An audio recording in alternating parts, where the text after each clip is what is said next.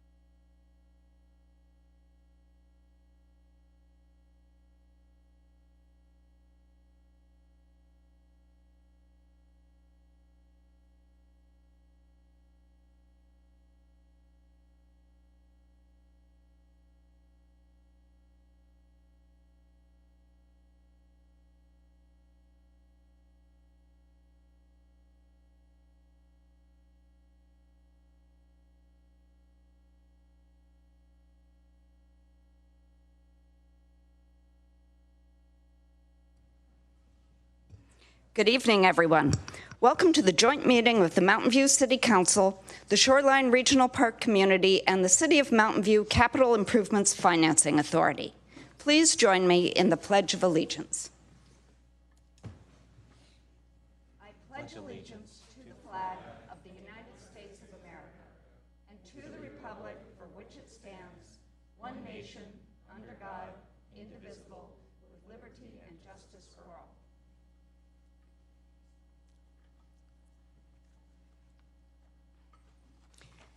The city clerk will now take attendance. Councilmember Abe-Koga. Here. Councilmember Kamei. Here. Councilmember Matichak. Here. Councilmember Ramirez. Here. Councilmember Ramos. Here. Vice Mayor Showalter. Here. Mayor Hicks. Here. You have a quorum. We're now moving to item 3 on our agenda, which is a presentation in recognition of outgoing Youth Advisory Committee members. Please note, this is a presentation only. The City Council will not take any action, and public comment will occur after the presentation item. If you'd like to speak on this item in person, please submit a blue speaker card to the city clerk now. So, as I said, we will be recognizing our outgoing Youth Advisory Committee members. 6 of the Youth Advisory Committee members and members at large are graduating this June. Being part of this committee requires time, effort, and leadership. We would like to thank Anya, Ashley, Estefani, Leonard, Yonu, and Zach for their hard work, dedication, and positive contributions to our community. We'd also like to thank these members, some of which have been involved with the committee since middle school and have represented an important teen voice and worked hard to accomplish work plan items year after year. Each of these members helped plan and lead several in-person successful events, including the Teen Wellness Retreat, Find Your Fit, Teen Career Day, and these 5 members also contributed to the View Teen Center by attending drop-in activities and offering ideas to improve the center. Lastly, they used their voice to organize and lead Teen Week events and the Teen Friendly Business Award, which highlighted how valuable teens are in our community. Thank you again for your service to the Mountain View community through your time on the Youth Advisory Committee. We wish you every success in your next endeavors. So, we are happy to be joined this evening by Youth Advisory Committee members Anya Onya-Dreyek, Estefani Domingo Onhel, and Zach Gillette to accept their certificate of appreciation. Will you please join me at the lectern?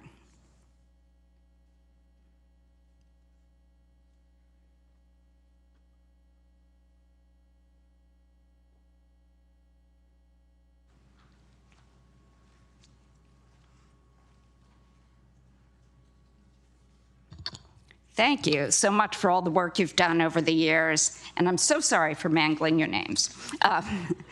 Anya, here's your certificate. Anya's not here. Oh, Anya's not here. Okay. Estefani. And Zach? Thank you. And would someone like to take one to Anya? Sure.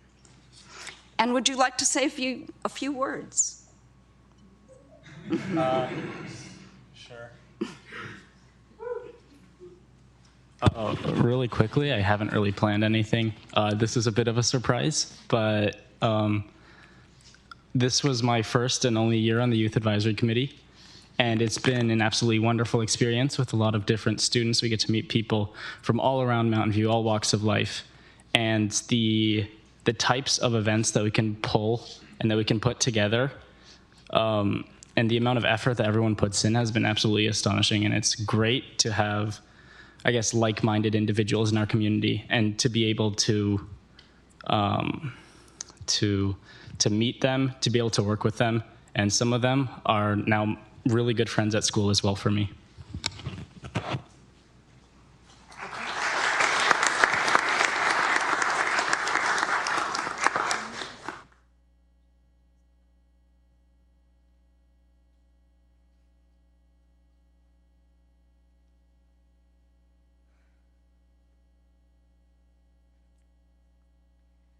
So, would any members of council like to say a few words?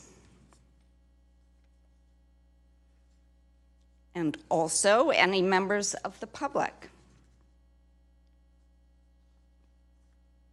So, seeing no one, we will now close this part of the agenda and go on to section 4, which is the consent calendar. These items will be approved by one motion unless any member of the council wishes to remove an item for discussion. If you'd like to speak on this item or the next item, oral communications on non-agenda items in person, please submit a blue speaker card to the city clerk now. Would any member of the council like to pull an item?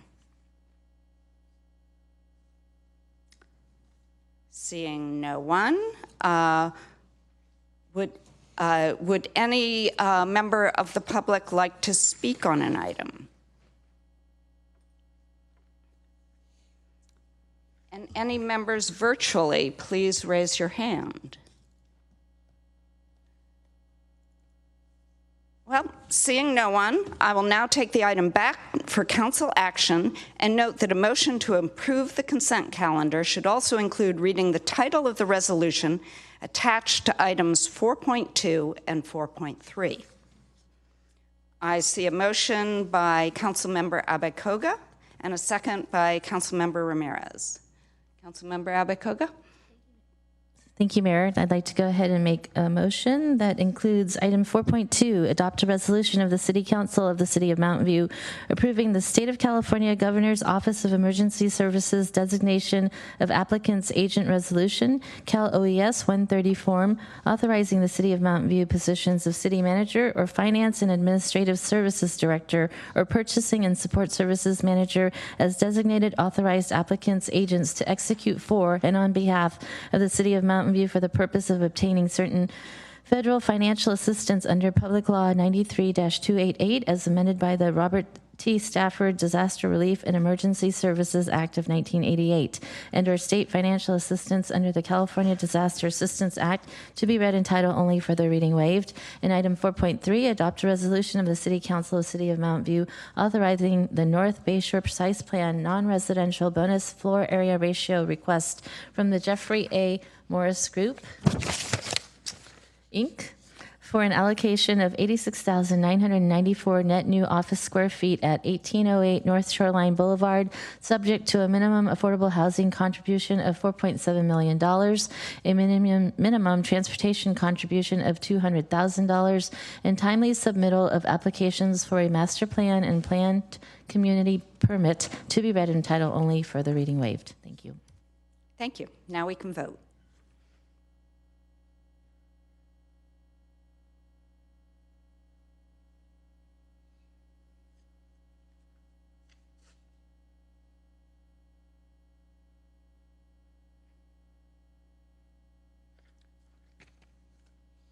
Passes unanimously. So we'll move on to item 5 on our agenda, which is oral communications. This portion of the meeting is reserved for persons wishing to address the council on any matter not on the agenda. Speakers are allowed to speak on any topic for up to 3 minutes during this section. State law prohibits council from acting on non-agenda items. If you'd like to speak on this item in person or the next item, please submit a blue speaker card to the city clerk now. Would any member of the public joining us virtually or in person like to provide a comment? Steve Goldstein. And you'll have 3 minutes. Thank you for giving me a chance. My apartment was recently bought on May 10th, 2023 by a new owner. However, I was just received a eviction notice for a debt to the previous owner, which unfortunately is not legal under the contract because my contract clearly says that in order for my contract to be transferred, it needs to be given, I need to be given a amended agreement to sign in order for that issue to be transferred.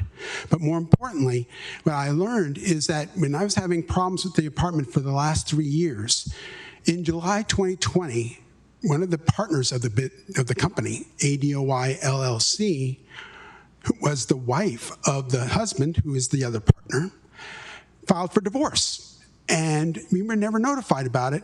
None of the tenants were ever told. I, in the meantime, was getting abused constantly because I kept on trying to get my apartment repaired by the agent. And at the same time, I actually had a disability discrimination complaint formally with the city for the past 3 years, and nothing's been done. And so what I'm basically saying at this point in time is that, first of all, I've had multiple rental reduction hearings done in the meantime, and a lot of the evidence, including the issue of the court ordering the building to be sold because they were community property in the marriage, and yet it was never disclosed to anybody. It was never disclosed to any of the tenants whatsoever. And this started again in July 2020, and it's still an active divorce case. And there has been other major issues involved that may be involving some kind of other more serious issues. But the bottom line I'm trying to point out here is that I followed the instructions regarding a letter that was given to me on May 10th regarding paying my rent. And I sent a check to the new owners. They sent it back to me with no explanation. And again, I've already made a reply to the courts, so there's going to be no default regarding my eviction case. The bottom line is that they're asking for money that is not warranted to them. And at the same time, it appears that the city of Mountain View chose not to inspect the deteriorating floor of my unit that's on the second floor above another unit all during this time. They've refused to do any thorough inspection whatsoever regarding the health of the structure. I don't know why it's happening, but at this point in time, I've got copies of records to show to you later. Thank you. Now we'll hear from Jimmy Apfel from Bloom Energy.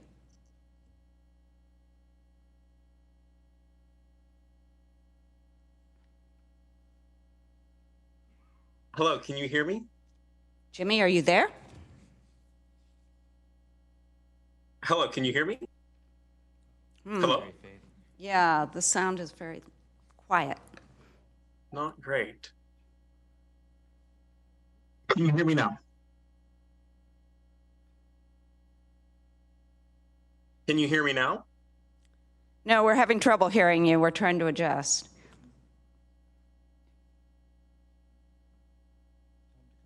Hello.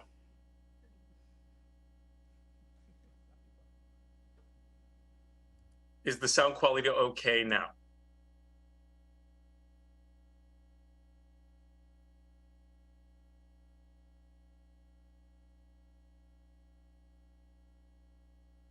Hello? Yes, we're still having trouble hearing you. We're trying to adjust. Oh, I'm sorry. Please let me know when it is ready.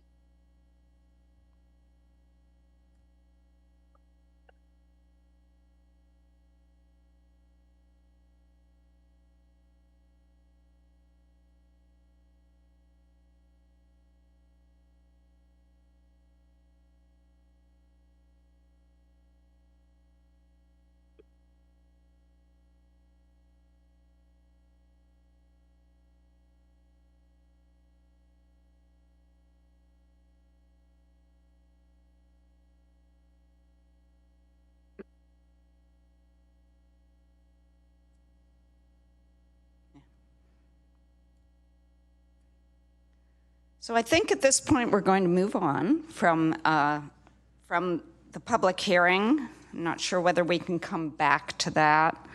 And we will move on to item 6, public hearings, starting with 6.1, which is the Google North Bayshore Master Plan. Spanish translation services are available for this item in person and via Zoom. We will now hear from our interpreter.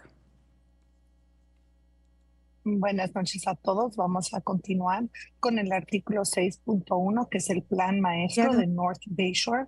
Si es que ocupa Gracias. interpretación, por favor, seleccione el botón de interpretación. Muy buenas abajo en tardes. su El día de pantalla. hoy Gracias. tendremos interpretación en español. Si necesitan el aparato, por favor, avísenos. Gracias.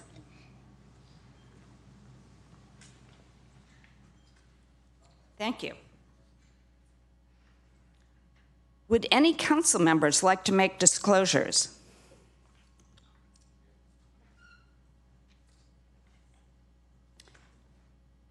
Councilmember Ramos. I have met with the applicant and drive around North Bay Shore a lot. Councilmember Matichak. Thank you. I have met with the applicant a number of times over the years, and I think we all go to North Bay Shore a lot. Thank you. Councilmember Showalter, or Vice Mayor. Yes, I have met with the applicant many times and also visit North Bay Shore frequently. Councilmember Ramirez. Thank you. I've also met with the applicant. Councilmember Kamei. Thanks, Mayor. I met with the applicant. And Councilmember Abekoga. Thank you, Mayor. I've also met with the applicant several times and have been frequent Shoreline quite often. And yes, I've also met with the applicant and been to the site many times. I think we're going to take a little break because we're having technical issues, and we will be back shortly.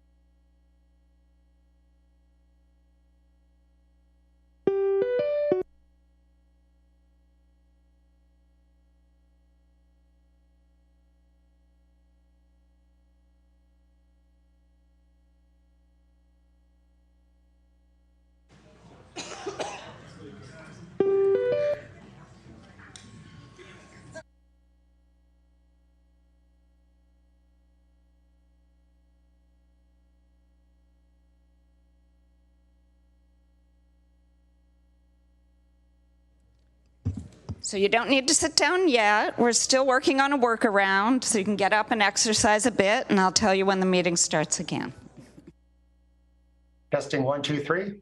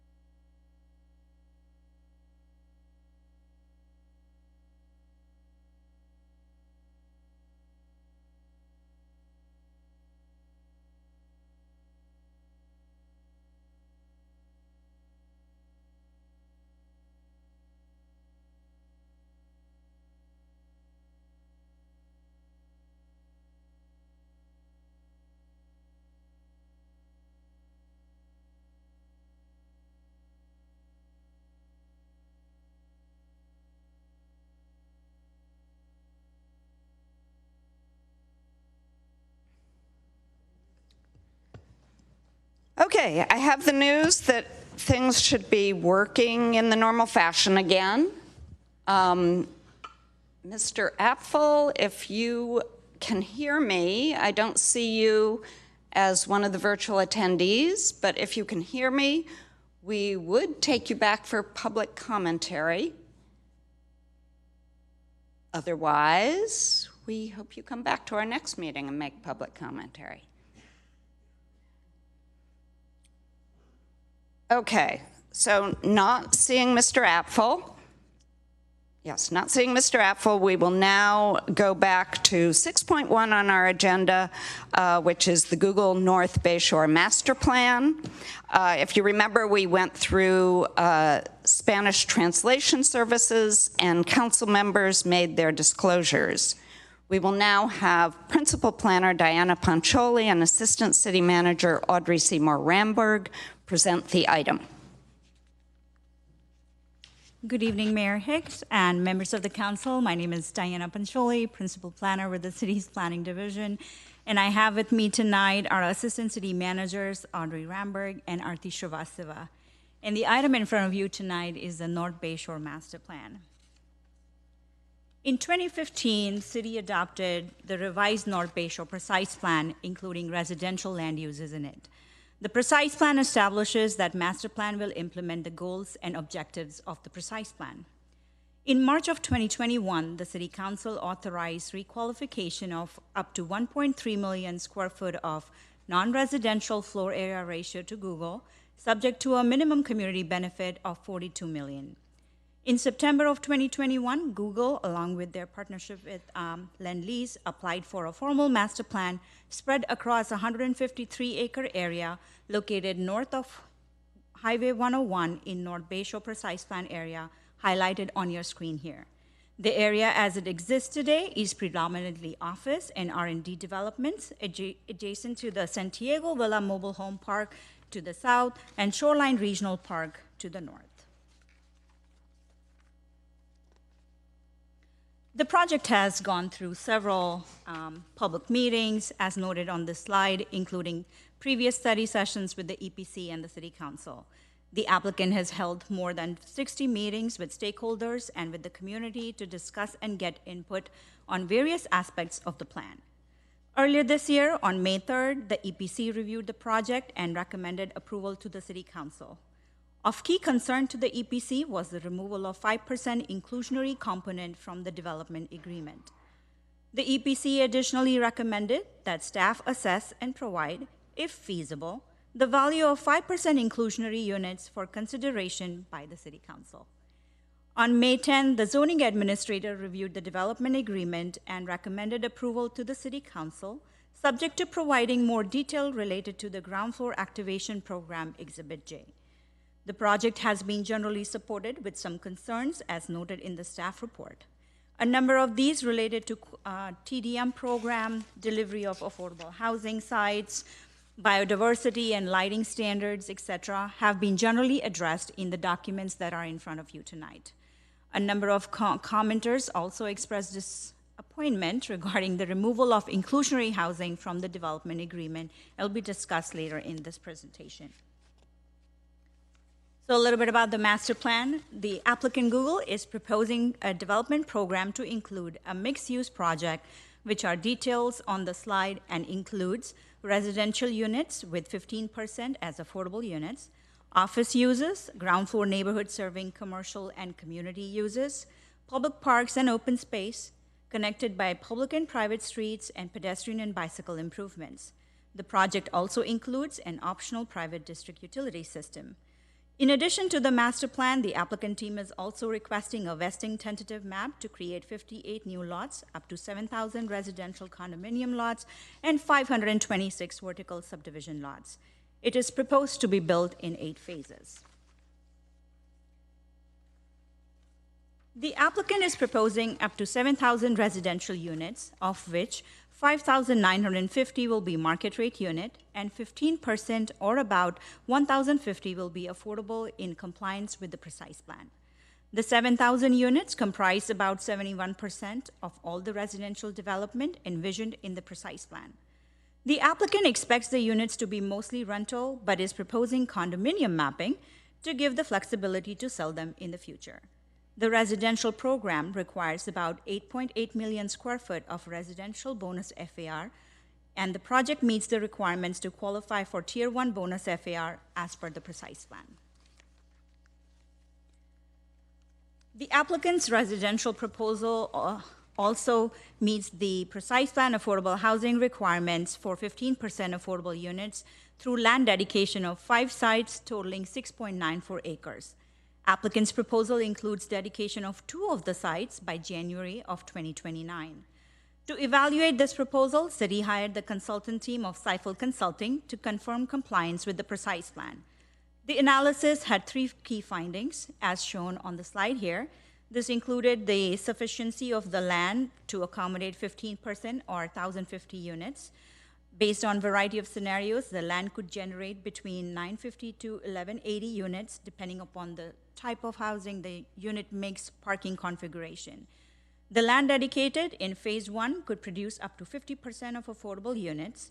And additionally, the parcel adjacent to the city-owned land, shown in a blue hatch on the slide here, will provide the city with options to master plan the site to include city facilities such as a future branch library.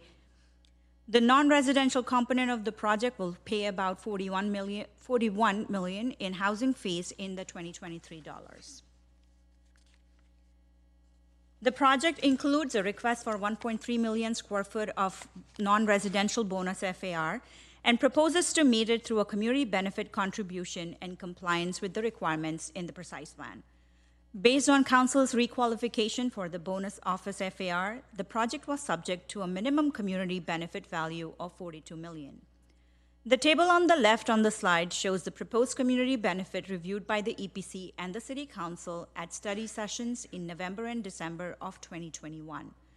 Since then, the applicant has revised their community benefit proposal to dedicate a 4.1 acre parcel shown on the right-hand side, currently valued at approximately $48 million. This provides Council with flexibility to lease the property to the elementary school district per their direction at the study session. Another major component of the master plan proposal is a network of public parks and open space proposed throughout the master plan area. The project requires around 35.7 acres of parkland to fulfill its parkland obligation per the city code.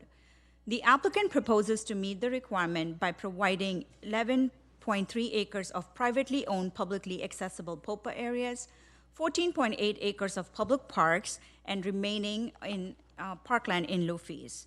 The applicant is requesting 100% POPA credit to count towards their parkland obligation. Staff supports this credit because it is consistent with a future housing element program, and it will incentivize the applicant to improve the POPA spaces instead of dedicating all the land for parks. This will put a significant cost burden on the city for construction of the parks as well.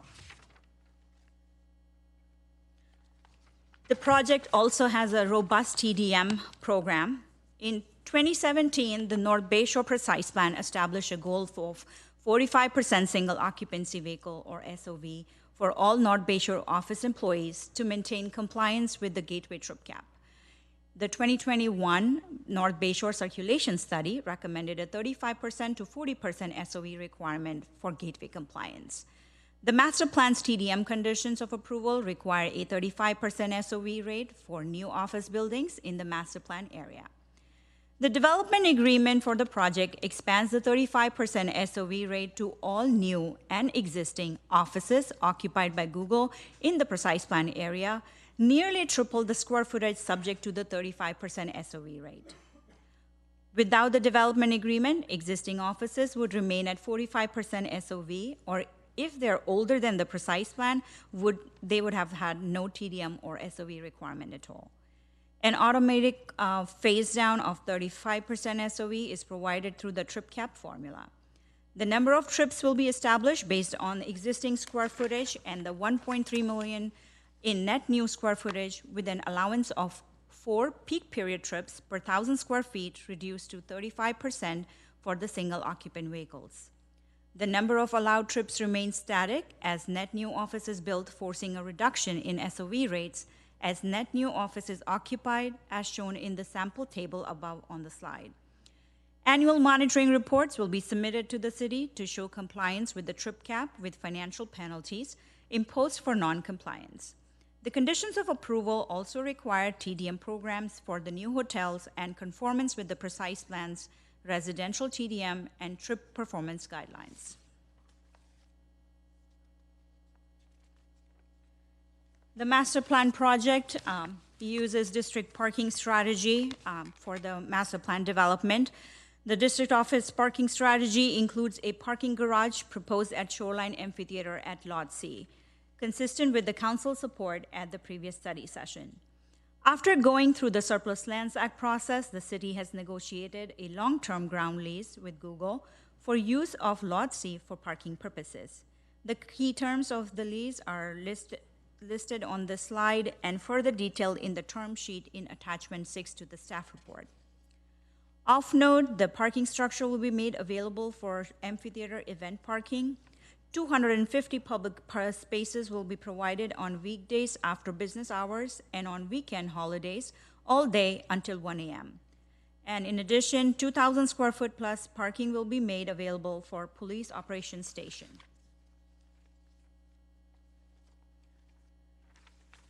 The applicant is requesting a development agreement for 30 years with an initial term of 15 years plus a potential 15-year extension for a total term of 30 years. Staff utilized direction from the 2021 City Council study session to negotiate and structure this development agreement. In addition, staff would also like to note that there have been some revisions to the development agreement since it was reviewed by the zoning administrator. These include definitions and clarifications on various aspects and are outlined in detail in the staff report. As can be seen in here, in order to qualify for the extended term, the applicant is required to meet the milestones listed on the slide relating to providing $0.5 million in people-centric funds, receiving building permits for at least 1,250 market rate units, dedicating the Phase 1 affordable housing parcels and eco-gem and future school site, and providing $5 million contribution towards construction of the eco-gem. This slide outlines the requirements for delivery of affordable housing sites. As noted in here, the project is required to provide irrevocable offer of dedication to meet a minimum of 90% compliance with land. The balance may be met through provisions of a letter of credit of value of land. Sites are required to be delivered within specific timelines and before certificates of occupancies are issued. The development agreement also provides an alternative that gives the city certainty if the delivery timelines are not met. Delivery of the future school site is required by December of 2030. For parks and open space, delivery of eco-gem parcel is required by December of 2030, and the land delivery of parkland POPAs follow the same outline as requirements for the affordable housing sites. The impact fee framework is in general similar to the Middlefield Park Master Plan Development Agreement and was also discussed in the council study session for this project. Based on the framework, residential fees are locked in. However, they are subject to annual escalations of CCI or CPI per the city's fee schedule. Fees for non-residential are locked in the initial term and subject to the same escalations. For the extended term, non-residential pays all impact fees. However, they may utilize the $13.5 million in public benefits as a credit. The $5 million for the eco-gem construction is not included towards the credit. Park impact fees. Unlike the Middlefield Park Master Plan, this project will pay approximately 27% of its parkland obligation through park fees. The project will pay the current per acre requirement for each unit, and future revisions or reductions to park fees will not apply. Additionally, land valuation will be established at the 2023 dollar rates and will escalate by CCI since the fees are to be used for improving the land dedicated for parks. In association with the development agreement, based on the input from the council and community, the applicant has revised their public benefit package. The revised benefits include an increase from $15 million to $18.5 million contribution. The program has been revised to remove funding for sea-level rise projects and now funds people center programs, ground floor activation program, public art, and eco-gem construction. However, one key component that has been removed is the 5% inclusionary housing. The applicant has cited the uncertainty in the office and residential markets and their desire to move forward the residential components of the project as the reason for this removal.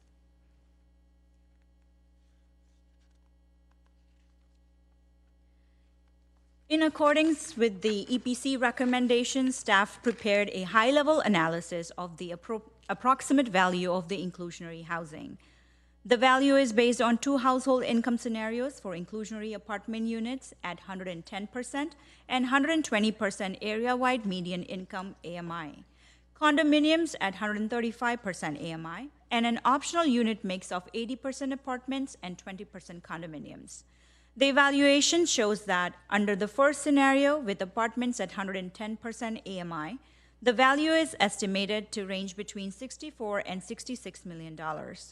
Under scenario 2, with apartments at 120% AMI, the value is estimated to range between $43 to $47 million. The ultimate value will depend on the unit mix, incomes targeted, and other economic factors over the expected 30-year span of the project.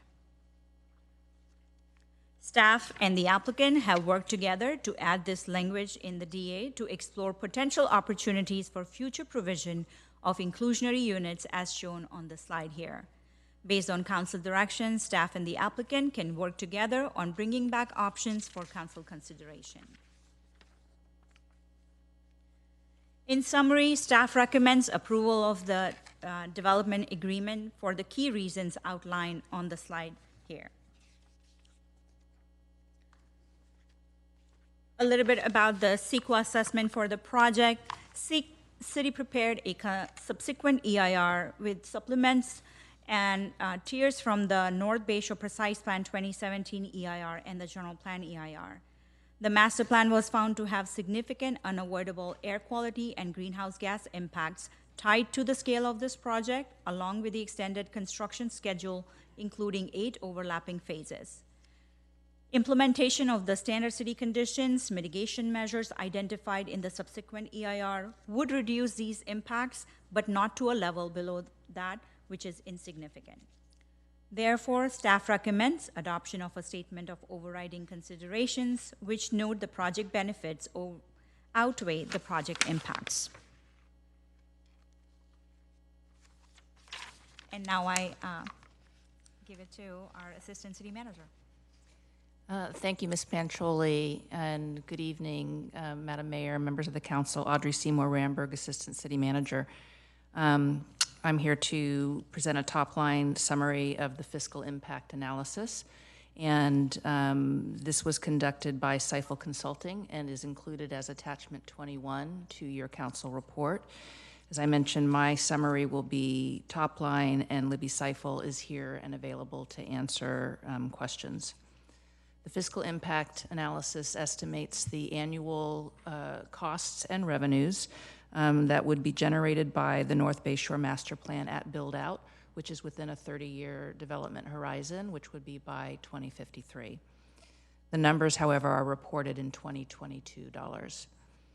The analysis makes assumptions and projections, and as such, the actual numbers will change and will be subject to a number of factors, including market conditions and council direction. The project has separate impacts on the Shoreline Regional Park Community Fund and the city's general operating fund. And in addition to the positive fiscal impacts on these funds, there are also payments that would be generated by the master plan to be made to the Mountain View Wisman School District and the Mountain View Los Altos High School District, in addition to a 4.1 acre school site.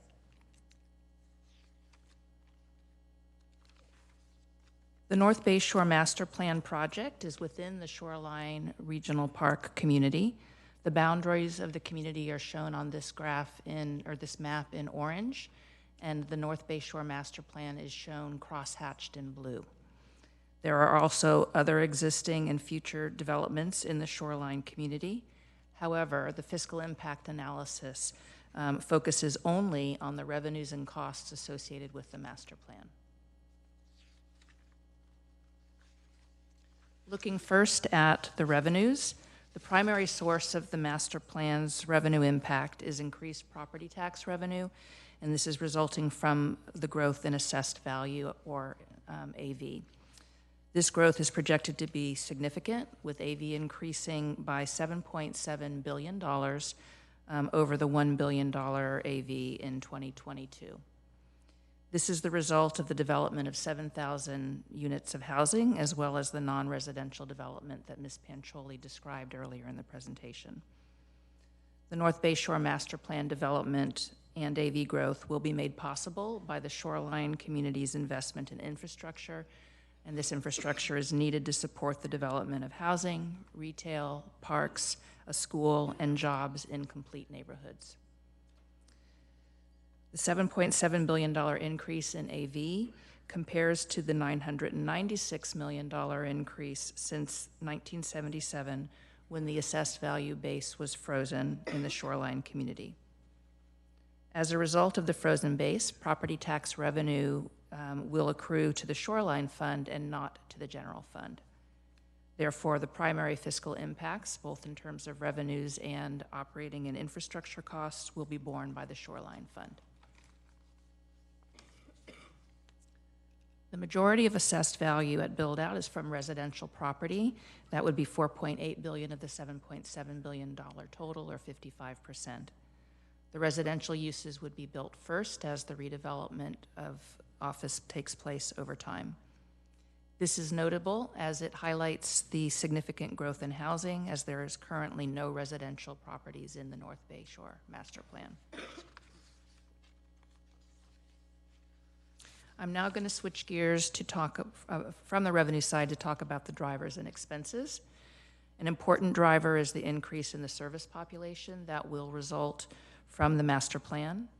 Service population is a combination of the count of residents and a factor of 1/3 of the count of employees.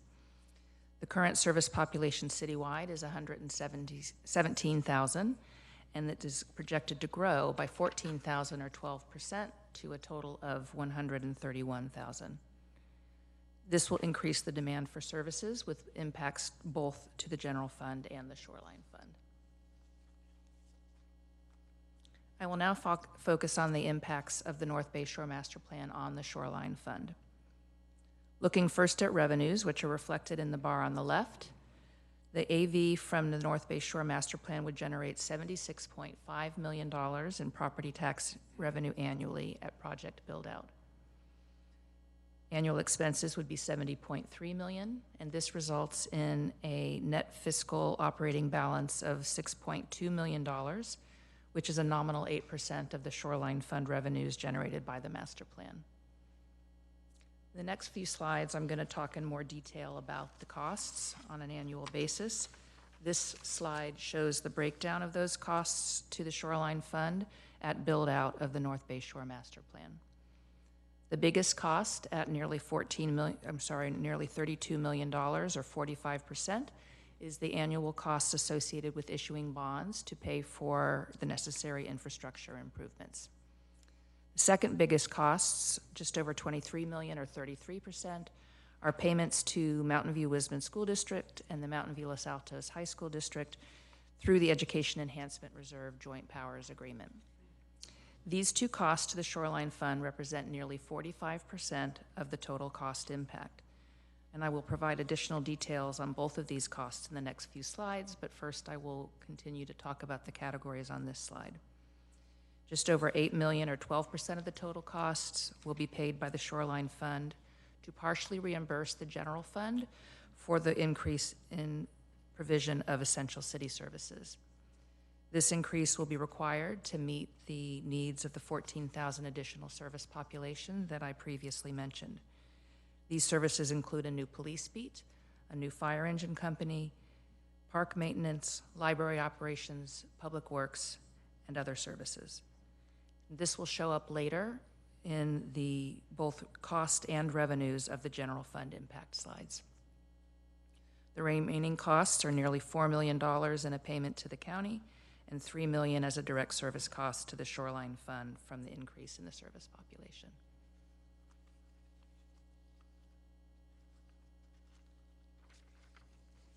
So more detail about the annual bond costs. Bonds, along with impact fees and operating balance from the Shoreline Fund, will pay for critical infrastructure that will enable the development of complete communities and enable the growth in the assessed value previously mentioned. These projects include sea level rise protections, transportation improvements, recycled water improvements, and new facilities for library, police, fire, and other community needs. As bonds reach maturity, debt service payments will decrease and funds available for payments to the districts and the other taxing entities will increase. As noted earlier, Mountain View Wisman and Mountain View Los Altos school districts receive payments from the Shoreline Fund from the Education Enhancement Reserve Joint Powers Agreement. Under current agreement terms, the master plan would result in an increase in annual payment to the districts from the current $1.7 million per year, which is just from the master plan area only, to $25 million per year at build out in 2053. This is an increase of 1,471%, or $23.3 million per year. This significant payment increase is due to the city's action as a collaborative partner to provide the full property tax rate allocation to the districts on all new residential development, which, as we've seen previously, is an increasing portion of the total property tax revenue. This payment amount doesn't include payments generated from properties outside of the North Bay Shore Master Plan, as shown on the previous map, and it doesn't include any change in payments that may result from negotiations of a successor agreement. Even with these caveats, over the 30-year development horizon of the North Bay Shore Master Plan, the annual payment to the districts as a percent of their full tax rate allocation would nearly double, as is shown in the next slide. The $25 million annual payment represents 74% of the full tax rate allocation that the districts would receive if the Shoreline community did not exist, and that compares to 42% of the full tax rate allocation that the districts currently receive. The North Bay Shore Master Plan will benefit Mountain View students and families in many ways. First, as mentioned, is the $23.3 million additional payments from the Shoreline community to the two school districts.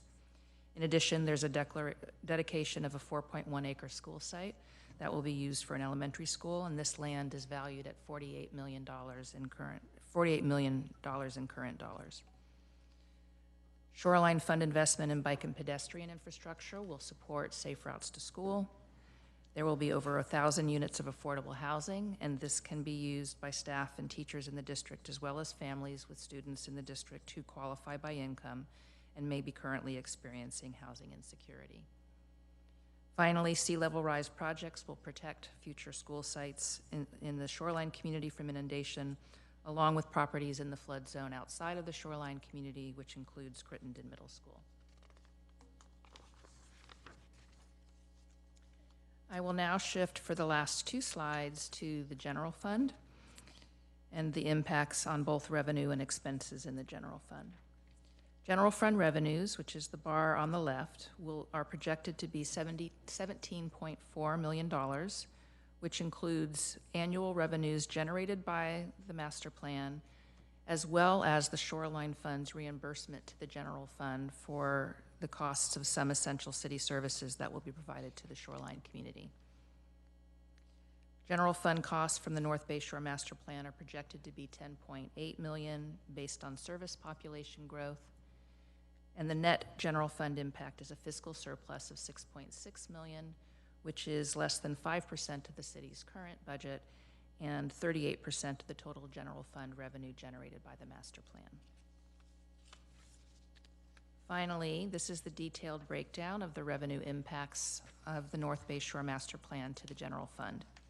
As previously noted, the general fund will not receive any property tax revenue from the master plan, but it does get all of the $10 million in revenue generated from other sources, including hotel tax, sales and use tax, and the state's separate payment of property tax in lieu of vehicle license fees. In addition, as noted in the general fund will receive reimbursement from the Shoreline Fund for some of its costs in the amount of $8.1 million. So this concludes my proportion of the presentation, and I turn it back over to Ms. Pancholi.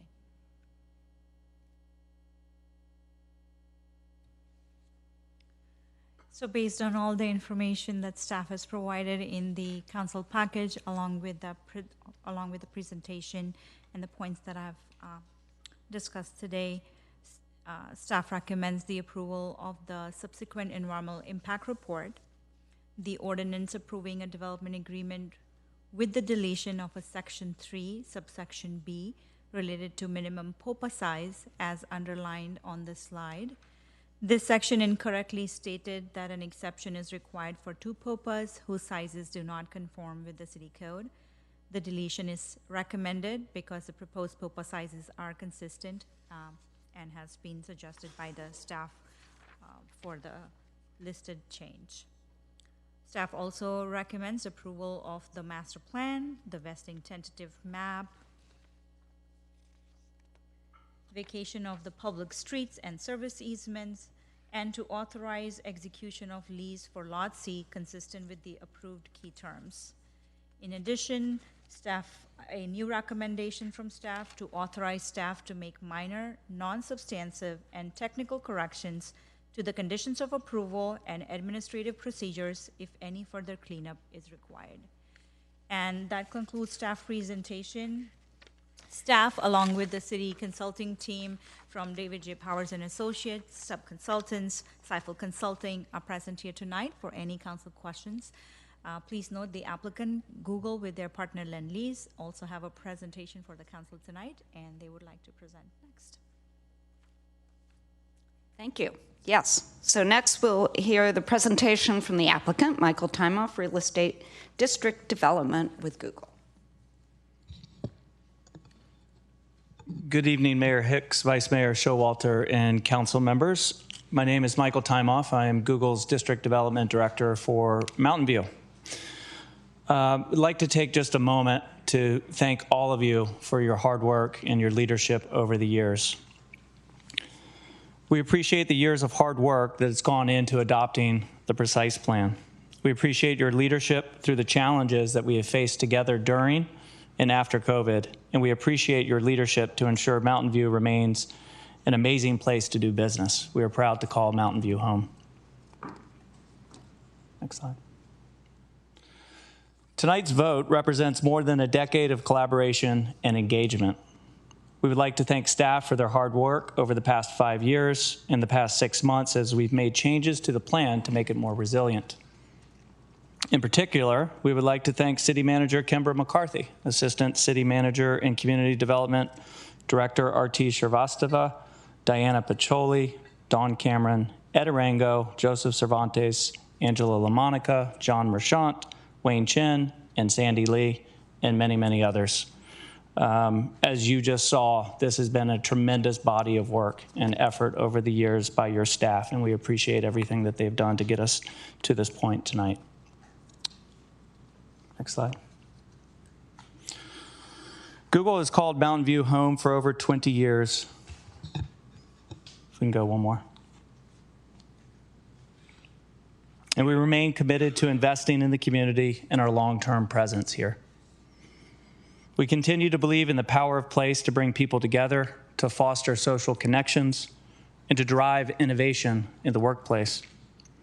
If approved tonight, this project would deliver significant benefits to the community and city of Mountain View, including investments in public infrastructure, housing, parks, and above and beyond public benefits.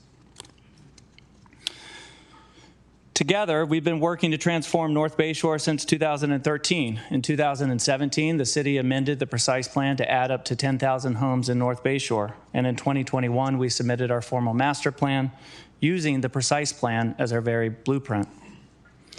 Tonight's vote is the next step in delivering on the city's vision of transforming North Bayshore from a car-centric suburban office park into 3 complete neighborhoods. Tonight's vote is a vote of confidence in bringing much-needed housing into North Bayshore. Next slide. A complete neighborhood means providing daily needs and services within a 10 to 15-minute walk and giving people the opportunity to live closer to where they work. This is one of the most sustainable things that we can do and exactly what the city envisioned in the Precise Plan's promise of a car-light neighborhood. Our master plan will enable up to 7,000 new homes and includes investments in public infrastructure, placemaking, education, small business support, and parks that will continue to evolve over time to meet the community's needs.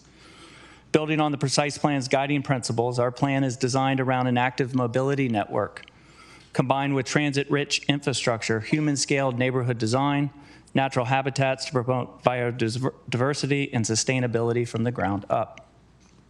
Next slide. We wish our discussions tonight were not impacted by the uncertainty of the economic climate. However, these are uncertain times, and the changes we've made are necessary to implement the master plan and achieve a balanced outcome. They are necessary to move forward with housing. We ask for your continued partnership tonight by approving the master plan and the development agreement. Your staff has negotiated a mutually beneficial agreement that gives the project the best opportunity to move forward. It provides us with the flexibility we need, and it provides the city and the community certainty around the delivery of public benefits. We have also agreed to add language to the development agreement to discuss inclusionary housing with the city in the future.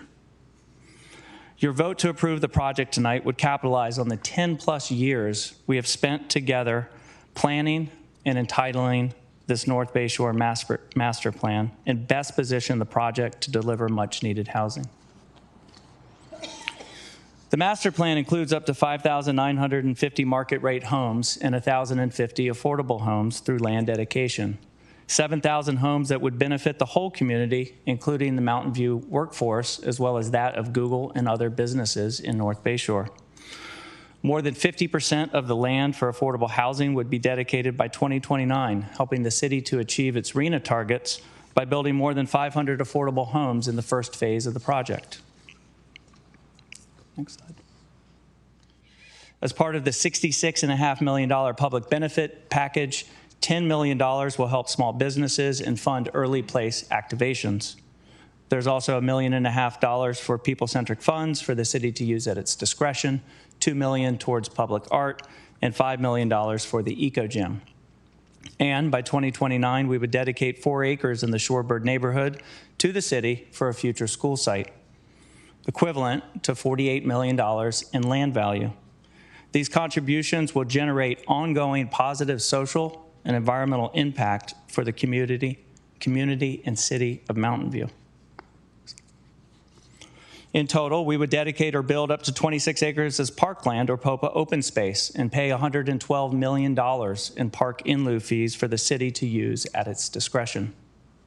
As part of our agreement to accelerate parks delivery by 2030, we would dedicate 11 acres of land to the city to design and build the Eco Gym, expanding on the Charleston Retention Basin and providing high ecological value habitat.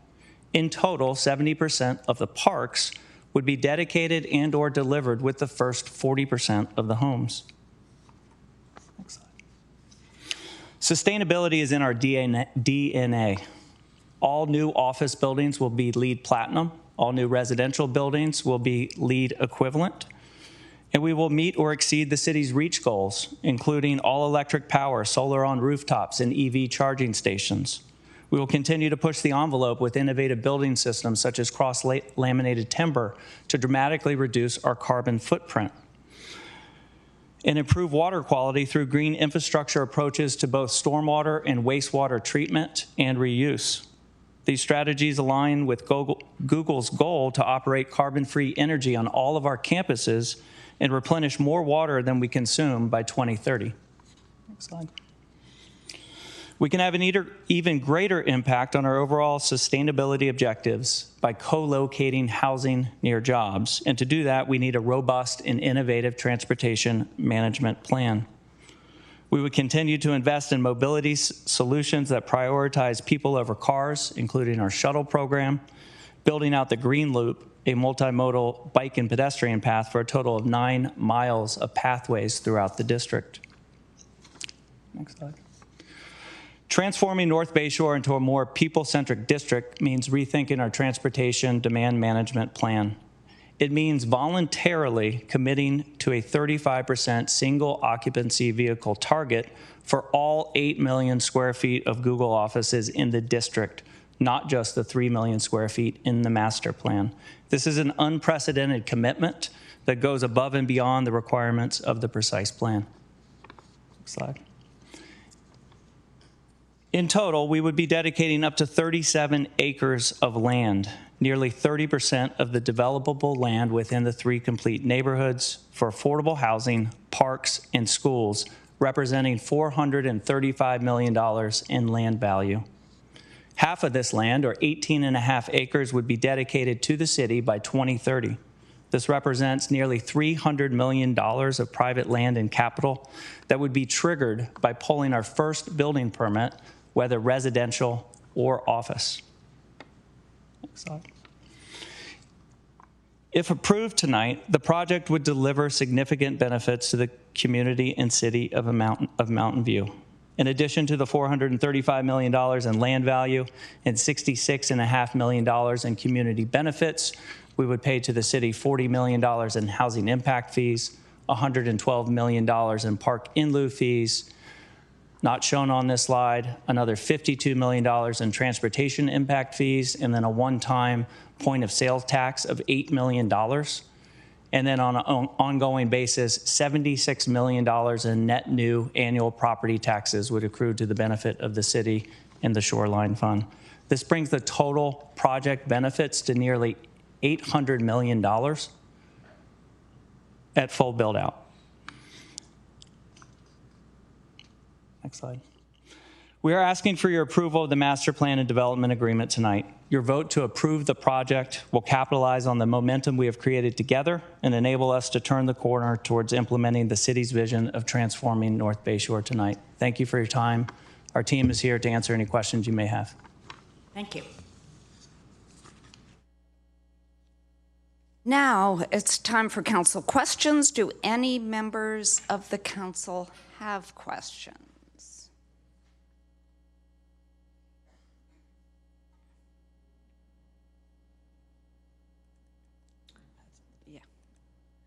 Vice Mayor? Well, I can't imagine that we all don't have questions, but I'm glad to start. I'm very pleased to see this paragraph about the affordable housing. I think that's really important. As we all know, housing is a critical shortage in our area, and there are just so many layers to this problem. But providing affordable housing is a very important layer. So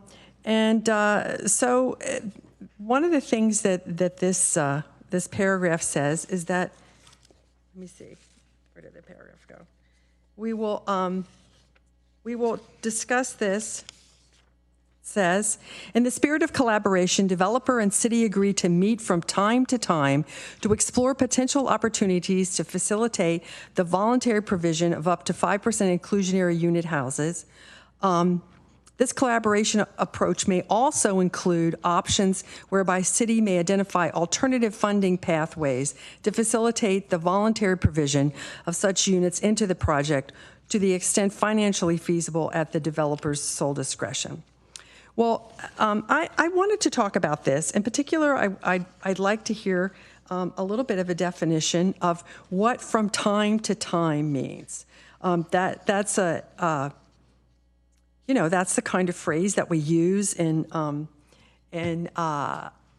standard parlance. It has different meanings in different regions in America, and this is a legal document, so it has different meanings here than any of those might be. So I'd just like to hear a little bit about what from time to time means and how you think this would work.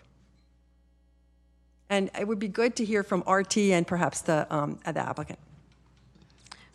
Thank you for that question, Vice Mayor.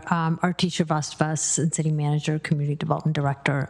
We added the phrase time from time to time and didn't put an annual or a number because we felt that there might be opportunities that might come close to each other or further away. And examples of them are, I've talked to the developer about right after the project is approved, we could roll up our sleeves and talk about some items.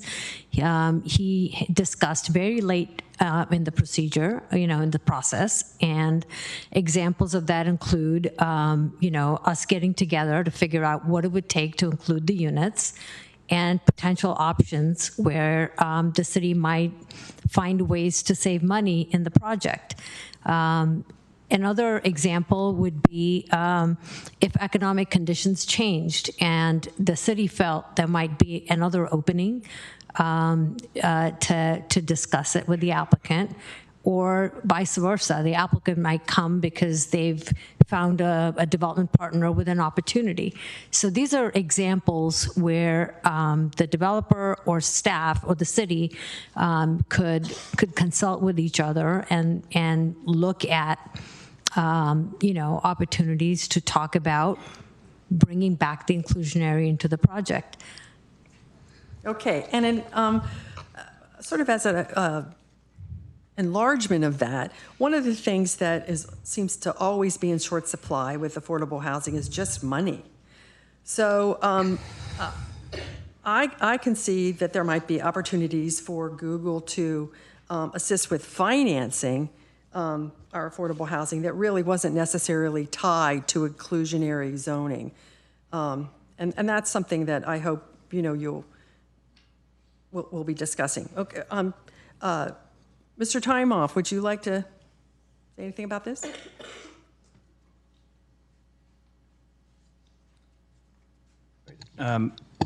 Vice Mayor, thank you for the question. As RT mentioned, we did talk about certain milestones initially when we were having the conversation around a certain increment of units as they're permitted, a certain time frame every 2 years, every 5 years. But because we don't know when the opportunities will arise, we were open to this idea that at any time, that's the way that I interpret the language, as from time to time, at any time, either party could approach the other and with the idea of exploring opportunities. The alternative funding options that we discussed, there are certain elements of the project, whether it's public infrastructure, the improvements associated with the land dedication, are a couple ideas that we discussed initially. And then, as RT mentioned, economic conditions, as we know, will change over time, and there may be possibilities in the future as well. There's no single silver bullet, right? And so it may be a combination of factors that we need to sit down and discuss. And then just to note that the development agreement does require an annual report, and so that could be part of the annual report, any discussions that we've had. And invariably, as we go through the process of building out the project, it's not like we're just going away after tonight. There will be PCP applications, there are building permits. I can't tell you when, but almost with certainty there will be an amendment to the master plan at some point because there will be some variance or deviation. And so there are going to be multiple checkpoints along the way as we go for us to continue this conversation. Yes, we had a discussion about that, and we talked about how, there were 1,000 things you had all worked on, but within the next 30 years, there's going to be 1,005 or 1,010 that that come up. So it is important to have an amendment process, and I'm glad to see that. And the other thing that's good about this amendment process is that it can be initiated by either party. That's correct, right? Correct. Yes. Thank you. Okay. Well, those are my questions for right now. Okay. Thank you. Councilmember Ramirez. Thank you, Mayor, and I appreciate the questions from the Vice Mayor. Mr. Timoff, this might be a question for you, but if from time to time means at any time, would it be okay to amend the DA to say at any time?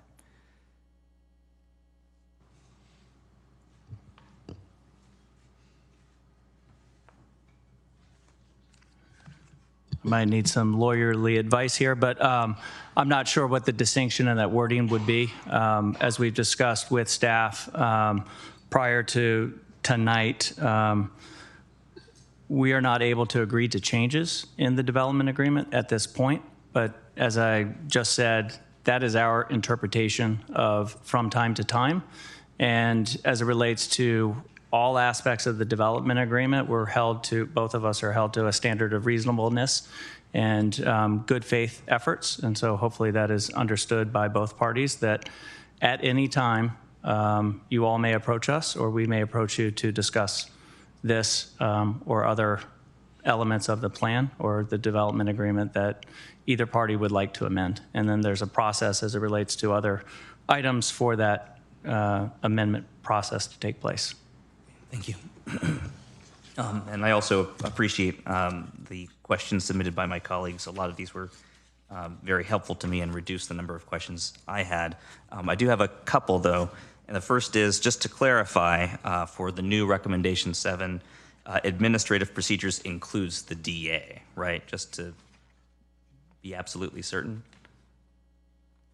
So that particular recommendation is specifically for the conditions of approval and the administrative procedures, which are in Exhibit A and Exhibit B to attachment number 3 and attachment number 4, which is for master plan resolution and the vesting tentative map. It is not recommended for the DA. Okay.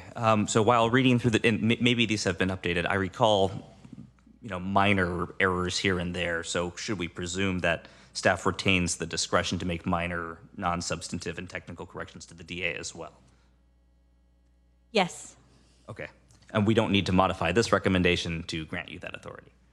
Correct. Okay, that's helpful. Thank you. And then I had spoken with staff about this before this meeting. We've received some public comments pertaining to the trip cap and the TDM program, and I was curious to know, it sounded like there was not an objection to incorporating interim performance targets, and I wanted to hear from staff and perhaps the applicant about whether, what Mr. Timoff said, notwithstanding, it would be appropriate to at least provide some high-level direction in the DA to include interim performance targets for the TDM program.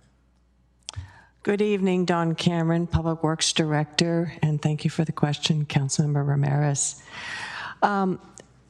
Staff doesn't believe that it's necessary to talk about interim performance targets because that's actually already baked into the trip cap, the district-wide trip cap process. And as was shown on the TDM slide in Ms. Pancholi's presentation, we gave a sample table that shows that phasing down the SOV rate happens automatically as the applicant adds new office. So in our analysis, by bringing in all of their existing development, the 8 million square feet that was discussed, that includes both existing and the net new that they're going to be allowed, that they're doing under the master plan, and applying this formula that sets a trip cap rate based upon full build out of the master plan and assuming a 35% SOV rate, and giving them the trip cap and setting that as the static trip cap that would start as soon as they implement the district-wide trip cap program.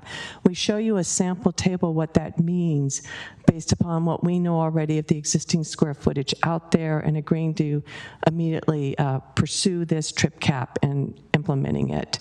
And based upon our analysis, right out the door, they would have to achieve an SOV rate for all their existing offices below 45%. So they're already in conformance with the precise plan, not only for new development, but they're even bringing in existing development that currently does not have a requirement to achieve a 45% SOV rate.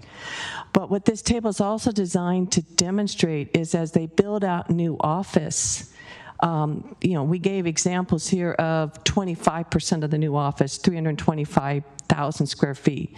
But basically how it works is that each zoning permit application comes in, it could be for 100,000 square feet of new office. It doesn't matter. Their trip cap doesn't change. So by adding the new office and occupying it, in order to achieve that trip cap, they have to ratchet down their SOV rate. So the interim performance measures are actually baked into this already, and it's not very complicated. And one of our key goals here was 10 years from now, 12 years from now, when there are other staff here having to look at the annual reports, seeing what's happening, it is something that is easily understood and continue to be implemented, as opposed to some kind of very complicated formula that might be constantly changing. So again, as shown here, staff feels that it is baked in. I'll also just note that part of the requirements is an annual TDM monitoring report that will provide detailed driveway traffic count data to the city. We will get extensive data from these reports, and this will allow us to monitor how Google is doing in meeting the district trip cap requirement, and this will be an annual process where we'll work with them on that. Great, thank you very much. A couple of quick questions clarifying about the how we calculate FAR. So when, for a conventional project, if there's a dedication of land for a park, for instance, when we calculate the FAR, do we include or exclude the dedicated land? We generally include it. We include it, okay. And I'm guessing that's also consistent for how we calculated the FAR for the entire master plan area, residential FAR. That is correct. It's gross area. Okay, and then for parking, eventually there will have to be compliance with the standard in the precise plan. Is that true also for the interim development period for FAR? Does it have to remain? I guess the question would be, is there a scenario where, depending on the stage we are in through the 30-year build-out period, is there a scenario where the, I guess the blended FAR could exceed the Tier 1 maximum? No, because the overall land area that will be used to calculate FAR will still remain the same as the master plan area, 153 acres. Right. Even if there's, for instance, a change in ownership, right? If the applicant were to say this now belongs to somebody completely uninvolved, the FAR, we wouldn't see a change in the FAR. That is correct, because the project will come under this master plan approval. And tonight we're approving the blended FAR, which is being used by the master plan. Okay, and then is the blended FAR concept unique to this master plan and the Middlefield Park master plan? It is included in the precise plan that we adopted in 2017. So it would the apply to applicant is just anybody. following and implementing the precise plan itself. Okay, thank you. Those are my questions. Councilmember Abikoga. Thank you, Mayor. I just had one question that was triggered by the Silicon Valley Bicycle Coalition's letter. I remember I think it was Councilmember Ramirez and I talked about this in terms of parking and with TDM measures, the ability to require charging for parking. And I wanted to, I guess, ask staff, is that something that is included, can be included as a TDM strategy? And especially on the properties that the city will be leasing, since they are our properties, would we have the right to do something like that? Thank you for the question, Councilmember Abikoga. What is, I wouldn't be able to find the exact page right now, but what is included in both the conditions of approval as well as spelled out in the development agreement is that the applicant is responsible for putting together their own TDM program in terms of the measures, the tools that they will use. We are focused on outcome here, that they achieve the trip reductions that are required. But in there, we do list measures that they shall consider, especially if they're not achieving their trip cap. And one of them does include consideration of parking cash out programs or charging for parking. So again, it's with the applicant to decide what will ensure achieving success with their program. But if they're not being successful, the city will be meeting with them and talking to them about other measures they should be applying. And then just one more, I recall, where are we with the congestion pricing study? So we did bring forward to council as part of the North Bay Shore circulation study. I'm so sorry. An initial feasibility analysis. And at the time, as we demonstrated, we felt a combination of the technology, the legal impediments, the infrastructure required, that the time was not right. We did recommend that there are other congestion pricing programs being implemented, Treasure Island, so on, and our concept was let's watch and see how they do. Let's keep it in our back pocket as something to implement should we find that all the other measures that we've taken to ensure that traffic flow is smooth.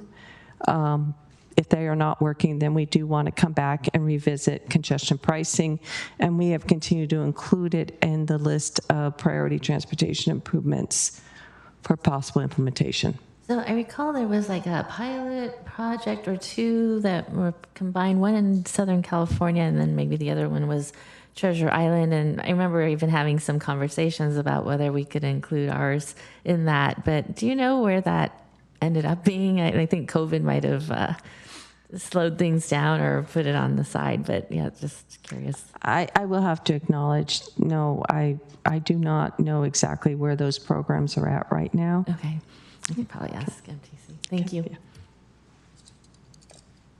Councilmember Matichak. Thank you. I have had plenty of opportunities to ask questions about this project over the years, and certainly in the past few weeks, there's been a flurry of conversations.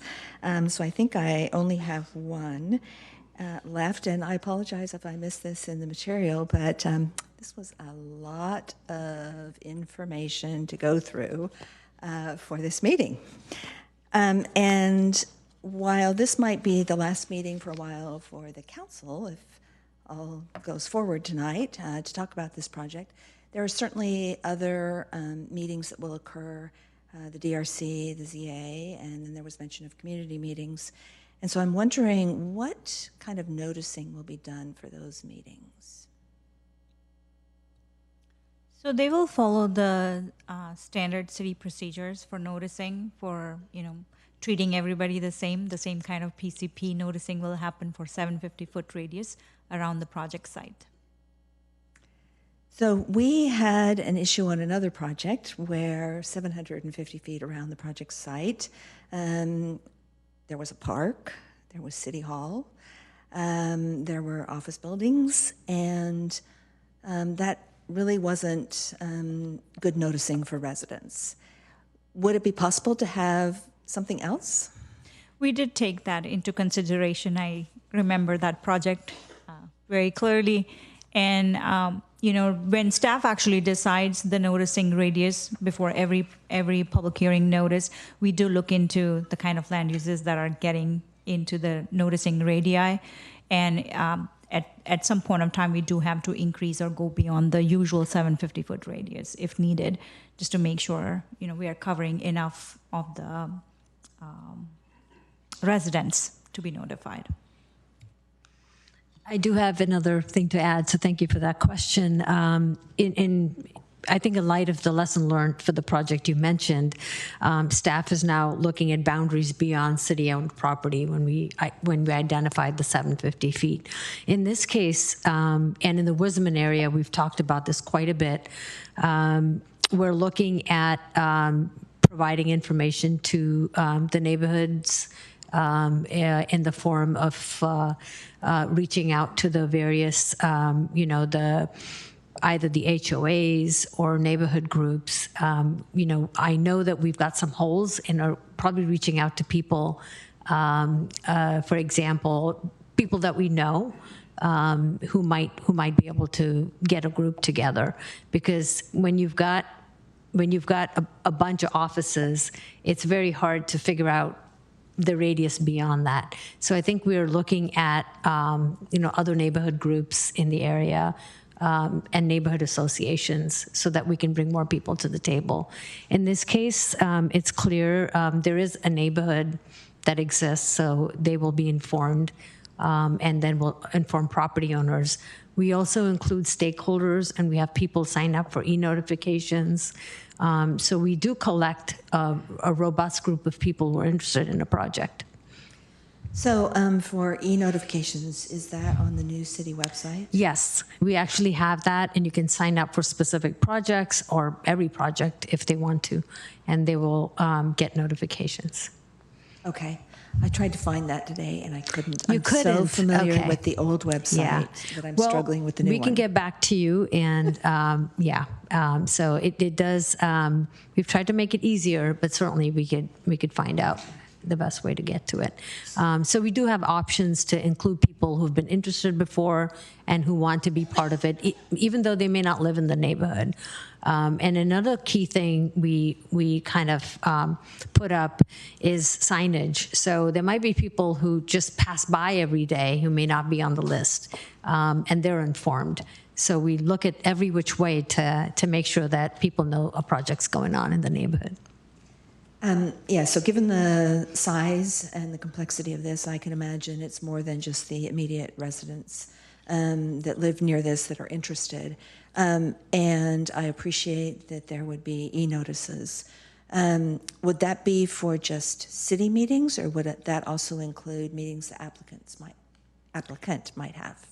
Well, typically we give the entire, I think with e-notices, I need to find out. Diana, can you E-notices confirm? are usually Yeah. for the city meetings. Public meetings only.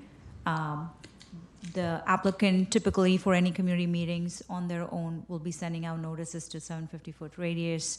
Whatever the city is following for the project, the applicant follows the same. We ask them to follow the same noticing requirements.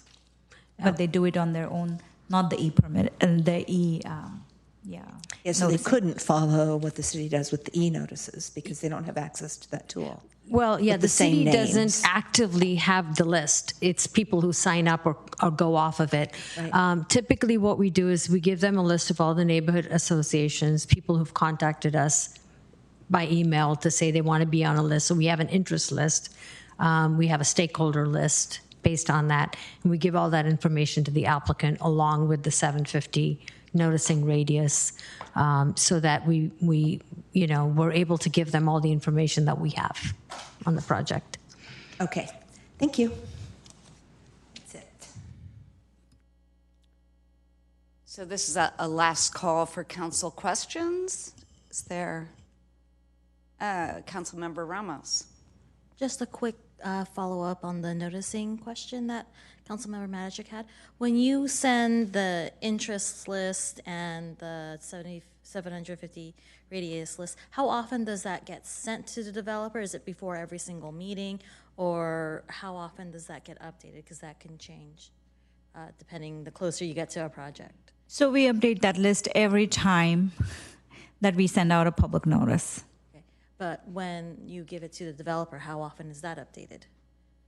So every time before a public meeting, the applicant is actually supposed to request the addresses from the city staff, and we provide it to them with every public meeting that they'll be doing as well. All right, thank you.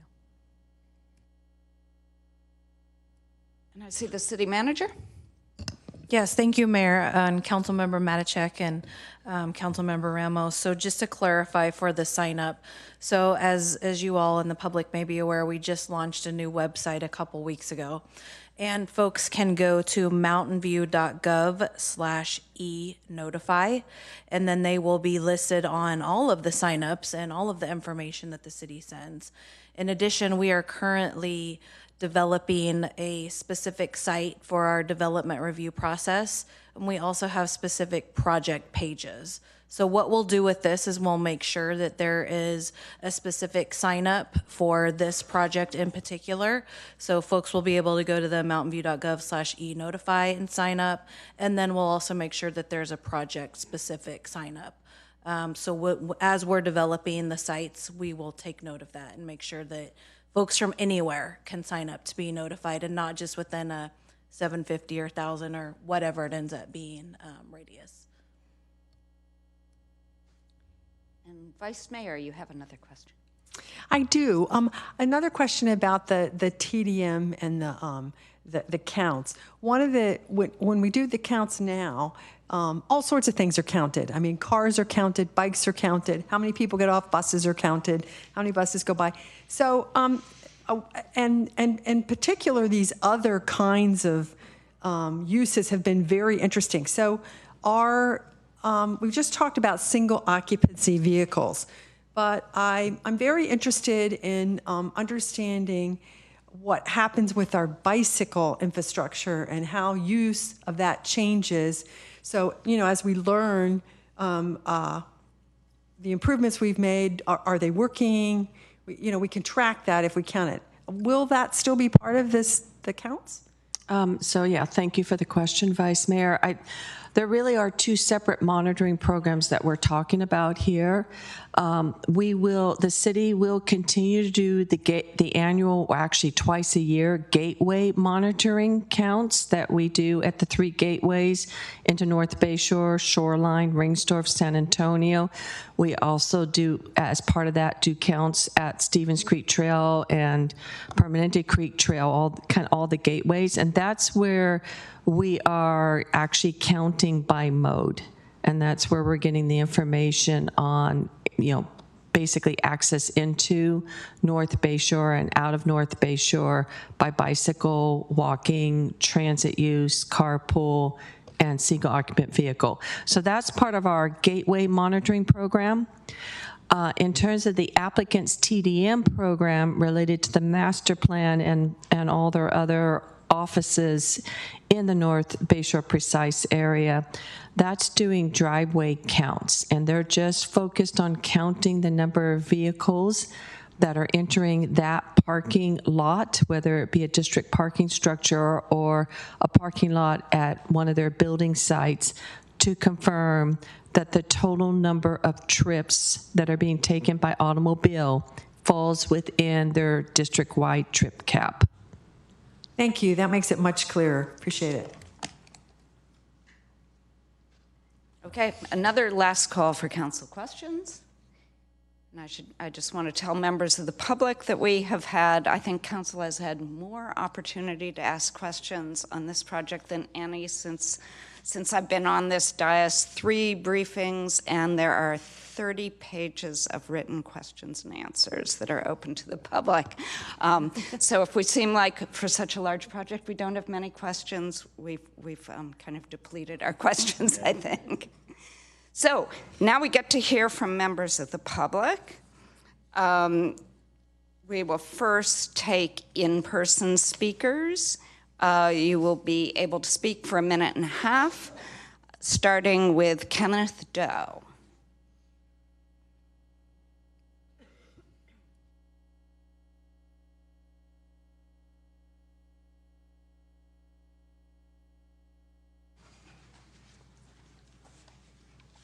You know, I'm going to list a couple more so you can get out. You don't have to struggle to get out of your seats all at once. Next will be Juan Hernandez, and then Temo Aguilar. Okay, Kenneth? Good evening, Mayor Hicks, council member and staff. Thank you for giving me the opportunity to speak this evening. My name is Ken Doe. I'm a field rep for the Carpenters 405, where I represent 7,600 members in Santa Clara County. Some are with me here tonight. I'm here tonight to ask for the support of the North Bay Master Plan and to remind everyone what a difference developments like this make in lives of one's, working class men and women. By partnering with the responsible union general contractors, Google is providing an opportunity that many developers leave out of the equations. The commitment that Google is making will create jobs with livable wage, healthcare, and retirement benefits. Those alone will leave a lasting impact on working families that are right here in Mountain View and throughout Santa Clara County. This development will provide 7,000 units of the much-needed housing in a walkable neighborhood with increased connectivity to parks and trails, helping realize this city's vision plan of sustainable, transit-oriented neighborhood. Development like this are very important and part of our regional economy, especially in the light of COVID-19 pandemic. And there, I encourage you to approve the master plan. Thank you. Thank you. So next we'll hear from Juan Hernandez.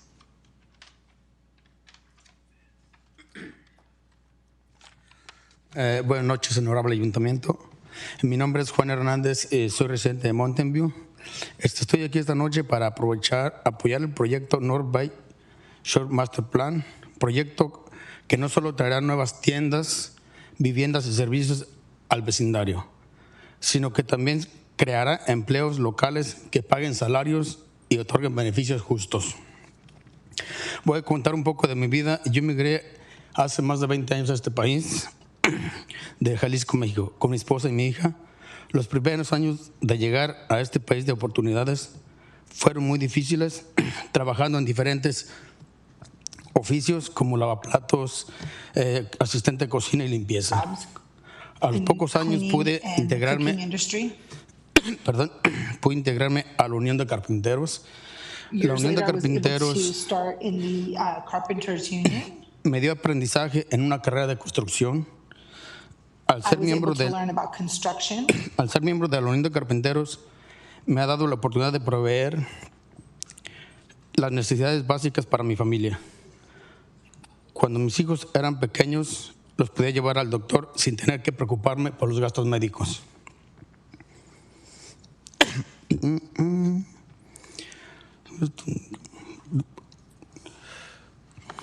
El día de hoy he podido ayudar a mi hija. She can translate for you if you need. Oh, perdón. Okay. Por favor. ¿Comienzas desde el principio? Aquí. Yo lo leo por usted, Bueno, señor. Muchas gracias. Good evening, City Council members. My name is Juan Hernandez. I'm a resident of Mountain View. I am here to support the North Bay Shore Master Plan. This project will bring new housing and neighborhood services. Not only bring new neighborhood services and new housing, but it would also increment the employment and benefits. I will tell you a little bit about my life. I have immigrated here 20 years ago from Mexico with my wife and my child. when I first arrived to this country, it was very difficult. I worked washing dishes, as a cook, and cleaning.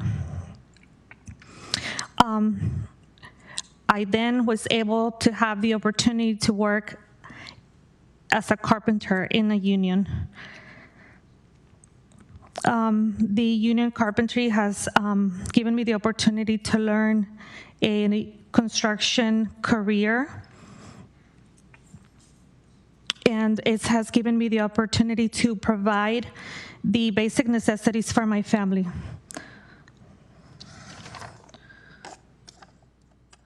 When my children were young, I was unable to take them to the doctor because I was worried about the medical bills.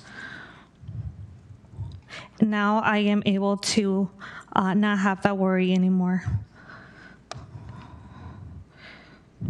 ¿Dónde va?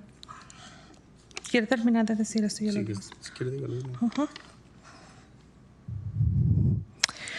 I have had this opportunity to work in construction and to work in the community that I live in, close to my home, so that I can spend more time with my children and with my grandkids. As a resident of Mountain View, I would love for this project to be approved. Thank you. Thank you. So next we'll hear from Temo Aguilar, and after that, Carmen Law, Rebecca Pro Compton, and Matthew Reed. Good evening, council members, mayor. My name is Temo Aguilar. I am a union member from the NorCal Carpenters Union, Local 405 here in Santa Clara. And I would like to share my experience with everyone here and what the Carpenters Union has done for myself and for my family when local projects such as the North Bay Shore Master Plan are approved. Construction apprenticeship programs have the resources and ability to lift our neighbors out of poverty and into a comfortable middle-class lifestyle without drawing on taxpayers.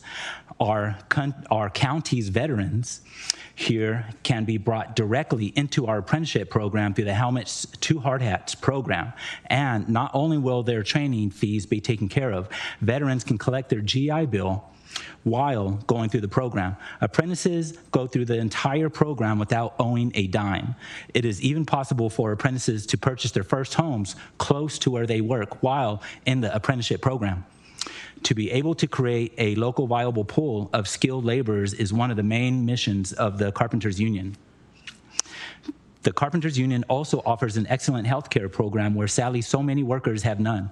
These workers have to rely mainly on social programs and overly taxed emergency rooms. When my son was injured while playing varsity football, he had torn a ligament in his hand and lost motor functions of one of his fingers. My son had the medical coverage to repair his hand and bring him back to 100% functionality through top-notch physical therapy. And that's my time. Thank you. Thank you very much. So next is Carmen Law.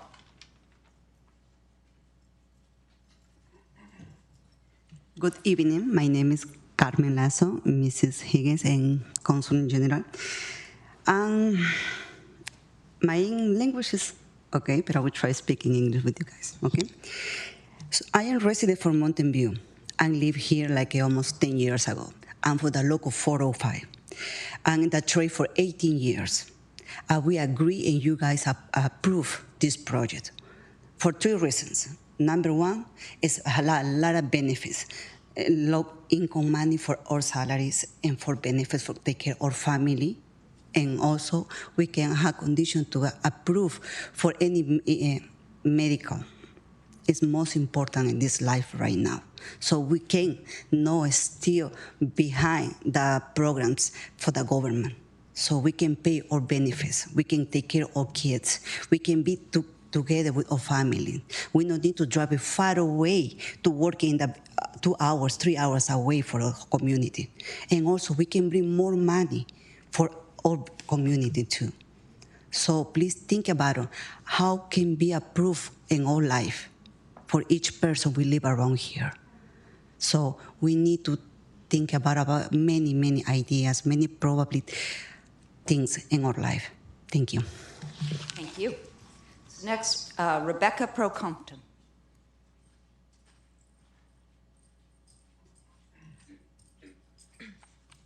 Hello. My name is Rebecca Procompton, and I'm a 5th period carpenter apprentice with Local 405. I'm here today to support of this project because I am with the union, and the union has played a major role in changing my life. I've gone through addiction and homelessness and incarceration, and I've made it out the other side alive. The union has given me a chance to make a living wage, get an education, and get good health benefits for myself and for my children. And it gives me the comfort and the confidence to know I'll retire one day with a pension. When I work, it means food in my kids' bellies, clothes on their back, and a roof over their heads. This project could mean the next big job for me, and many more similar to me. It could mean local hire, which means less of a commute in terms, spending more time with my kids. It could mean for me a breakthrough in my finances and more hands-on training so I can level up and catch up where COVID set me back. This project is much needed for the people in the community as well, and I support it. Thank you. Thank you. So next we have Matthew Reed, and after that, Sandra Esparza and Alex Brown.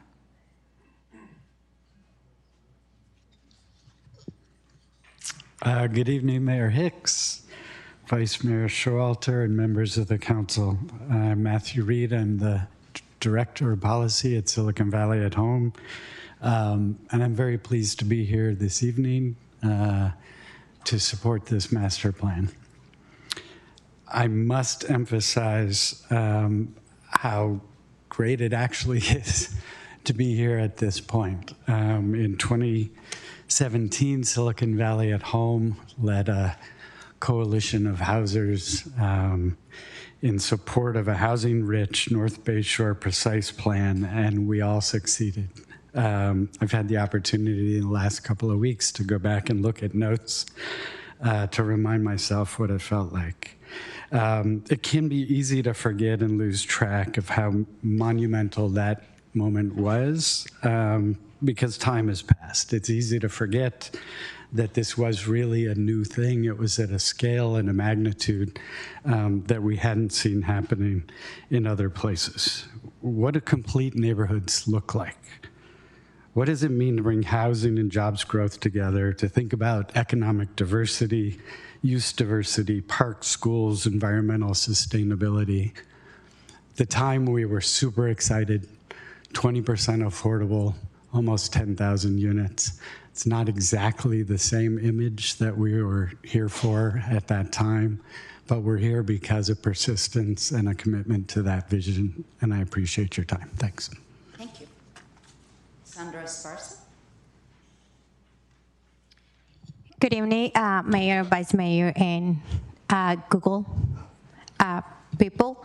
So I remember it was June 21 exactly, and back in 2021, when Nikki, the community developer manager, and Brock Smith calling us, Brock is the development engagement of this project, they're calling us, the Grupo Cafecito con Aroma Justicia, and they are so nice and say, how can I do for you? How can I help you with this project? We're gonna have this project.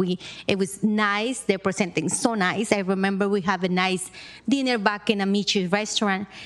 And what all the community was around like 50 people, I think more, like around 60 with the kids. And only we asking them is we need housing. And as you mentioned, Ms. Showalter, that we are in crisis. So they promised, and you guys promised, because Nikki is not here anymore. I just find out that she quit this project. So they promised that they're gonna have 350 units. And it was inclusionary affordable housing. So now they say they're gonna reducing the 15 to the 5, and maybe kind of lower, and they say time to time.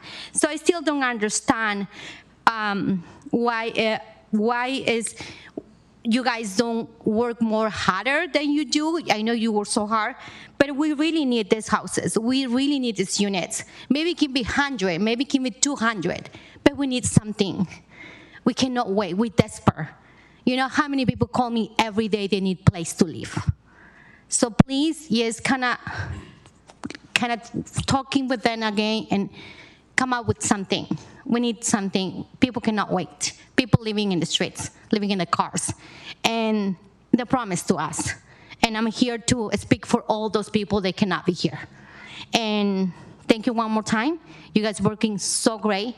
thank you for this project. It is a wonderful. Doesn't mean that I don't approve. I really approve this project. I love this project. But the focus is on a housing crisis right now. Thank you very much. Thank you, Sandra. Alex? Hey, friends. It's been a long time coming, huh? Isn't it great? 90 whole seconds. Now, Google, thanks for coming out to the park. Lisa, we as the neighborhood association there, we are in frequent contact. I appreciate you making sure that they are responsive to us and that it is incumbent upon them to come out to the community and hear from us. And I think they've done a good job. I also miss Nikki and BR. They were great. But I am excited to see this go forward. We need housing. I want neighbors. I also want all the, the social spine benefits that come up with it. So I am looking forward to this. It is unfortunate to see less housing. I really do hope that there is going to be one of those times coming up to get some inclusionary units, just more housing that is affordable to the average person, and mixed in with the condo mapped nice housing that's going to be built up there. 90 seconds is a long time. I can stretch it. No, it's how long has it been? 2014. You know I don't have a lot to say. But yeah, I'm for it. Also, I appreciate the carpenters always coming out. Union strong. Come on. Yeah, I used the whole time. Yeah. Thanks. Thank you, Alex. So now it's time for our virtual speakers. If you're with us virtually, please raise your hand. And the first speaker we have has named themselves Council Representative. Hello, good evening, Mayor, Vice Mayor, and City Council. My name is Beth Fisher. I am speaking on behalf of the Santa Clara and San Benito Counties Building Trades Council, and we wholeheartedly support this project, the North Bayshore Master Plan, for a variety of reasons. We appreciate that this could be up to 7,000 new homes, including those affordable at a range of below market rates. This will transform the space from an office park composed of older buildings into a walkable neighborhood, and is a realization of the city's vision. We also appreciate that this plan addresses a key city goal of providing more equitable and inclusive housing opportunities in Mountain View. Dedicating land for standalone affordable housing enables the opportunity for more units, deeper levels of affordability, greater flexibility to meet the city's needs, and inclusion of supportive services. There's also more economic opportunity, including creating thousands of construction jobs over the lifetime of this project. Finally, we appreciate that the plan also contributes to and increases connectivity between the city of Mountain View and the regional parks, including cycling and ecosystem networks. So in short, we support the project, and I yield the rest of my time. Thank you. Next, we have Louis Mirante from the Bay Area Council. Hey, Madam Mayor and City Council members. My name is Louis Mirante. I'm Vice President of Public Policy at Bay Area Council. Really excited about this project tonight and urge your support for it. I think the project, all the other speakers have done a really great job talking about the project. So I just want to talk about the crisis and the need that this project helps resolve. As you all know, the Bay Area has just gone through the process of updating its housing elements. Bay Area needs to build about 400,000 homes over the next 8 to 10 year period. And this project is going to represent about 2% of that whole need over that timeline. That's a tremendous accomplishment. In addition to the park space and the office space and the active transportation improvements it's going to make to the region. This is exactly the type of project we need to move forward if we're going to see real solutions on the housing crisis in the Bay Area. It is such a unique opportunity to be able to evaluate a project of this size that makes the transportation, especially the active transportation improvements that this project makes. It really fits into a regional vision of a productive and affordable California, of an affordable Bay Area that our association is really at the forefront of trying to realize. Strongly urge your support for this project, and I just want to thank Google for all the hard work that they've done in making sure that this project is able to cross every T and dot every I that it needs to. Really strongly urge your support tonight. Thanks. Thank you. Next, we have Bruce England, and I'll read a couple names after that. After that, Housing Action Coalition, Anthony Montes, and Annie Yang. So first, Bruce England. Thank you, Mayor. You hear me okay? We can hear you. Excellent. Okay, Bruce England speaking for Mountain View Coalition for Sustainable Planning, really on behalf of Cliff Chambers, who is one of our key members and who did a tremendous amount of work researching this and looking through the DA and all the other documents. We had a lot to say in the letter, although Cliff parsed that down from an earlier synopsis that he put together just to keep it brief. But with a minute, 30 seconds, I can't go over everything that's in here. But we really appreciate all the cooperation that we've gotten from Google over time and from Lend-Lease, including Nikki and Brooke Ray, who were mentioned before. We do appreciate that. We still are interested in seeing some further attention on this. Some you've already talked about. We actually like the master plan in general, but we do have concerns about the TDM. And we do want to see North Bay Shore be as car light as possible. And so as much attention as we put on that, that would be great. And the housing is also tricky, and the letter goes into detail about some things that we think might be useful there for you to look at. I don't know if we share that with the Google people, and I'm going to clear this with Cliff so we make sure we get a copy to you all as well so you can see this. Thank you. So I have a request for a question from Councilmember Matichak. Hi, Mr. England. I have a question for you. When we receive, such as the letter we received from Mr. Chambers from the Mountain View Coalition for Sustainable Planning, what is the process that goes through internal to your organization for the creation of it and till it finds its way to us?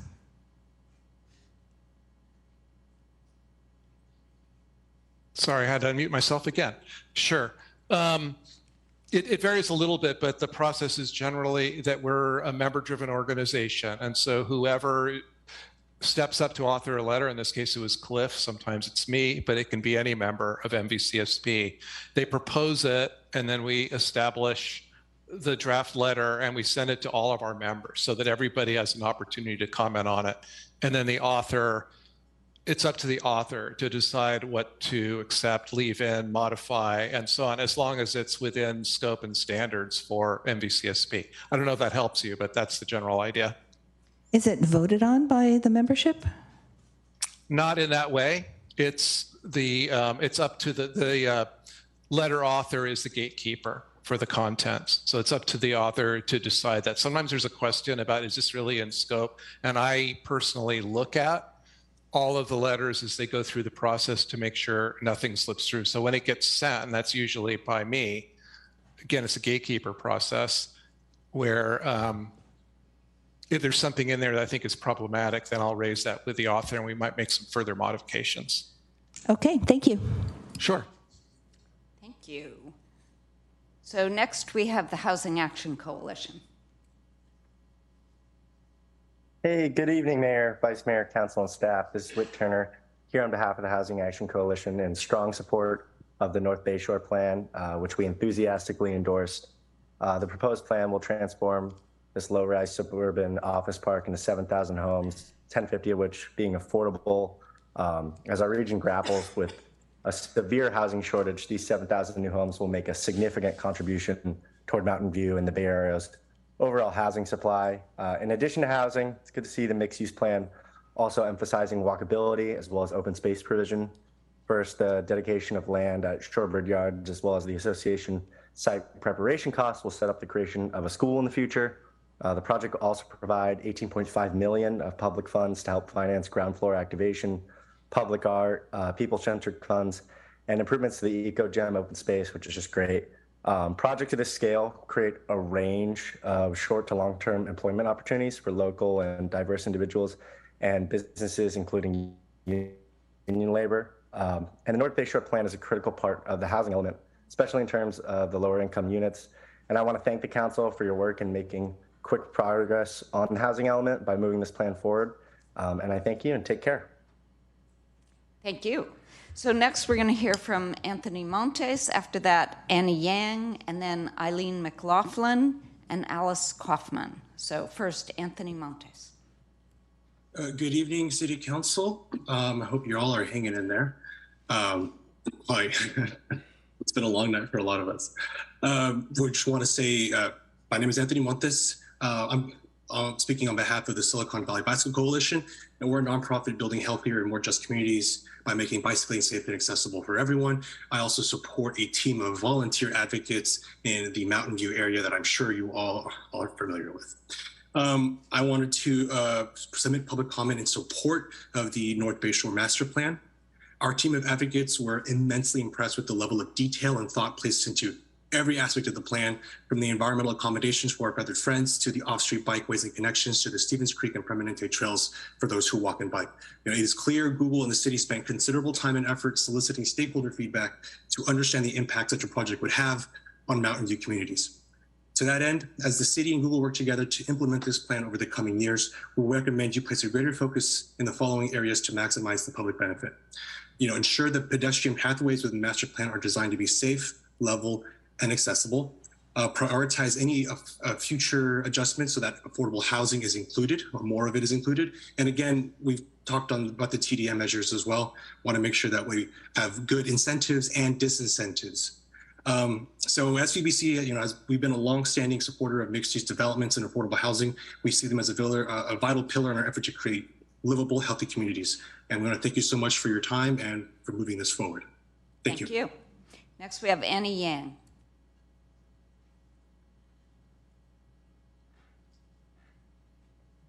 Good evening, Mayor Hicks and council members. My name is Annie Yang, and I'm the chair of the Environmental Action Committee of the Santa Clara Valley Audubon Society. SCVAS has engaged in conservation efforts and participated in planning processes in North Bay Shore for over a decade. As trusted advisors to Google, we witnessed how they embraced nature and transformed North Bay Shore from a standard office park to a beautiful butterfly-infused garden where monarchs and swallowtails flutter, and a special place for birds where egrets, herons, black phoebes, and bluebirds raise their new generations. We also witnessed firsthand the commitment of Google to engage with the community and incorporate feedback from a wide range of stakeholders, and the dedication of Mountain View City staff and elected and appointed officials to a robust and inclusive approach faithful to the precise plan vision and guiding principles. We are supportive of Google's North Bay Shore Master Plan and hope you approve it tonight. As expressed in the joint letter we sent, we look forward to implementation of the biodiversity supporting elements of the North Bay Shore Precise Plan and the Google Master Plan, especially the habitat overlay zones, the ecogem, the egret rookery, the Charleston Retention Basin, and the burrowing owls at Shoreline Park. And we hope the city does two further things to ensure the project will sustain biodiversity for decades to come. One, commits to protecting the ecogem as habitat in perpetuity and explores ways to accomplish this goal. And two, ensures that all the trees that comprise the egret rookery are maintained to ensure their long-term health. Thank you. Thank you. Next, we have Eileen McLaughlin, followed by Alice Kaufman, Linda from the California Native Plant Society, and then Gita Dev. So now, Eileen. Yes, good evening, Mayor Hicks and members of council. I'm Eileen McLaughlin, representing the Citizens Committee to Complete the Refuge. And I would like to endorse everything that Annie Yang just said for the Audubon Society. Going back to 2012, there's been a group of us environmentalists and their groups that have had the opportunity, starting then, of meeting with Google over and over again, learning from each other, them learning from us. We were fortunate to be part of the concepts that were used to build the master plan that's before you today, and from it came that gem of an eco-gem idea. We are very pleased to support the habitats and diversity that this all provides. I also want to say that We endorse speaking and meeting with parties, such as Diana Percioli put forward. She invited us into a meeting as a group recently, and out of that came the idea that maybe we could be meeting with city staff on a periodic basis. We'd be happy to do so. It's a wonderful time to be able to work things through so we get to ideas before they become clashes. Thank you. Thank you.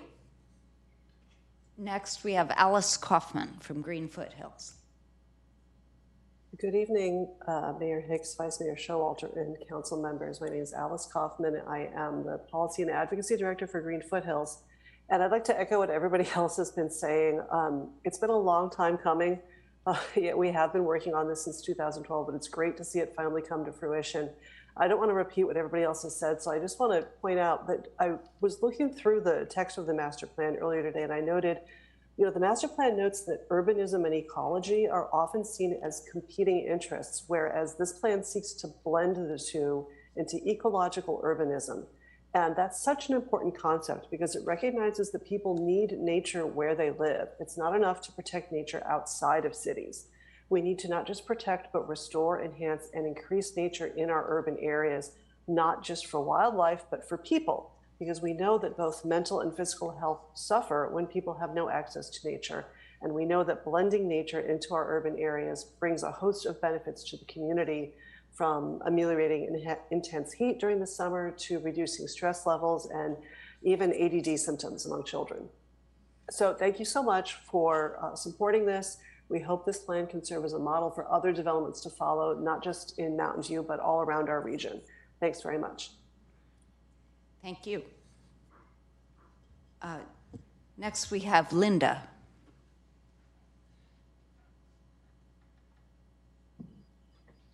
Good evening. I'm Linda Ruthroth with the California Native Plant Society. Given that North Bayshore is going to be developed, this is the plan that we want. Google developed this plan the right way, with considerable outreach to the community and to diverse stakeholders, including the California Native Plant Society. Our feedback was carefully considered and incorporated into revisions to the plan. This plan was developed with respect for the unique ecosystem of North Bayshore. The landscaping is designed to create habitat for birds, pollinators, and other animal residents. The design specifically facilitates human interaction with the natural world. This provides scientifically documented benefits to the health, social, and intellectual functioning, as well as the well-being of current and future residents and workers. We support this plan because it includes the ecogem and because it calls out the need to protect the egret rookery and the trees that create the rookery habitat. We ask that the City Council finds ways to provide long-term continuity and protection for both of these important elements of the ecology of North Bayshore. For all of these reasons, we ask that you please support this plan. Thank you. Thank you. Next, we're going to have Gita Dev, followed by Kristen Brown, and then B. Hansen. Gita? Yes, good evening. Good evening, Mayor Hicks and Vice Mayor Pat Showalter and Council. It's a pleasure to be here today after a decade of work, and many of you have worked on this along with Google and the staff through all the ups and downs. We do conceptually very much like this plan because it does attempt to blend the ecology with the density that we envision in this area. This is quite a challenge, and one of the things that, in addition to everything that some of the environmental groups have mentioned, I also wonder whether it wouldn't be wonderful to have a monitoring system for the biodiversity to sort of do metrics or counts of bird species and insect species that we see in North Bayshore. I think it would be a tremendous model for other cities to follow. it is something I think that we can hope to achieve over time. And that is something I just wonder whether we could not take advantage of in order to demonstrate the biodiversity. Thank you. Thank you. Next, we have Kristen Brown. Hi, good evening, Mayor and Council members. My name is Kristen Brown, and I'm the Vice President of Government Relations for the Silicon Valley Leadership Group, or SVLG, a dynamic business association that represents Silicon Valley's most respected employers on issues that affect the economic health and quality of life in Silicon Valley. SVLG strongly supports the North Bay Shore Master Plan and encourages the Council's approval. California's housing crisis is well documented. Despite monumental efforts from local jurisdictions, developers, and housing advocates alike, production rates continue to stagnate. This crisis has been particularly exacerbated in a region where a high cost of living contributes to already exorbitant housing costs. As a result, working households are pushed into housing further away from job-rich areas and made to commute sometimes hours each way. SVLG believes that to solve this problem, we must encourage the development of additional housing stock that is centered around public transit. With this in mind, SVLG would like to express our strong support for the North Bay Shore Master Plan. The city and the region will benefit greatly from up to 7,000 homes, including 15% BMR affordable units, dedicated land for affordable housing development, 26 acres of public park and open spaces, bicycle and pedestrian improvements, and 289,000 square feet of retail and neighborhood amenities and services. SVLG encourages the Council's approval of the North Bay Shore Master Plan. We appreciate the opportunity to comment, and we thank you for your time. Thank you. Next is B. Hansen, followed by Tim McKenzie. Hi, can you hear me? We can hear you. Can you hear? Yes. Okay. As you know, Santiago Villa is the only residential development in North Bay Shore. Okay, now we can't hear you anymore. It got muffled. Maybe you can get closer to your mic. Santiago Villa is the only residence in North Bay Shore. And the problem that we have that we always talk about is traffic. That is our number 1, 2, 3, 4, 5, up to 10 problem with this plan, which I've supported for a long time and still do. But you may want to be careful to keep your mouth near the mic. I'm doing my best. Sorry. I'm just worried about traffic because that's what I hear from all of our residents. We have a problem with traffic with this plan, and I noticed that Shoreline Amphitheater is still on the plan, and we really want to have that license expire in 2025. I think you understand, even though I'm not very loud, the problem that all of us have with the plan is traffic. And thank you. I think we get the gist, and your time is up. Thanks. And next we have Tim McKenzie. Hi, all. Tim M, he, him pronouns from the Montaloma neighborhood. I just really want to call attention to, as a citizen of Mountain View, I was under the impression Google was going to give 20% for affordable housing, and then they dropped out of 5%. It's 15%, and that 15% became a land dedication. So the actual housing that we as a community really need has kind of been punted. And the conversation that has been being had through the years is the reality that we're seeing is a little bit different than what we were led to believe.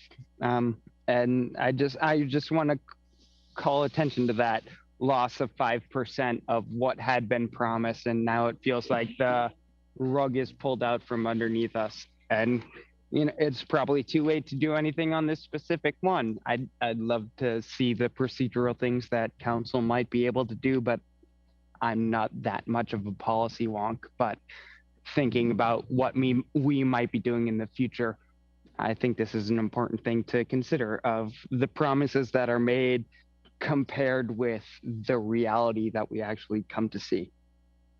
Thanks a lot. Hope you guys have a good deliberation. Thank you. So, seeing no more virtual speakers, we will we'll bring the item back for council deliberation and action, and note that a motion to approve the recommendation should also include reading the title of the ordinance and resolutions attached to the report. Councilmember Ramirez. Thank you, Mayor. I promised to model good behavior, so I'm going to limit my remarks to no longer than 40 minutes. And if I exceed that, then I hope the voters will hold me accountable by recalling me. So I'll start by first thanking the members of the public who provided input today. And a lot of very valuable input, but I did want to share a special thank you to the carpenters.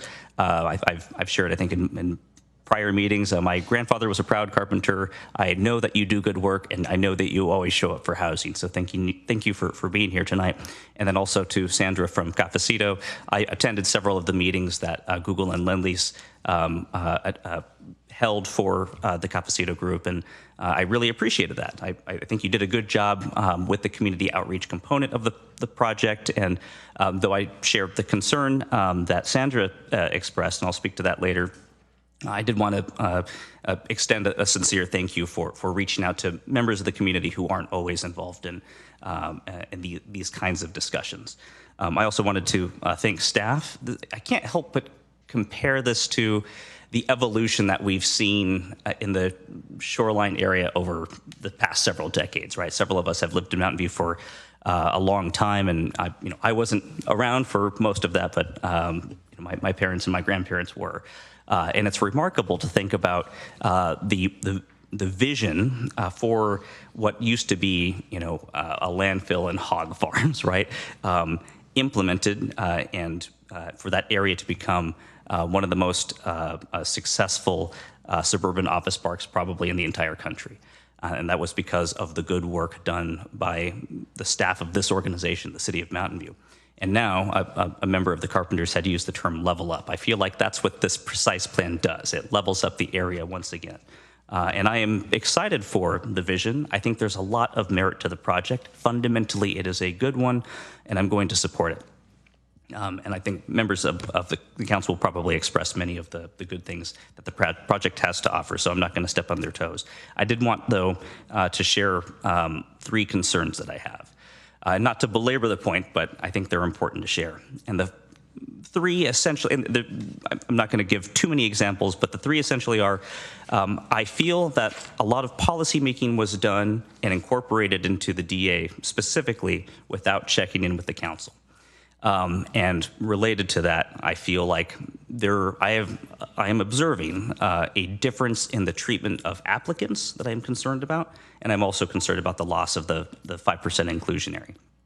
And as I was reading through the materials, I went into the Wayback Machine and looked up some of the staff reports that had been provided and the materials attached to them when we last saw this project in 2021. And in March 2021, when we were requalifying or when we were authorizing the requalification request for the bonus FAR, the project plans that were attached to the report very clearly state as part of the, at the time, right, the residential bonus FAR program, the applicant would be providing 20% affordable housing. So I would suggest that in voting yes to requalify the bonus FAR, I feel like it would be fair to say I did so under the operating presumption that that would be a community benefit under the bonus FAR program for residential development. And then when the project was brought back to us in December, parameters changed, and that's totally appropriate, right? It was no longer a community benefit, but it was very clearly part of the public benefits package for the development agreement. And we were asked a question as a council, does the city council have input on the DA term and the proposed public benefits? And I would suggest in that vote, I supported it. I did so in part because I was operating under presumption that there would be 20% affordable housing.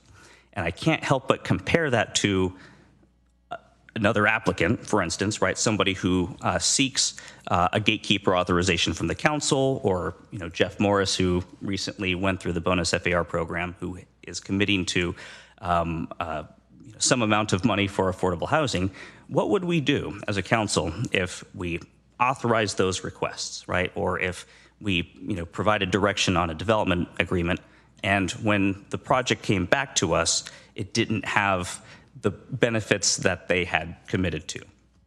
And I don't know what the answer is, right? I feel like, what one scenario might be, there might be a check-in with the council. Hey, we know that you had authorized this gatekeeper request, or you had provided direction on this project, and it included this community benefit, but the applicant has identified concerns about financial feasibility, which are very real and aren't unique to this master plan. This is something that everyone's struggling with. The council might say that's totally appropriate. We understand, right? And they might continue to process the application.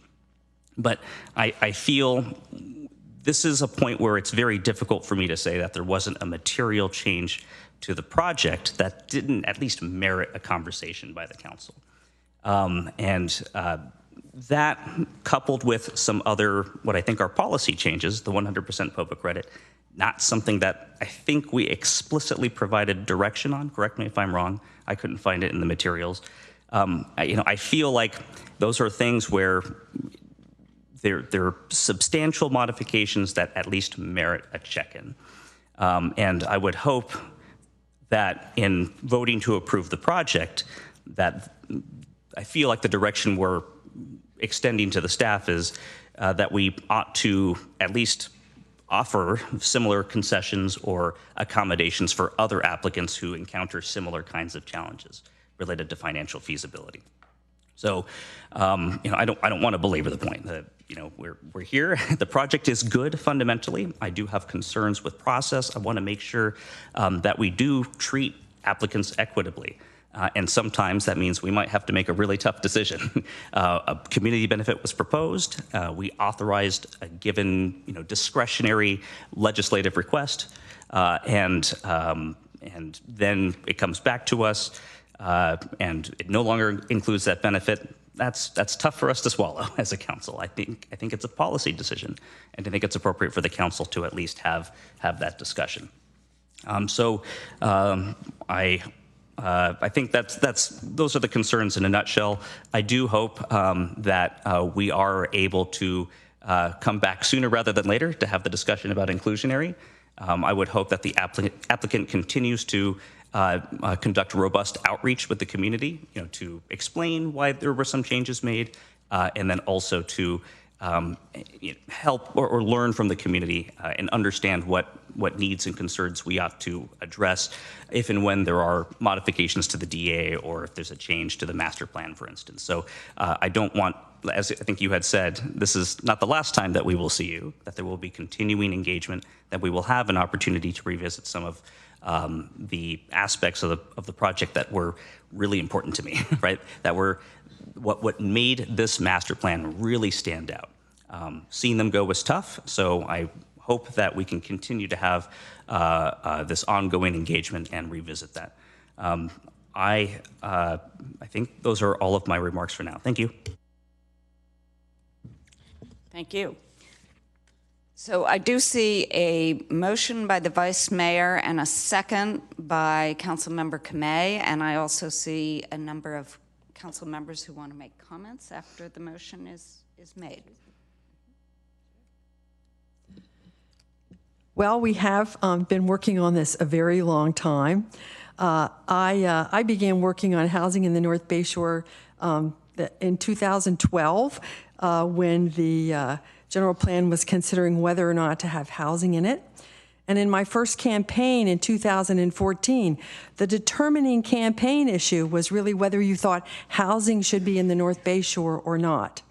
I thought it should be then, and I still think it should be. So I'm very excited that we're at this point where we're getting so much closer to having not just a plan, but because nobody can sleep in a plan, but actually getting to the point where some of these buildings are built and people do not only sleep in them, but have their whole lives there. So I think that's really exciting. There's just been so many significant steps in this process. We've amended the North Bayshore EIR, so it considered housing. We had to amend the general plan. We amended the North Bayshore precise plan. And now we have this huge body of work that the North Bayshore Master Plan and Development Agreement represent. I thought about getting a stack of all the paper documents together, but frankly, my housekeeping isn't that good. And so you'll just have to imagine, it would probably be about this tall to see the stack of documents that I've collected over the years related to this. Anyway, this has been a huge amount of work, and it's taken a small army on both the city staff and Google staff, along with many, many consultants. And I want to thank you all for your work and your expertise. We needed them both. And getting housing in the North Bayshore has also grown and been supported by literally an ecosystem of nonprofits that support housing development and good planning. You heard from many of them tonight. In particular, you heard from the environmental community that has been working on making the North Bayshore into an ecological urbanism center, which is a new term to me, but one I'm going to remember. And I want to thank you for those efforts. I think this ecosystem of nonprofits that have grown up through this effort is going to have, it's had a huge impact in Mountain View, but it's going to have a really big impact throughout the Bay Area. Anyway, why have we done this? Why have we gone to all of this effort? Well, I think it's really clear. We've done it because we know that we need more housing. We believe that we can make life better for the people here by creating housing near jobs, a walkable community, a 15-minute community, a comprehensive community, having schools. But why has it taken so long? Well, we know that to do this right, it's not just about housing and office.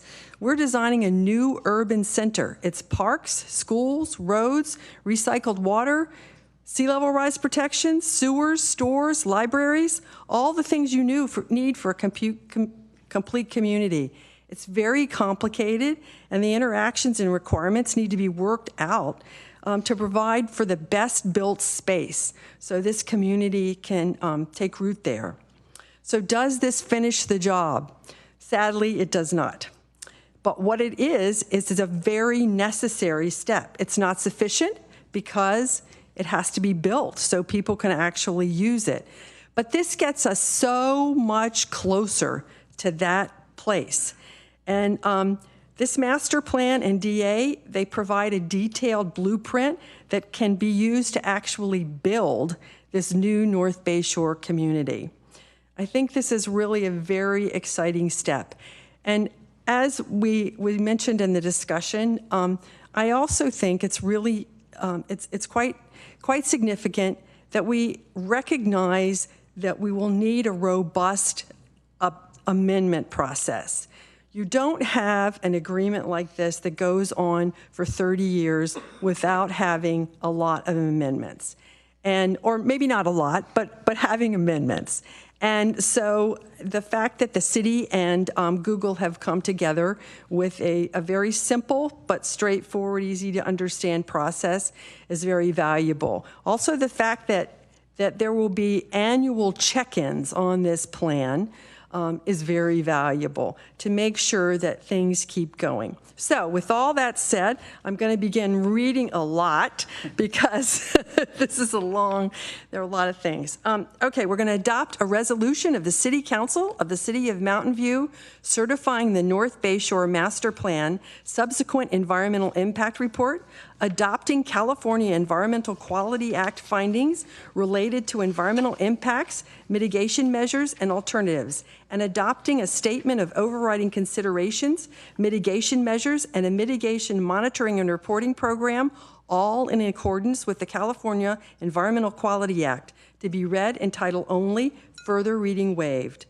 Introduce an ordinance to the City of Mountain View approving a development agreement between the City of Mountain View and Google LLC for the North Bayshore Master Plan project, generally located north of US 101, bounded by the Charleston Road to the north, Stevens Creek to the east, Space Park Way to the south, and Huff Avenue to the west, on portions of the Gateway Master Plan area located at the northwest corner of Shoreline Boulevard and the US northbound on-ramp, and 6 parcels between San Antonio Road and Marine Way in the P39 North Bayshore Precise Plan, and on a portion of the Shoreline Amphitheater parcel north of Amphitheater Parkway, outside the North Bayshore Precise Plan area, to be read in title only, further reading waived, and a second reading set for June 27th, 2023.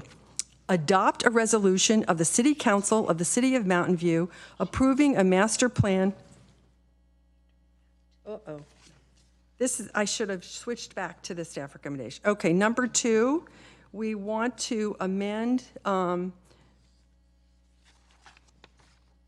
one I just finished so that the last sentence says, attachment 2 to the council report with staff recommended deletion of subsection B and section 3 of the ordinance related to minimum POPA size. Sorry. Okay, so then I'll go on to 3, adopt a resolution of the City Council of the City of Mountain View approving a master plan to construct up to 7,000 residential units, 3.11 million square feet of office, including 1.3 million square feet of bonus floor area as net new office, approximately 14.8 acres of dedicated public parkland, approximately 11.3 acres of privately owned, publicly accessible open space, 233,990 square feet of ground floor retail, 55,000 square feet of community space, and optional private utilities district system, and district parking garages on an approximately 153-acre site, generally located north of US 101, bounded by Charleston Road to the north, Stevens Creek to the east, Space Park Way to the south, and Huff Avenue to the west, on portions of the Gateway Master Plan area located at the northwest corner of Shoreline Boulevard and US 101 northbound on-ramp, and 6 parcels between San Antonio Road and Marine Way in the P39 North Bayshore Precise Plan, and on a portion of the Shoreline Amphitheater parcel north of Amphitheater Parkway, outside of the North Bayshore Precise Plan area, to be read in title only, further reading waived, attachment 3 to the council report. 4, adopt a resolution of the City Council of the City of Mountain View approving a vesting tentative map to create 58 new parcels, including 27 parcels for residential buildings with up to 7,000 residential condominium units, 360 commercial condominium units, and 526 vertical subdivision lots in a 153-acre master plan area generally located north of US 101, bounded by Charleston Road to the north, Stevens Creek to the east, Space Park Way to the south, and Huff Avenue to the west, on portions of the Gateway Master Plan area located at the northwest corner of Shoreline Boulevard and the US 101 northbound on-ramp, and 6 parcels between San Antonio Road and Marine Way in the P39 North Bayshore Precise Plan, and on a portion of the Shoreline Amphitheater parcel north of Amphitheater Parkway, outside the North Bayshore Precise Plan area, to be read in title only, further reading waived, attachment 4 to the council report. 5, adopt a resolution of the City Council of the City of Mountain View ordering the vacation of public streets and service easements within the North Bayshore Master Plan on a 153-acre site generally located north of US 101, bounded by Charleston Road to the north, Stevens Creek to the east, Space Park Way to the south, and Huff Avenue to the west, to be read in title only, further reading waived, attachment 5 to the council report. And finally, 6, acting as the City Council and as the Board of Directors of the Shoreline Regional Community, adopt a resolution of the City Council of the City of Mountain View and of the Shoreline Regional Park Board of Directors authorizing the city manager or designee to negotiate and execute an option to lease and ground lease with Google LLC of Lot C at 1 Amphitheater Parkway for district parking for a ground lease term of up to 55 years, with 4 10-year options to extend, consistent with the approved key terms, to be read in title only, further reading waived, attachment 6 to the council report. And finally, we get to 7, authorize staff to make minor, non-substantive, and technical corrections to the conditions of approval and administrative procedures. Thank you. Thank you. I'm impressed. You did that without taking a drink of water. Okay. Does the seconder wish to speak now or possibly later? Later? Or right now? Okay. In the queue. Okay. So next we have Councilmember Ramos. Ooh, that was a long list of resolutions to go through, but it really demonstrates the amount of work that has been put into this. So I would like to start thanking Google, thanking staff for the significant work they have put into, but also to thank you to the community for engaging with this process to try to build this huge vision we have for our North Bay Shore area. From the long fight of over 10 years of fighting for housing in the North Bay Shore to the environmental protections. I did love how Ms. Gita, her phrasing of blending ecology with density and having a vision for that in this North Bay Shore area. Also, the outreach that has been done with our unions and our carpenters to make sure that our working families have good paying jobs in developing this project. Much appreciation for that. It has been mentioned and harped on probably enough. We've had this in our conversations about the 20% affordable housing. I have evolved to the point where I just think it's not that you can't do 20% of affordable housing. You can't do 20% of affordable housing yet. And so I look forward to the continuing conversation to see how we can get there together, because not only did our council make that promise when we made our precise plan and passed that, Google did make that promise as well. And so we are going to hold each other accountable for those promises and see if we can make it through that finish line. This is just a start. This is a major milestone, and I'm happy to be part of it. Ever since Google entered the city of Mountain View by filling in the offices formerly vacated by Silicon Graphics, we have been part of each other's histories, and now we're going to be part of each other's future. And I look forward to that. And as we move forward and build this vision for North Bay Shore together, we can have that deep relationship between the city and Google to know that we don't have to say to each other, don't be evil. So let's move forward. I'm so excited to adopt this developer agreement and move forward with this milestone so that we can build that great vision of North Bay Shore. So thank you, everyone. Thank you, Councilmember Ramos. Councilmember Matichak. Thank you. Well, I will echo my thanks to everyone who worked on this master plan and the associated documents. It certainly was a big project that took a lot of time. So thanks for everyone who contributed to it. I share some of your concerns about the process, Councilmember Ramirez, so thanks for bringing those up. There are many things about this master plan that I like. I appreciate that it does go a long way toward implementation of the vision for North Bay Shore. I especially appreciate the attention paid to the environmental significance of the area and the incorporation of plans not only to protect but also enhance nature in that area.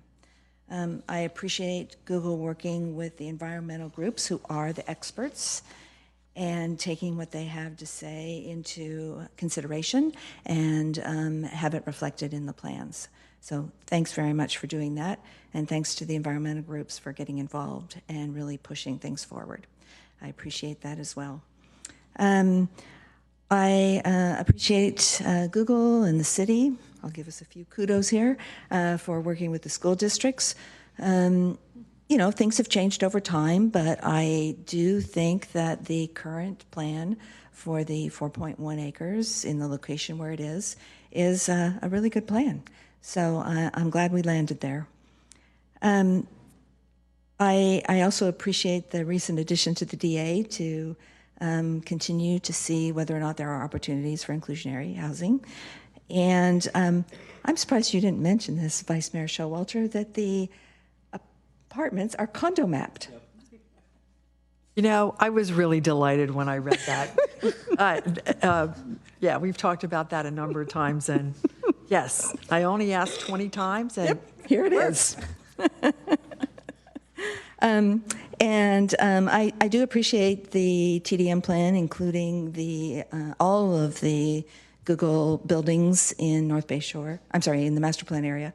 That I think that's great, and only a company of this size with the real estate holdings that you have would be able to do this. So thank you.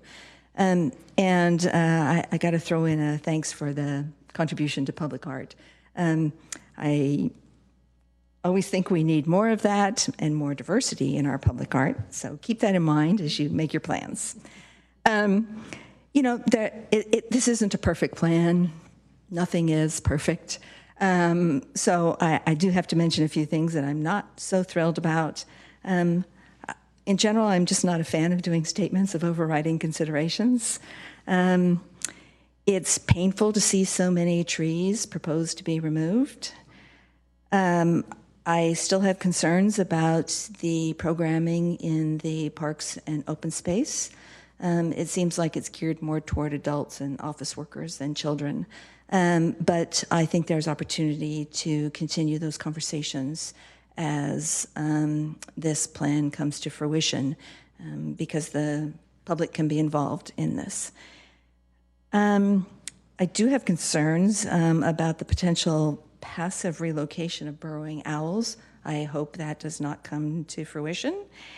And I am concerned about the impact of all of this development and all of the people on Shoreline Park and the nature and wildlife that is in the area.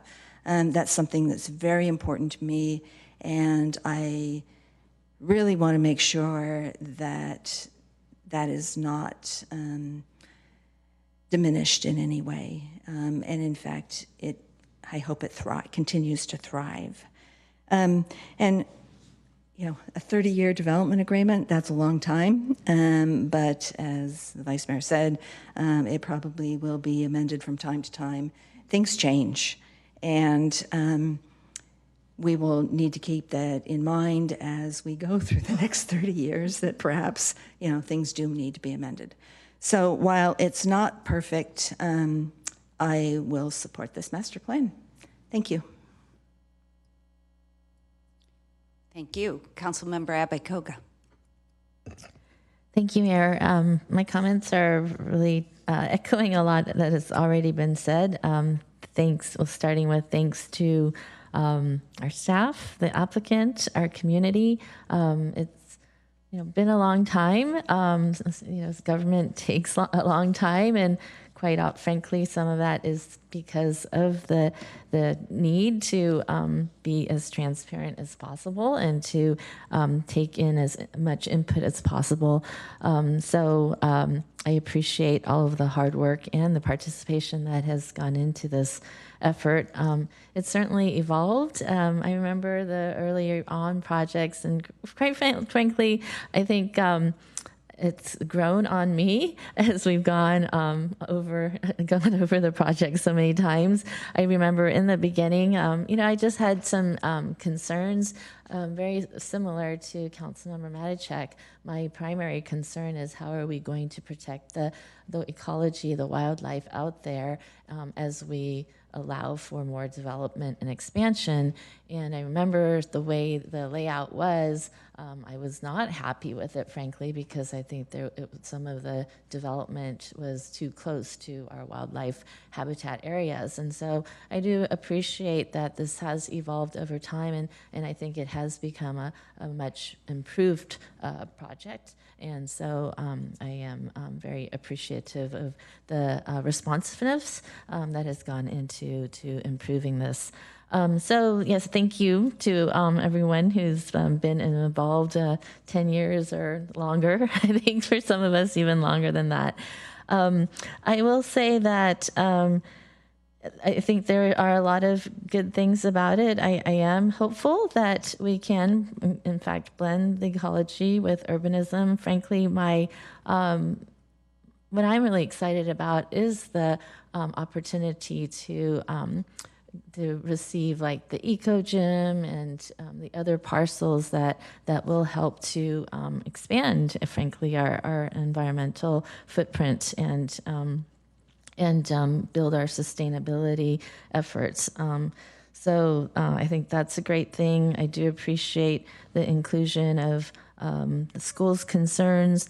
Definitely the acreage, but I think when I've always said that one of the most valuable things that we can have as a city is the opportunity for land to control our own land and have the ability to use that, to utilize that in whatever needs we have. And so I very much appreciate having that ability to do so here. I think I will say that, and I've obviously seen this project evolve, seen frankly, our economy evolve, and I've seen things change over time. And so, yes, I do share, Councilmember Ramirez, your concerns and frustrations, in terms of just having a process that treats everyone with fairness and equitably has always been one of my top principles. And I will say that I think, I understand because of the size of this project, but I do feel that we engaged in setting guidelines or even requirements based on, frankly, the applicant and what we thought the applicant was going to be able to do in comparison to other applicants who, frankly, were not able to achieve or couldn't even come in and say they could achieve 20% affordable. So we kind of based, our requirements or guidelines on what the applicant said they can do. And here we are, without that 20%, we're down to 15%.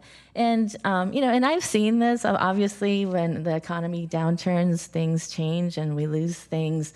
And I appreciate goals, but frankly, I've come to just being practical. If we really want something, we have to require it.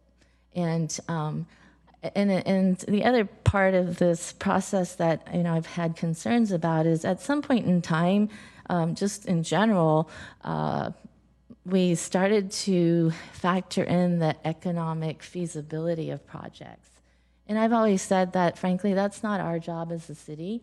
We set the guidelines and the requirements based on what we think we need as a community, looking long term. And then it's really up to the applicant to decide if they can make it feasible or not. So I had concerns about that because I think we kind of set ourselves up for disappointment because, things change and the economy changes. So, again, I think there's a lot of lessons to be learned from this process about how we can improve our process going into the future. And then I would say too that there was a question about what's the substantive change that would have necessitated this coming back a project coming back to EPC, or I would even say to the council. And I do believe, I recall, that we did allocate the bonus FAR based on that extra housing. And when that was taken out, I do think that that should have come back to council for us to decide whether to move forward with this project in a DA or not. So I think this question of what's substantive, we need to maybe flesh that out better, because I would disagree with, frankly, that this was actually very substantive, that in the POPA too, and that it should have come back for a second review.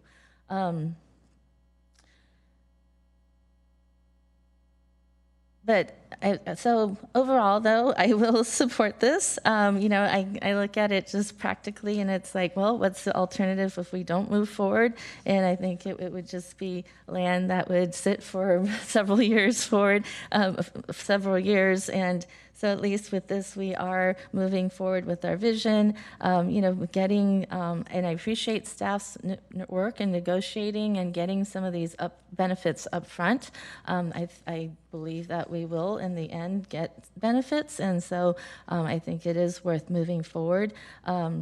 As Councilmember Matichak said, I too do not like to do statement of overriding considerations, but realizing that one of that is air quality, and that's something that I've brought up to my air district and we're working on, just because of just the changes and how that's measured.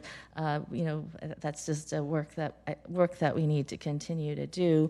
And then, I will say too that as much, and I know housing is important and it's really exciting, but as we are now in more shaky economic times, I have to emphasize that there is this business piece to this, and I think we need to continue to foster a positive business environment.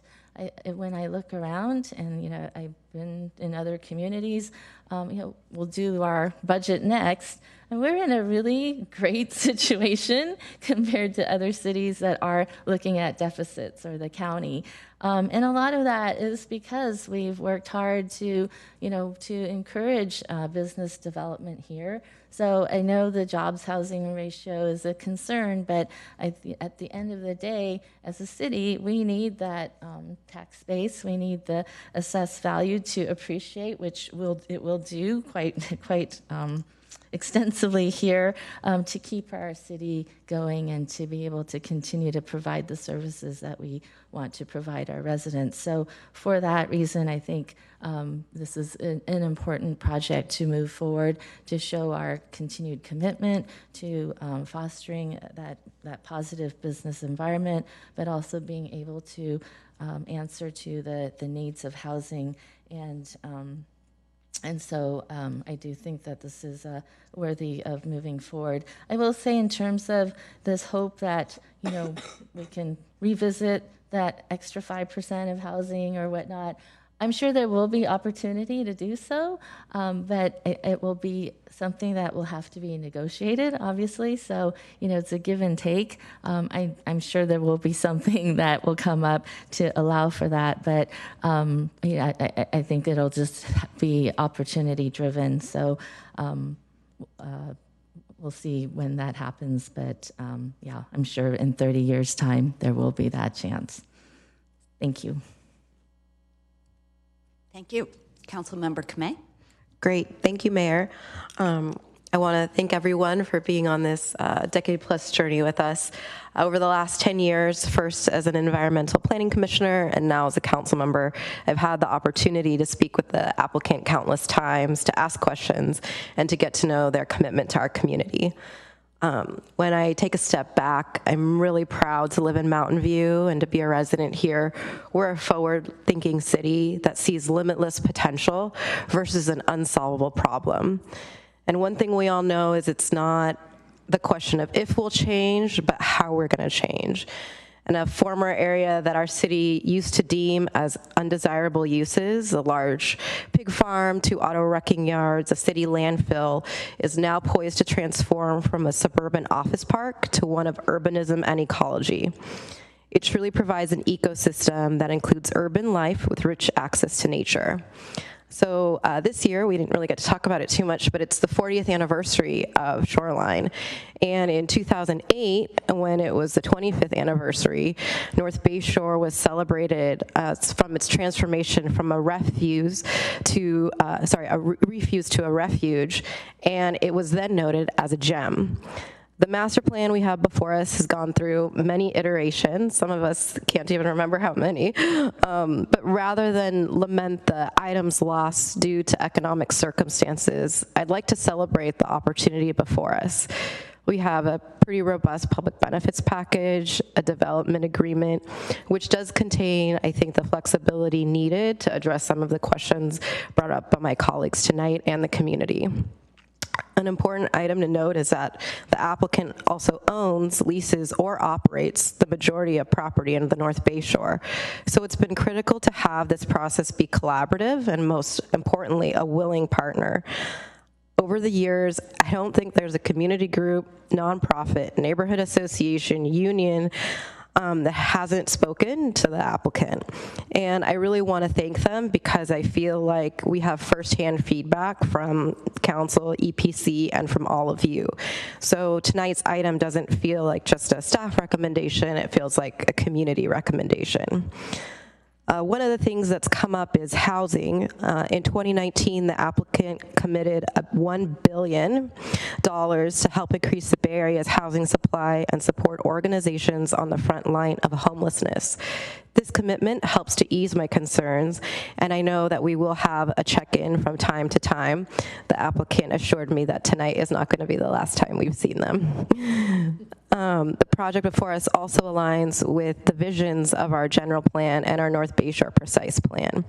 And one of the statements in our North Bayshore Precise Plan states that wherever you are, you're connected to nature. And I believe with tonight's approval, that's possible. And I'm happy to second the motion. Thank you, Mayor.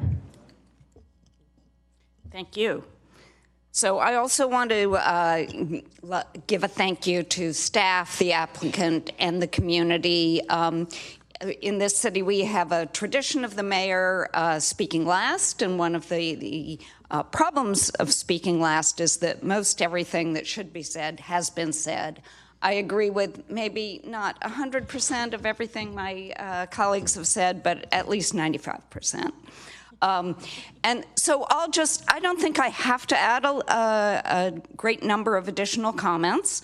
But I just want to say the first time that I saw this site, that I went to this site, my now husband worked in one of the previous to Google, one of the offices there, and it was a place where you were normally in a sea of cubicles, and if you got promoted, you got a window seat overlooking a sea of parking.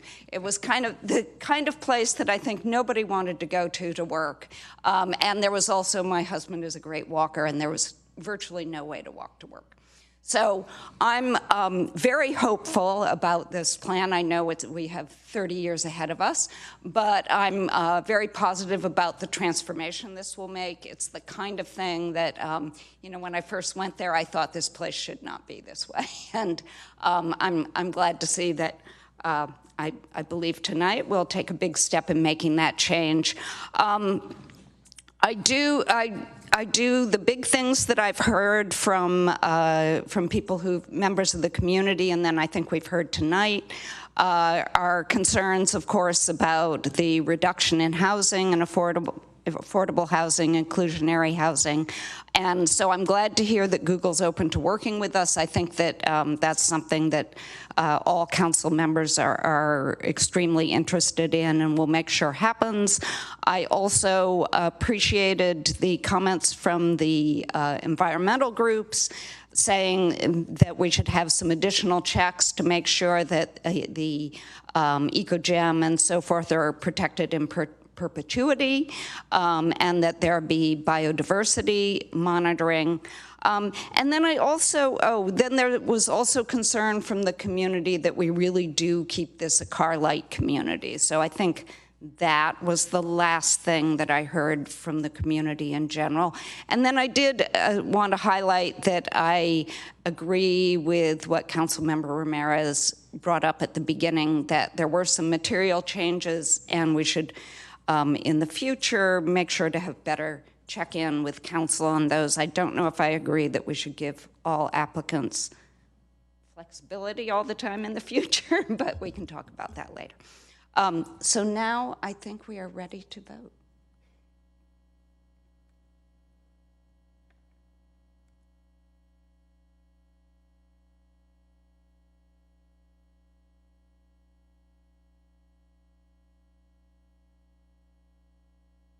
Passes unanimously.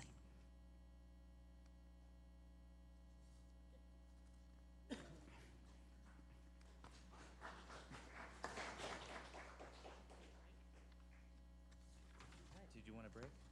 Yeah. Do you want a break? Let's do a 5-minute break. Okay. Okay, we will now have a 5-minute break.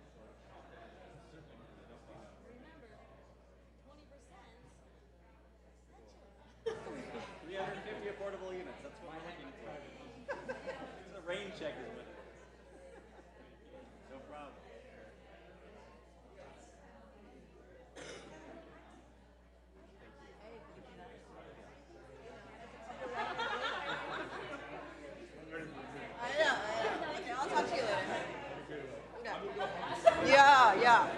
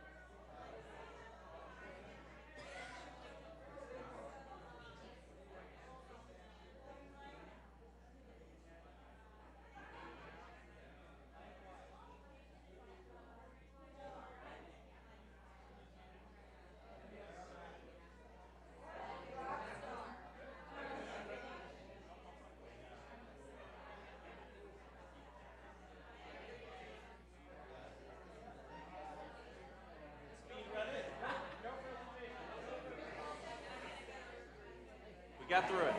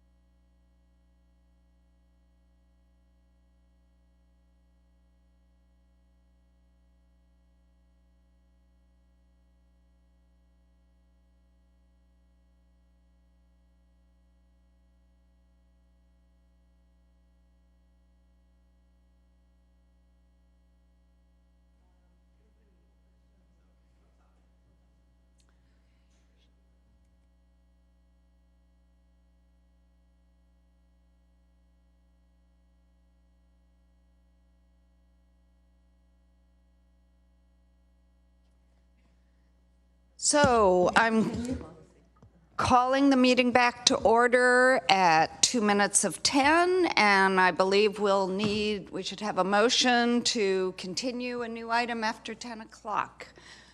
Councilmember Ramirez? I'll move to continue the meeting past 10 p.m. And I see a second by Councilmember Ramos. So we can vote.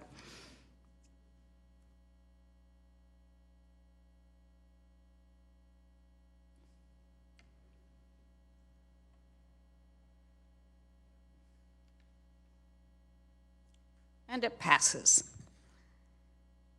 So we are now on 6.2 on our agenda, which is a public hearing for the fiscal year 2023 through 24 recommended budget. We will hear a presentation by City Manager Kimber McCarthy and Finance and Administrative Services Director Derek Rampone. Great, thank you, Mayor. Good evening, council members. Really excited to be here with you this evening to present a structurally balanced fiscal year 23-24 budget. I'm joined tonight by Derek Rampone, our Finance and Administrative Services Director, and Grace Zhang, the Assistant Director of Finance and Administrative Services. And one of the top line notes of this budget, just kind of starting out the presentation, is that we have clearly emerged from the pandemic. I think that has been very apparent. We've seen tonight and in the past several council meetings that we have really been back to business. And this budget is really representative of the city getting back to business and also showing how we are more resilient than ever before. So what this budget is really crafted under the premise of thinking long-term, thinking about long-term staffing strategies, long-term planning, projects that are very innovative and really fulfilling council's vision and your work plan priority projects. You can move to the next slide. So I want to start off by just talking a little bit about the budget timeline. Every year we start the budget development process in November, and then it culminates in this hearing and also the second hearing in June, which is the adoption of the budget. And there's a lot of touch points with council along the way, including the mid-year update in February, and this is when staff present the status of the current year budget. We also provide a preliminary budget forecast. We talk about various budget recommendations, and then we also receive council direction on various priorities and programs. Also this year, council spent several months starting in January developing your new 2-year strategic work plan. And during this process, you all affirmed your 7 priorities, which were set a couple years ago. You made a few tweaks to the language, but you reaffirmed those 7 priorities. And you also gave direction to staff on the proposed projects and initiatives to fulfill those 7 priorities. So that's also before you this evening. And then I also wanted to mention that in addition to the touch points that you see on this slide, council makes budget adjustments constantly throughout the year in every single council meeting. So whether you're making adjustments on the consent calendar or public hearings or new business items, you are reviewing the budget regularly on a continual basis. Next slide. So talking a little bit about where we're at right now fiscally, and this slide and the next slide will really focus a little bit more on the local economy because that really is informing where we're at with our revenues and why we're in such a positive budget position.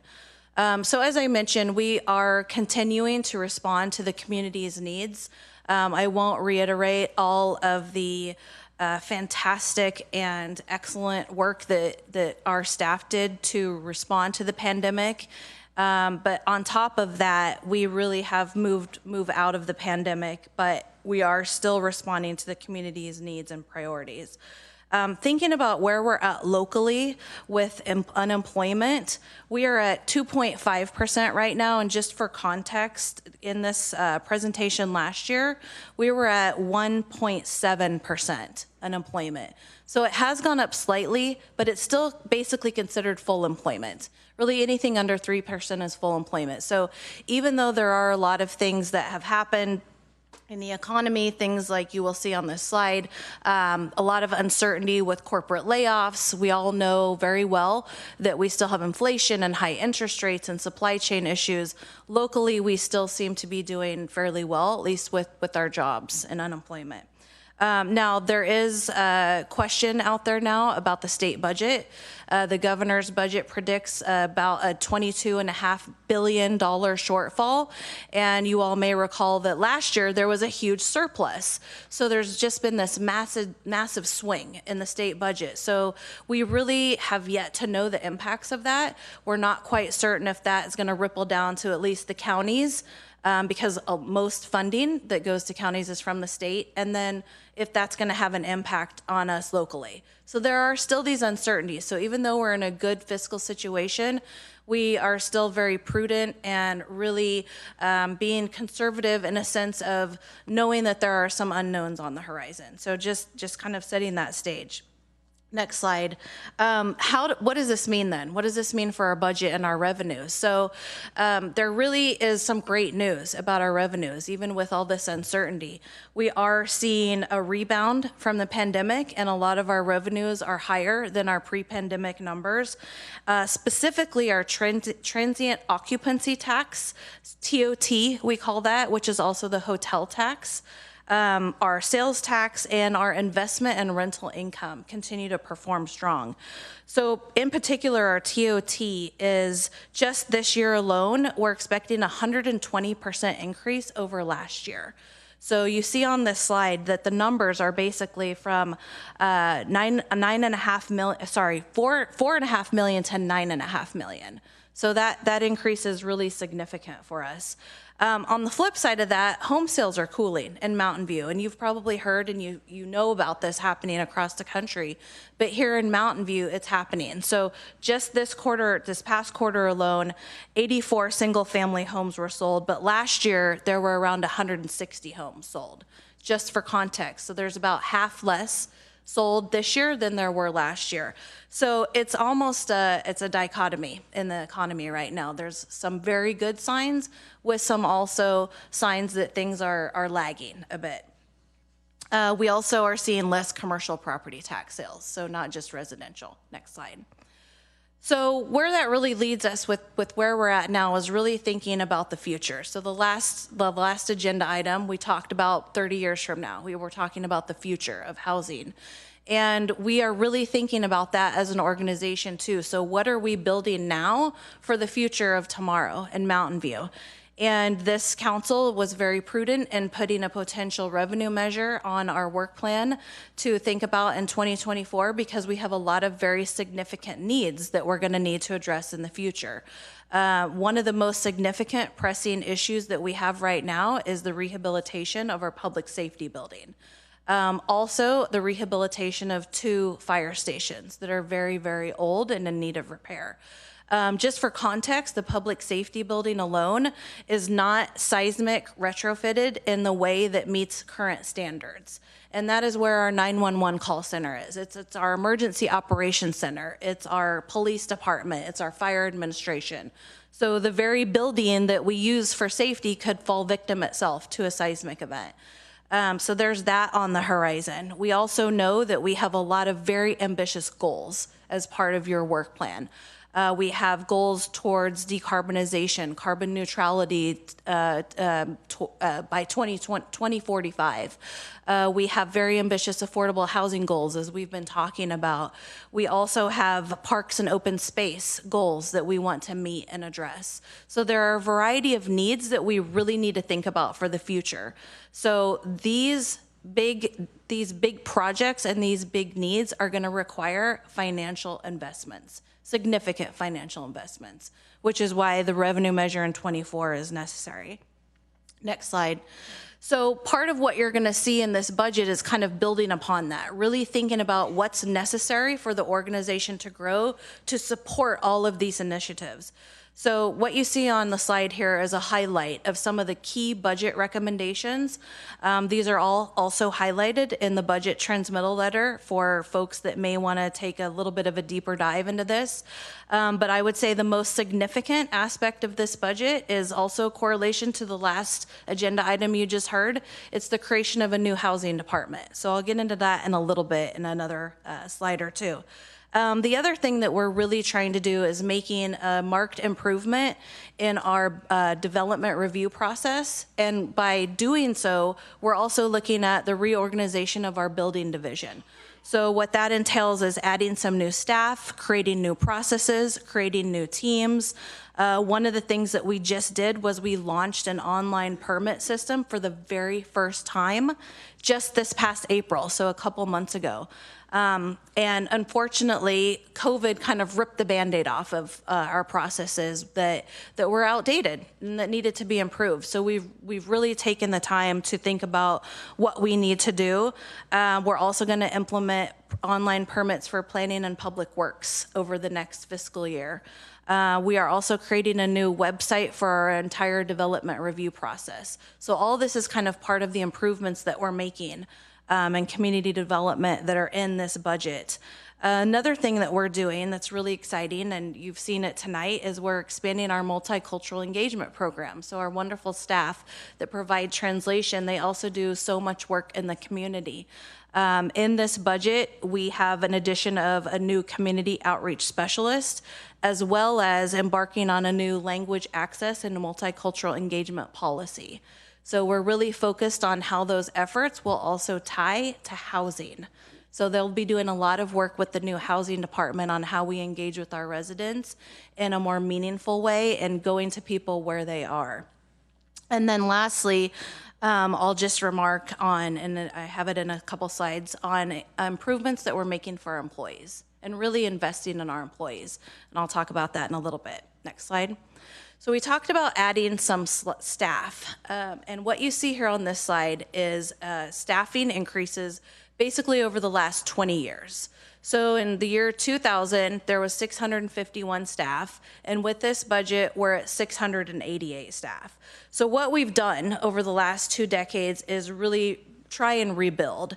And on this slide, you see the 3 different fiscal recessions and how the organization contracted and is now rebuilding. So one of the things that is really important for us right now and thinking about building the Mountain View of the future is having the level of staffing resources that are going to be necessary to carry out all of these very bold and ambitious goals and projects. So what with this budget, with the 688 FTEs, it's only 37 more staff than we were at 22 years ago, 21 years ago.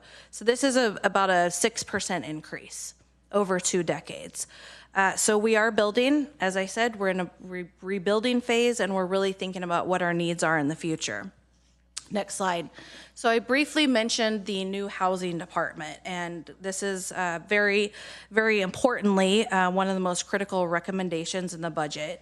You all are aware that you just passed the housing element, and thankfully we were also certified by the state. Part of that involves 22 new projects as part of the housing element. So the new housing department is really necessary because we're gonna have to work on not only the current projects in the pipeline, but also these 22 new projects that are in the housing element. You also have in front of you the 5-year project pipeline of all of our affordable housing projects.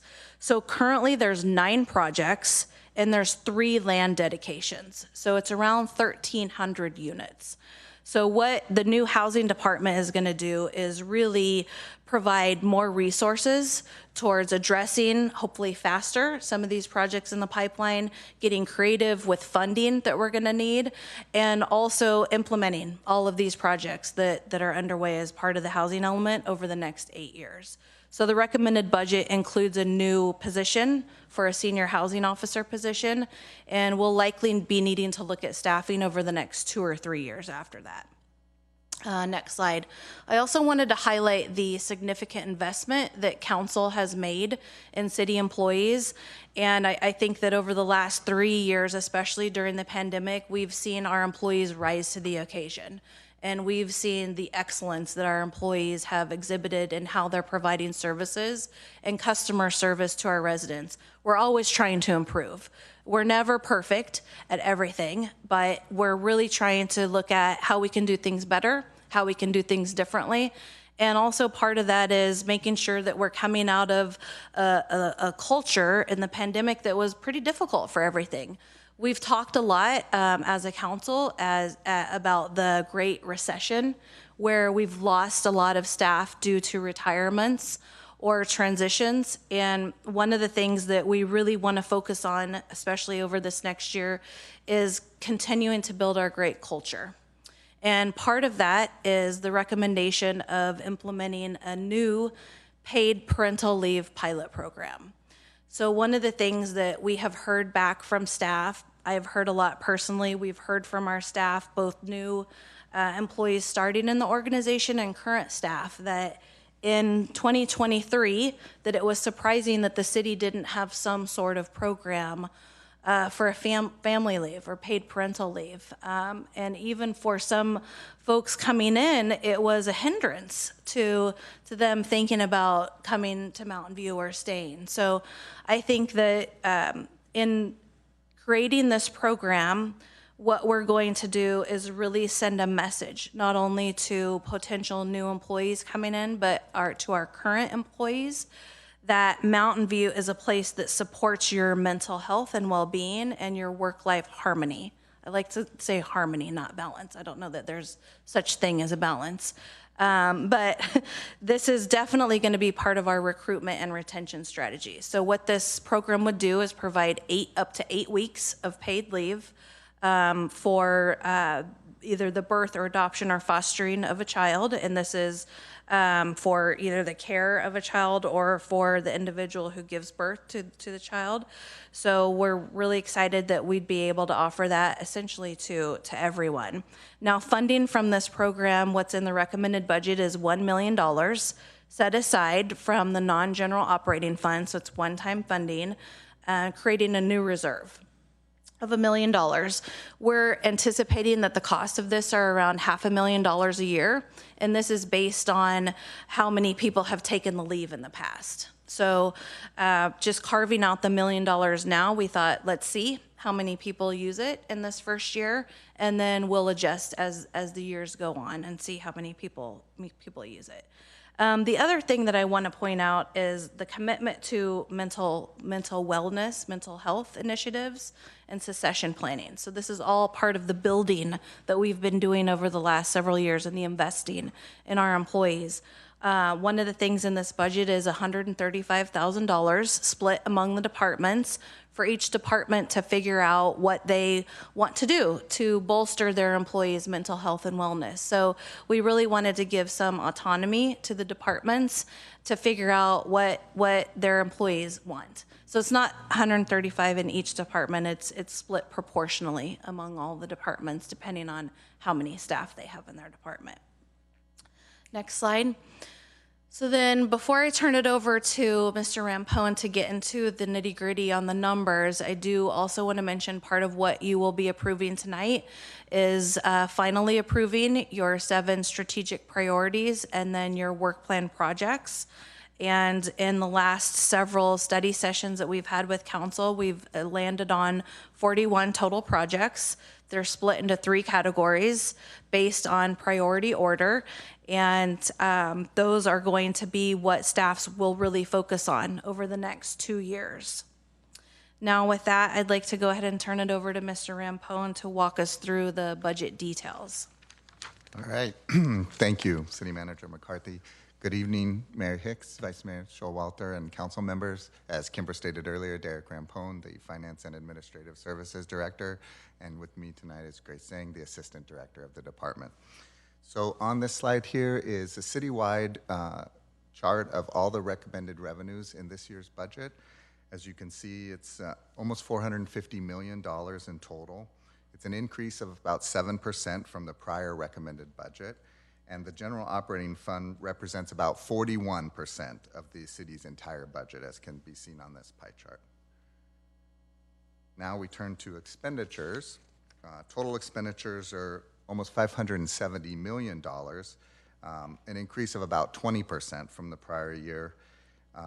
As you may have noticed, expenditures are higher than revenues in certain funds, specifically enterprise funds and capital project funds and special revenue funds, as some expenditures, such as capital expenditures, are funded from existing balances that have accumulated for specific purposes. Now we turn to our focus to the general operating fund. Here you can see in the column that's bold, our recommended budget for 23-24, as well as 4 years into the future. The general operating fund, as you know, is the single largest city fund and provides funding for the core services of the city: police, fire, parks, recreation, library, some planning and public works are in there, sustainability, and most city administration functions.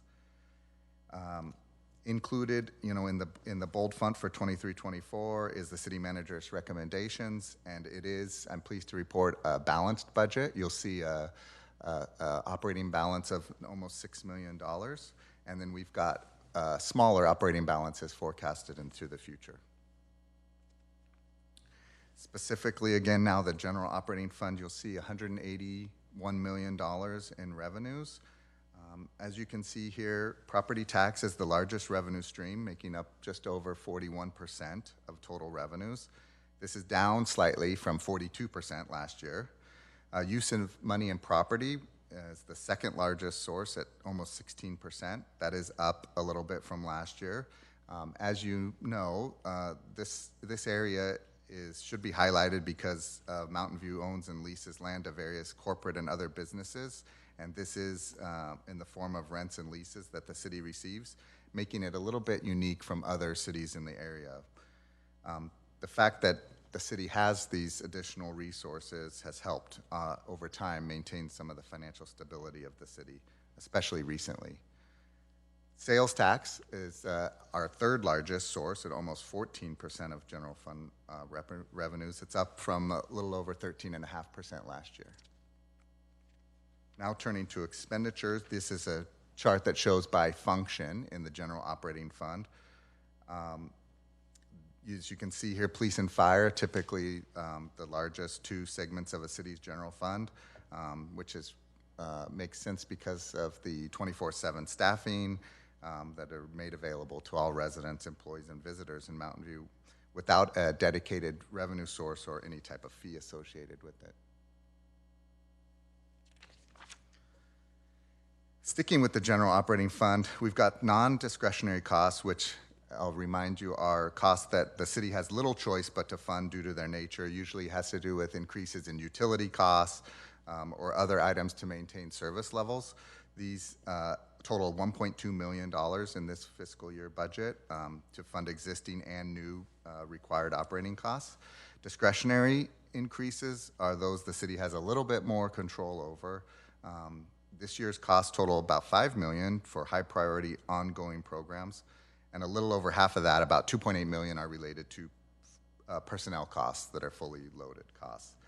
And then finally, the limited period funding of about $7 million is for new limited period terms. These are one-time items included in the budget, and about $1.1 million of this is dedicated or related to personnel. And a complete listing of the details of all these costs can be found on page 7-7 of the recommended budget. Turning away from the general fund, there's a couple other major funds we'd like to draw your attention to. The Development Services Fund, projected to have operating revenues of $14.4 million, slightly up from the prior budget, and with expenditures exceeding revenues by a little over $3 million at $17.6 million. And we had budgeted $19.3 million in the current fiscal year, so expenditures are actually slightly down. The next fund is the Shoreline Golf and Michaels at Shoreline, projected to have $4.9 million in revenue. It's up from $4.4 million that was budgeted this year, and expenditures are expected to be $4.5 million, which are up slightly from $4 million this year. Since there is an expected operating balance projected, we do anticipate that $150,000 will be transferred to the general operating fund. And one of the other major funds, the Shoreline Regional Park Community Fund, showing revenues of about 68.2 million and operating expenditures of 38 million for this next fiscal year. On this slide is just a summary of the capital projects that are recommended to be funded for 23-24. There's 27 non-discretionary, 17 discretionary projects, and 36 amendments to existing projects. Council will be requested to adopt the CIP on June 27th. As part of the 23-24 recommended budget, I'm pleased to show this slide here where we have recommended $14.5 million to in funding for various reserves that can be seen on this slide.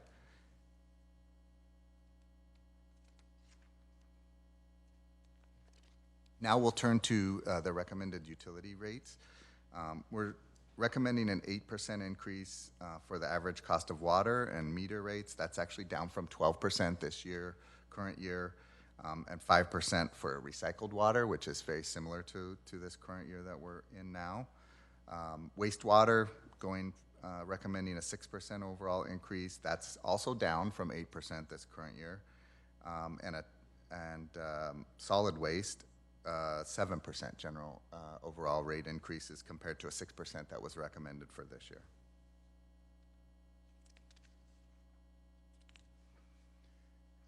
Next steps, so on June 27th, staff will bring back the recommended budget and CIP for adoption. That night's meeting will also include approval of the increased utility rates and the GAN appropriations limit. And then on this slide, here are the recommendations as part of our budget, 23-24 recommended budget. Thank you. Thank you. So this item includes recommended approval of the fiscal year 23 through 25 council work plan, Project A3, explore implementing a temporary downtown office cap on new development, and Project B27, develop comprehensive updates to the downtown precise plan. Included in the work plan, requiring council members to recuse themselves from participation in these projects due to conflict of interest. We'll consider this recommendation first. So could council members with conflicts of interest related to the proposed downtown office cap and downtown precise plan project updates please make your recusal statements now? Thank you, Mayor. I am recusing myself from discussion of projects A3, explore implementing a temporary downtown office cap on new development, and B27, develop comprehensive updates to the downtown precise plan because my residence is located in close proximity to the project area. And I am also recusing myself from discussion of projects A3, explore implementing a temporary downtown office cap on new development, and B27, develop comprehensive updates to the downtown precise plan because my residence is located in close proximity to the project area. So, Vice Mayor Showalter, you can take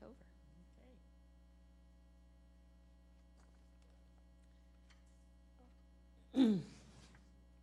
All right. Does any member of the council have questions on inclusion of the projects A3 and B27 in the council work plan?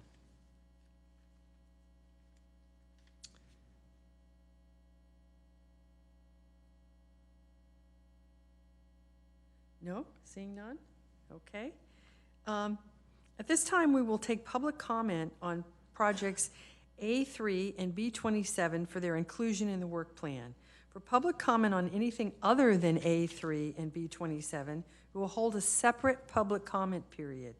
Would any member of the public joining us virtually or in person like to provide comment on the inclusion of Project A3, explore implementing a temporary downtown office cap, or Project B27, develop comprehensive updates to the downtown precise plan in the council work plan? If you would like to make a comment, please click the raise hand button in Zoom or submit a blue speaker card to the city clerk. We'll take in-person speakers first. Are there any? No, there aren't any. And I don't see any speakers online either. So do we need to have a... Okay, so thank you. I will will now bring the item back to the for council questions and deliberation on the inclusion of projects A3 and B27 in the council work plan for fiscal years 2023 to 25, or the council may simply choose to include the projects by straw poll. So do we have anybody want to talk about this? Okay, I think we've talked a lot today. All right, so let's have a straw poll. Everyone who agrees that these should be included, please raise your hand. All right, so that's unanimous. And so I think we can invite Mayor Hicks and Councilmember Abekoga to return to the chambers and move on with the rest of the deliberation.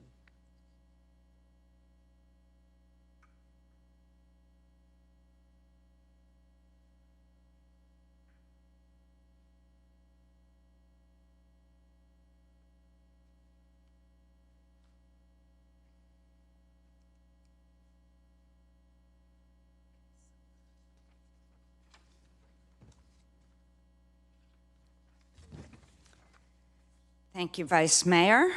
The council will now convene a public hearing accepting public comment and provide input to staff on the fiscal year 23-24 recommended budget and consider the remaining recommendations. Does any member of the council have questions?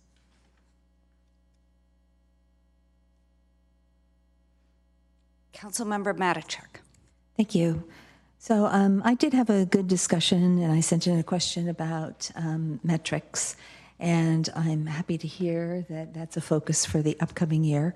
But I was wondering if there were any other things staff was thinking about in terms of changes to the format or the content of the budget report. I'm not quite sure who to ask. Thank you, Councilmember Matichak. I'll go first and ask our Finance and Administrative Services Director to chime in if I'm missing anything. So yes, just to confirm, the performance measures and metrics, which frankly they're mostly all just metrics, workload metrics, are going to be going through an overhaul process this next fiscal year. And all of the department heads are aware of this. And it's really something that we know that we really want to be more meaningful and thoughtful in our performance measures and what we're measuring, and really think about the outcomes of the projects that we're working on. Because right now we're really just measuring the output, counting the things that we're doing. So that's going to be a process that we will embark on over the course of this next year. And then to the other part of your question, I think that we have opportunities to give more information in the book. I've heard feedback from several of you on various parts of the budget book that could have improvement in how the information is displayed, how the information is shown. For example, showing in the miscellaneous section, we talk about the increases, or the discretionary or the non-discretionary increases. Saying what the amount is now and then what the increase is. So just giving a little more context to the numbers, which will be more helpful to the public and to council so that you can make informed decisions. And then I would ask for your feedback too, if there are parts of the budget book that you think would be improved in certain ways. Absolutely open to whatever sort of feedback that you might think would be more helpful in decision making or more helpful for the public. But I do think it's a really big document, and every year I've talked to staff about what might we want to do that can make it a little more efficient or effective. Now, having said that, we have won the Budgetary Award of Excellence for many decades because of our budget and our budget document providing so much transparent information. But I do think we have an opportunity to present it in a better way that people might be able to understand it in certain sections better. So that's something that we're going to be taking a look at with staff over this next fiscal year as well. Did you want that feedback tonight, or is that at any time? I will defer to you. We can take it tonight, or you can discuss it with me. Yeah. Okay, thank you. That's it for me. So not tonight, is that? Okay, so Councilmember Abe-Koga. Thank you, Mayor. I just had a couple of questions. It's slide 9, investing in our city employees, which I very much appreciate the recommendations and doing. I think after coming out of the pandemic, this is very much needed. So I'm very excited about the paid parental leave pilot program. I was just thinking, I don't know if I heard it correctly, but you have an estimated cost based on what leave has been. And I was just wondering if more people would be more likely to use it if it's paid. So is there a cushion in this amount for that? So thank you, Councilmember Abe-Koga. So that is exactly why we recommended 1 million to start the reserve, for that exact reason. We thought that employees may use it more, and we did include that bar chart in the budget transmittal letter, and it's been pretty consistent over the last 5 years with the number of folks either taking leave because they're supporting their partner or they've given birth. So we'll see. This is a pilot program, so we really want to learn about who might use it, what the cost might be, and then we would come back to council probably at the mid-year budget update, or certainly next fiscal year, with the results of what's happened in the first year. But yes, that is exactly why we planned for $1 million, just as a cushion. Okay, great, thank you. And then the second item, very important, mental wellness initiatives, and I appreciate the funding across departments. I've heard in particular, and this is separate, I believe, the interest or the need for more counseling or therapy services. I believe is it EAP that provides that to our employees, and I believe that the number of sessions has been increased. But I've had some conversations with our employees, and especially, frankly, our first responders, given the nature of their jobs. I've heard need more, and I completely understand with my own family's experience. You can't resolve all your issues in 4 sessions or even 8 sessions. Sometimes it can take years, and I just, feel very strongly that I would like for us to be able to support our employees who need it as much as possible. So I don't know enough about this. I know I had conversations with you, the city manager. It sounds like it's a insurance issue, what our insurance covers, and maybe it's part of meet and confer. But I just want to express my interest in finding a way for us to be able to provide more of that counseling and therapy services that our employees are seeking. So if staff could bring something back, or I guess even just like the process of enhancing that, I would appreciate that. Thank you, Councilmember. So yes, to confirm, right now the EAP program provides 10 counseling sessions, and we can certainly look at what an increase would be, and supporting the mental health and well-being of our employees is paramount now, particularly coming out of the pandemic. And I believe that this is something that we can work with human resources on and bring something back to council, whether it's during negotiations or otherwise. Certainly we will make that a priority. Great, thank you.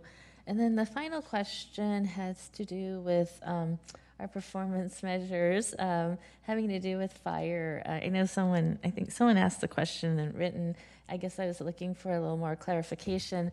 Numbers are great on the whole, but there was one glaring statistic here that under suppression, the travel time of 4 minutes for first due unit, we dropped to 42 and then 36%. And there's an asterisk, and it looks like it had to do with, and I guess I'm looking for clarification, there's the issue of traffic. but I was also hoping for more clarification on the model of using Engine 54 citywide and how that affects this stat. And then I tried to find the Citygate Associates report, but couldn't find it. So I'm hoping like maybe staff could send that to us later. But, oh, Fire Chief, yes, could you explain that statistic? Good evening, Honorable Mayor Hicks and council members. Juan Diaz, Fire Chief. Councilmember Margaret Abacoba, Engine 54 is our training engine. So on any given day, that engine is out of service, providing training to the rest of the companies. Our training division has a captain assigned and a battalion chief. But when it comes to doing hands-on training and evaluation, Engine 54 is the company that gets utilized. When Engine 54 is out of service performing training, other companies have to fill in when calls are generated in 54's district. So that takes one company out of the system. And as a result of that, the consultant attributed our delay in responses when we have multiple calls happening in the city. So is there then a need for a more permanent engine company, another one? How are we going to increase that? I appreciate the question. We're constantly evaluating the fire department response times and how we can improve. Our staff is working with the city manager's office, exploring options that for future years and how the fire department may be able to improve our response times. Okay, so stay tuned is what Correct. we should be doing. Okay, great. Thank you. Thank you. And Councilmember Abacoga, I'll also note that LAFCO is currently working on the report of all of the fire departments and special districts in the county. And right now, the preliminary draft looks like we are actually the second fastest response time in the county.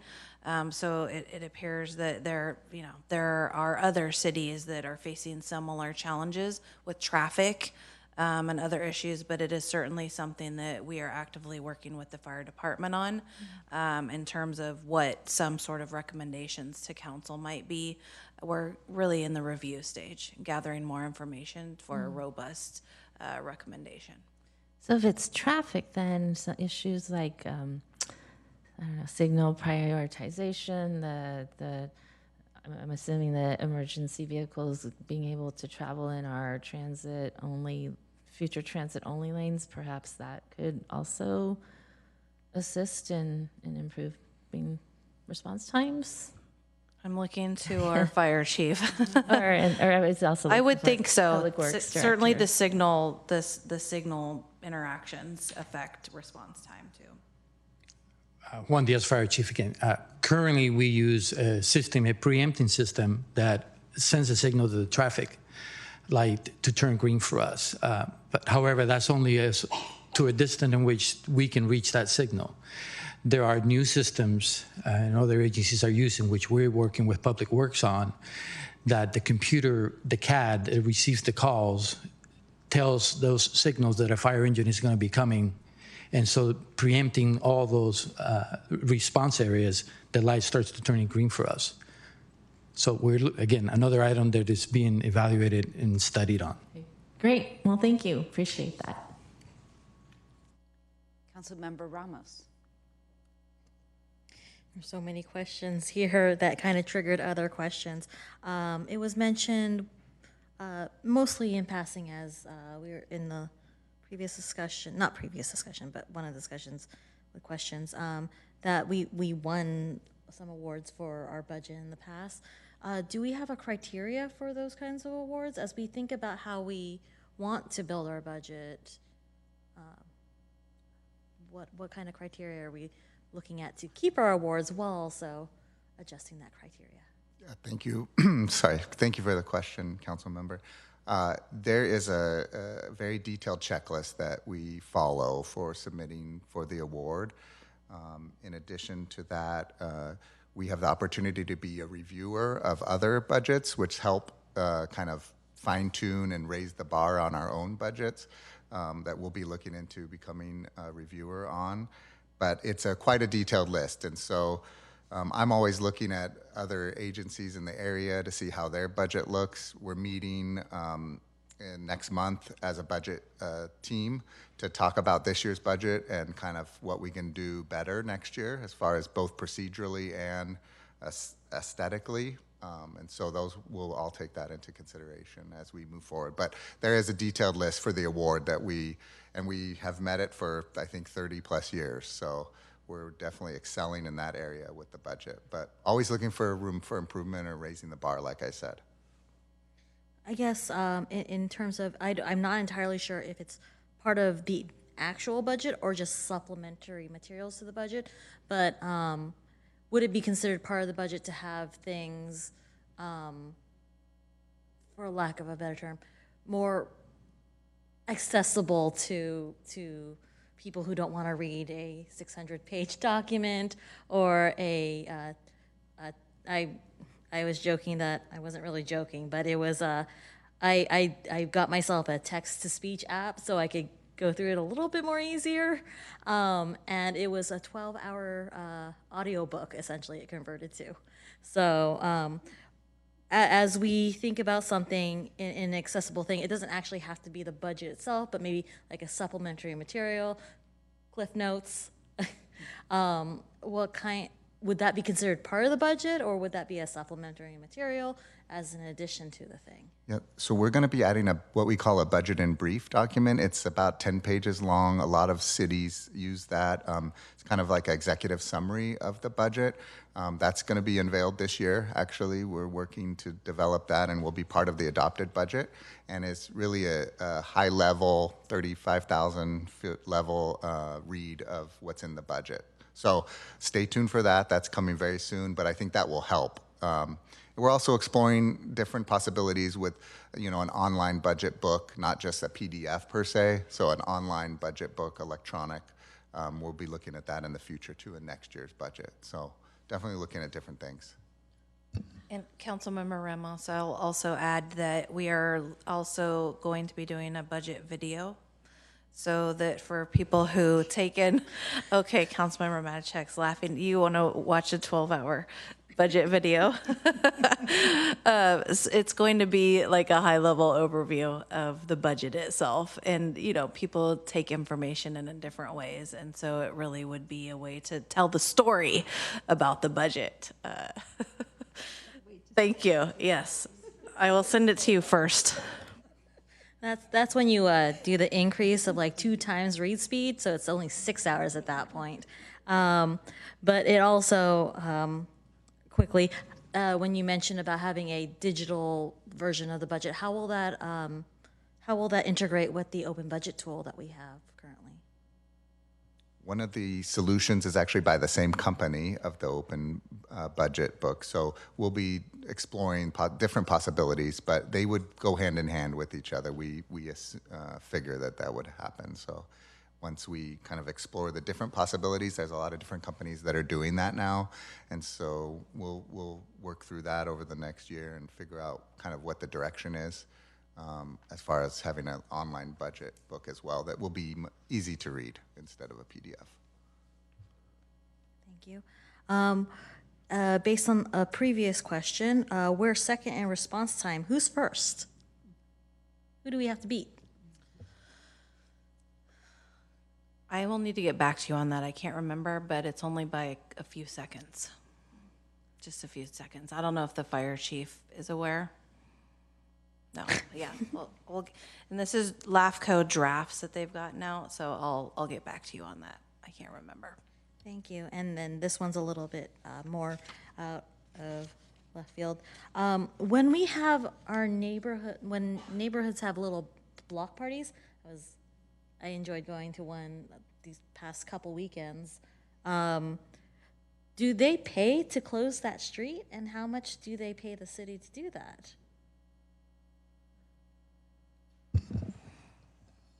I might need to ask our Assistant Community Development Director, Wayne Chen, to assist. I'm not quite sure if I don't believe that they pay us. I believe it's some sort of permits and permission for the block parties, but I'd ask Mr. Chen to assist. Thank you, City Manager McCarthy, and thanks, Councilmember, for the question. I believe you are referencing like block parties, and so in a block party, there is a block party permit. There's no cost associated with that. A neighborhood group or association can just go online, download the application, and fill it out. That's all my questions. Thank you. Councilmember Ramirez. Thank you, Mayor. And my appreciation, again, to staff for responding to the significant number of questions that were submitted in advance. These were very helpful, and I appreciated the thoughtful questions and the robust responses provided. I did have a couple of clarifying questions, though.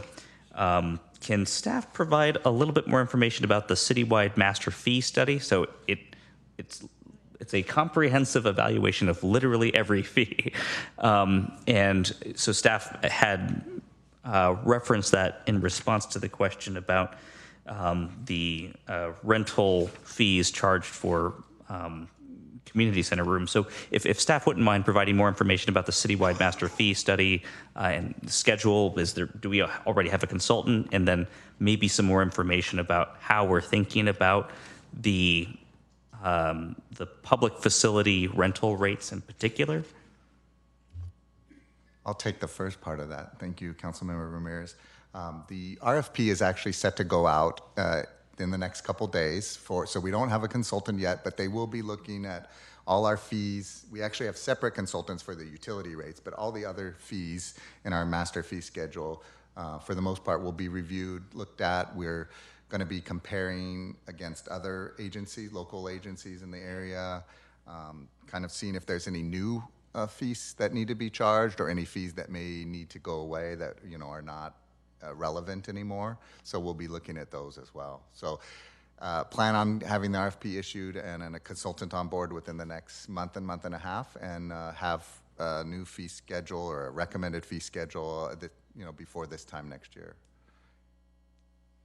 And I'll pass it on. Good evening, John Marchant, Community Services Director, and thank you for the question, Councilmember Ramirez. So based on the question asked through council questions, and the response is working through the fee study to look at what modifications may be made. And it's this for the larger group. This has to do with some of our community groups looking for use of the community center. There was also a previous request regarding the barbecue areas as well. And so being able to look at what our existing fees are, working with the consultant, how can we modify those to maybe provide additional benefit to community groups, nonprofits.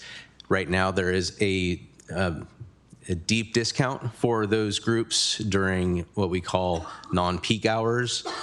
So some rooms at the community center are available for $5, $10 during those times. And then for those peak hours, there's still a discount, but at a higher level. So we can look at those fees through this study. And if council has any specific direction to staff leading up to that, we can accept that and move forward with the consultant. So does that, a couple of questions about that. So does that imply that there will be a study session where the council will provide policy direction on, because when I think of a fee study, I think the intent really is cost recovery, right? So maximizing fees. But there's a policy discussion about, do we want to subsidize the rates for the benefit of the community? So will there be a study session where we will talk about that? Thank you, Councilmember Ramirez. Absolutely, yes. So the consultant will do all the work. They're gonna look at what we have now, and actually a lot of these fees are pretty old. They may be updated incrementally over the years, but some haven't really been looked at for 20 years or more.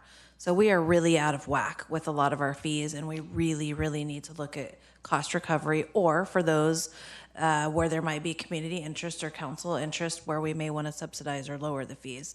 The intention is to finish the fee study hopefully by the end of the calendar year. And then this would be part of the budget process, but we would absolutely have a separate item to come to council for you all to give feedback and input on the master fee schedule itself.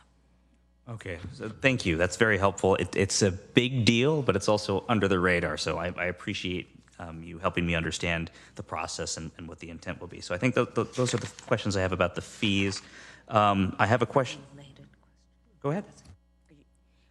So this is my only question, and it's related to Councilmember Ramirez's question, so I'll just tag along with his.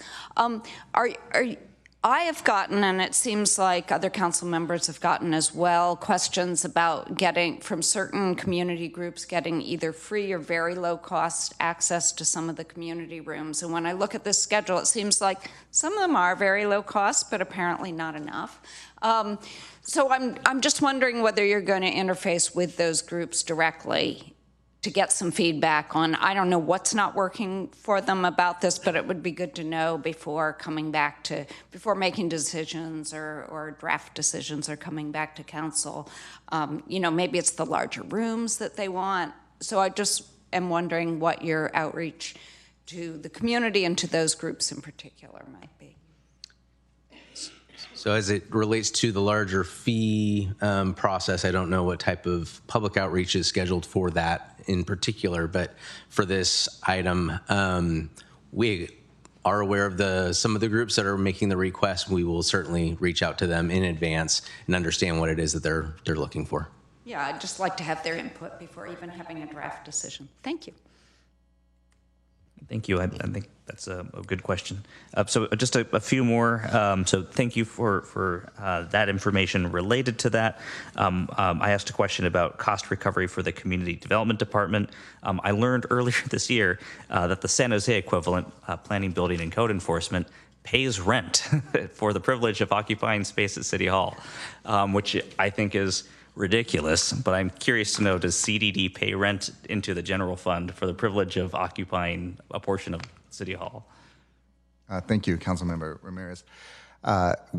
We need to investigate that a little bit more from the City of Mountain View's perspective. We do not think that rent is included. I've never, in my career, have not heard of rent being charged by a department like that, or to a department like that. And so we are going to be looking at our overhead cost allocation rates, and so we'll make sure that that is or is not included in that calculation when we take a look at it in the next couple months. We have set out to do that as part of this process. So thank you, that's helpful. And I'm not saying that we should. Yeah, no, I think it's ridiculous, but it made me think more deeply about cost recovery and what the implications are for a 100% cost recovery model.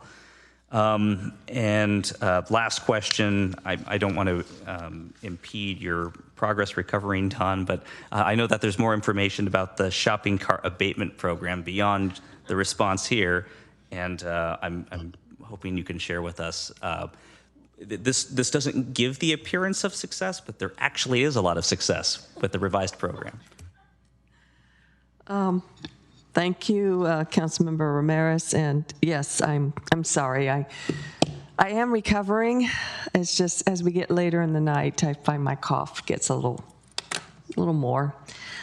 If you just give me a moment, I had sent an email, and I'll pull it up so I can give the same data that I provided in the email. So what we're going with the shopping cart abatement program and started earlier this year is we went from a program where we were sending out staff and literally collecting shopping carts that were abandoned in the right-of-way, and our staff was returning them very kindly to the grocery stores and so on, no cost.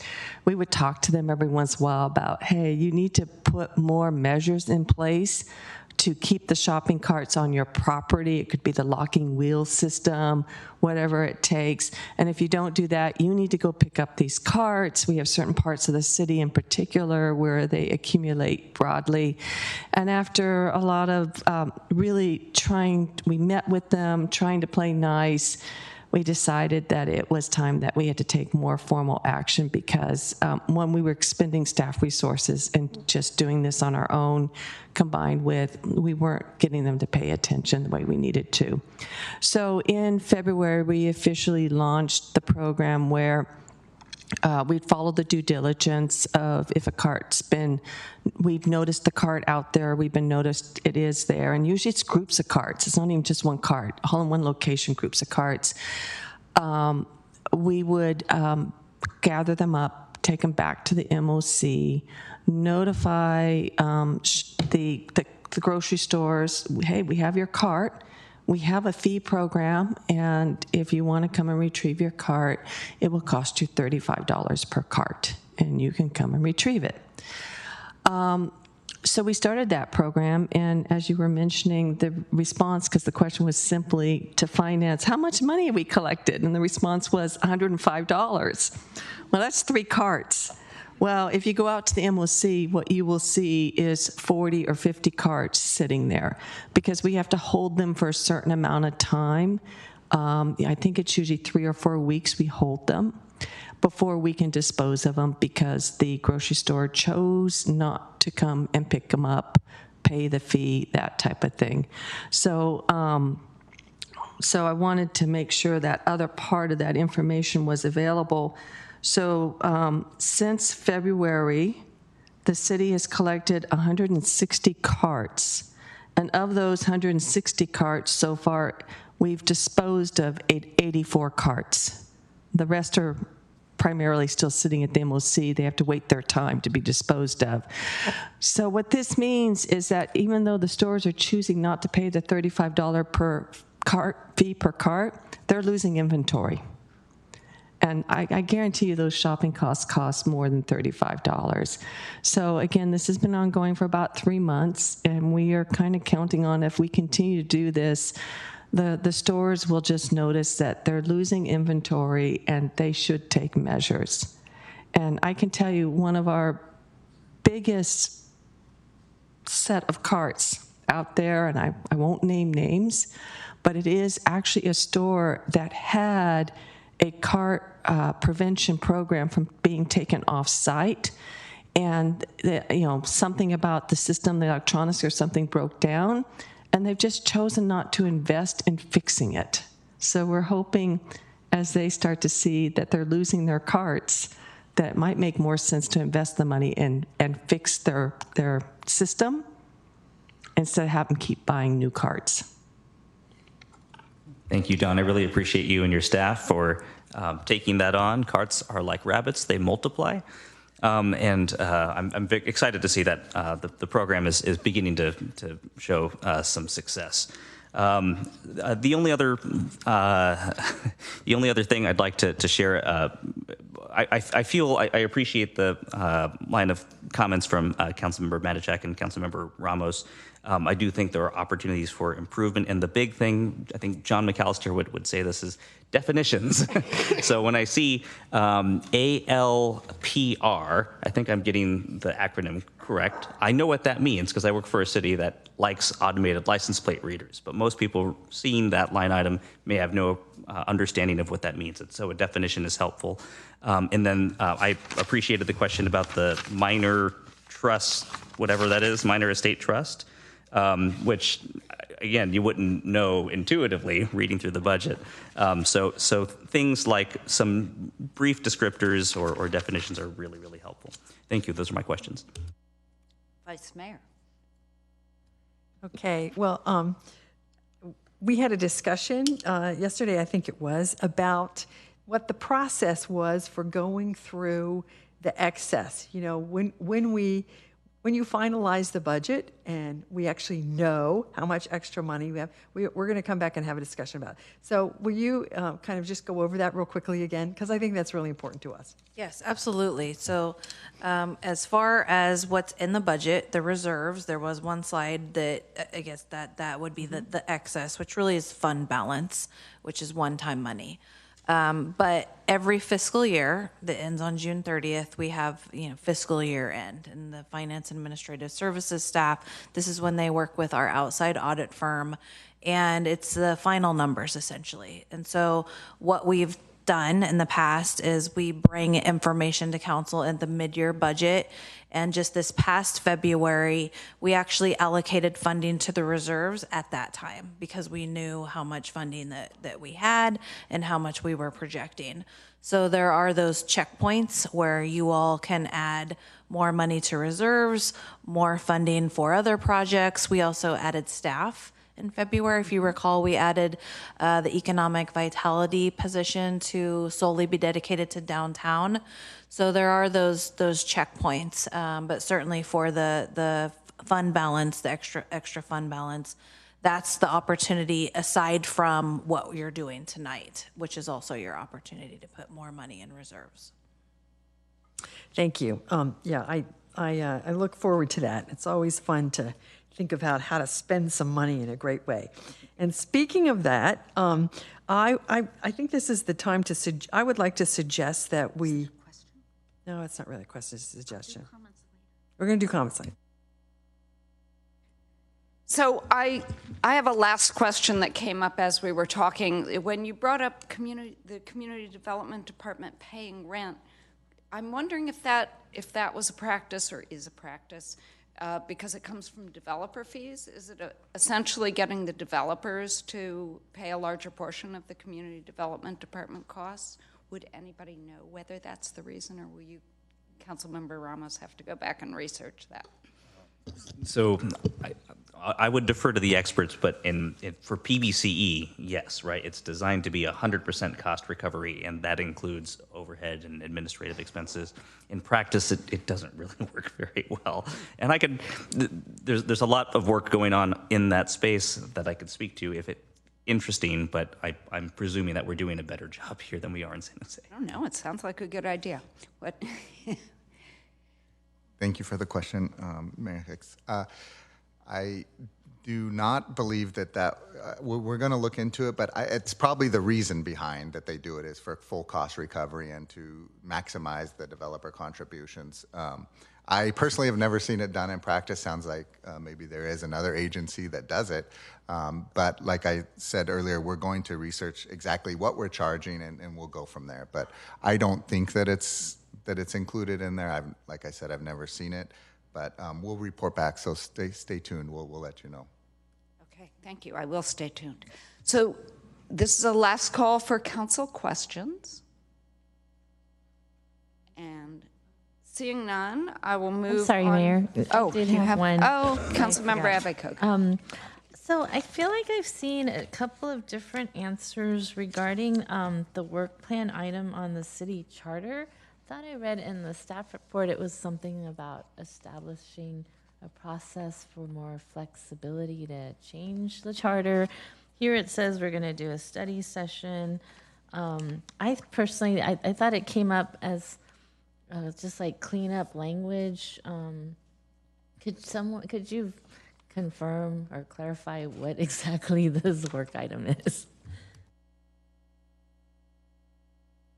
Thank you, Councilmember Abbé-Koga. So it is our understanding, and we would seek any different directions tonight if you have it, but it's our understanding that the intent of this item is for simple cleanup amendments, which would be limited to things like cleaning up language, pronouns, just as an example, low-hanging fruit, and if there were any more substantive cleanup items or any policy decisions that council would want to make, then we would need to seek council direction of that, likely in a separate study session. So we have to determine what sort of cleanup is involved now, and if it's really simple cleanup, it's likely possible for the 2024 ballot.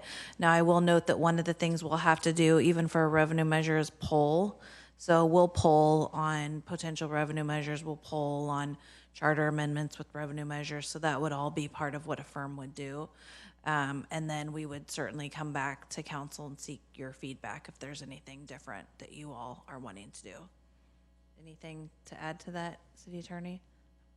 So will the city attorney, will you come to us with your suggested language cleanup items? Because I personally don't plan to look through the charter to find that myself. All right, I don't know if anyone here is planning to do that, but I would expect that to come from you, not. Yes, the plan is for the city attorney's office to, go through the city charter, work with the city manager, work with the city clerk, and then any other department heads needed, identify some, pretty straightforward cleanup, and then come to council with recommendations of what we think can be accomplished by 2024.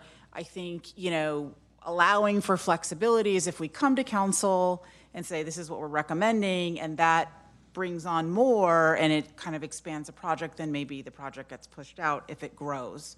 But assuming, you accept what we recommend, then we would, proceed with that smaller cleanup process. And then is the plan to poll for both? And I asked that because, frankly, it's probably more comment, but the revenue measure is priority for me, at least. And I even question whether putting 2 items on the ballot would affect the success of that. So will we poll for both items so we can determine whether to even put both on in 24 or to hold off on the charter amendment items till later? So yes, we would need to poll for both items, and that would be pretty typical. You would poll on them individually, you'd poll on them together, and if it's innocuous cleanup items, then hopefully, that wouldn't be too big of a hurdle, but certainly, the folks who take the polls will let us know, and that's when we'll know if it should run on its own or if it's okay to run together. And that would be feedback we would also bring to council. All right, great, thank you. Councilmember Ramos. Sorry, I had to go back because more questions triggering from questions.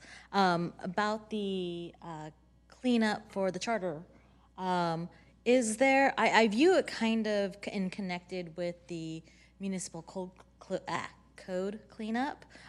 Do you have a recommendation if they should be in tandem? Should one go before the other? How would that work? Or what would be best or easy? So the charter definitely needs to go first because it's a ballot measure. Muni code cleanup is something that this council can do, and it is much, much more comprehensive and more involved. So we will prioritize charter because it needs to get on a ballot. And so whether that, the goal is, if it can work, 2024, but if it turns out that it's problematic or it butts heads with the revenue measure, then 2026, but we will prioritize charter over Muni Code and pick up Muni Code after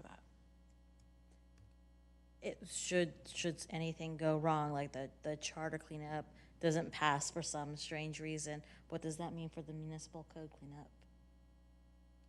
It wouldn't change. We're going to start working on and looking at the municipal code cleanup. It's just a much, much bigger project. So if the charter doesn't pass, we will continue to work on the Muni Code, and then the council will have to decide what it wants to do with the charter, whether it wants to look at it again, or we drop that for now and do only the Muni Code. I think we just kind of have to see that the Muni Code isn't going to go away. It's just a bigger project and will take more time to bring to fruition and complete. So it will be worked on. We'll be looking at both this summer, but we're just going to prioritize charter this summer because of the ballot measure requirement. Thank you, that's all I have. Okay, now we're having a last call for council questions before public commentary. And seeing none, would any member of the public joining us virtually or in person like to provide comments on this item? City Clerk, do we have any in-person people? So I see one virtual hand, and so Tim McKenzie, you can give your comment. Did you want, what time? A minute and a half.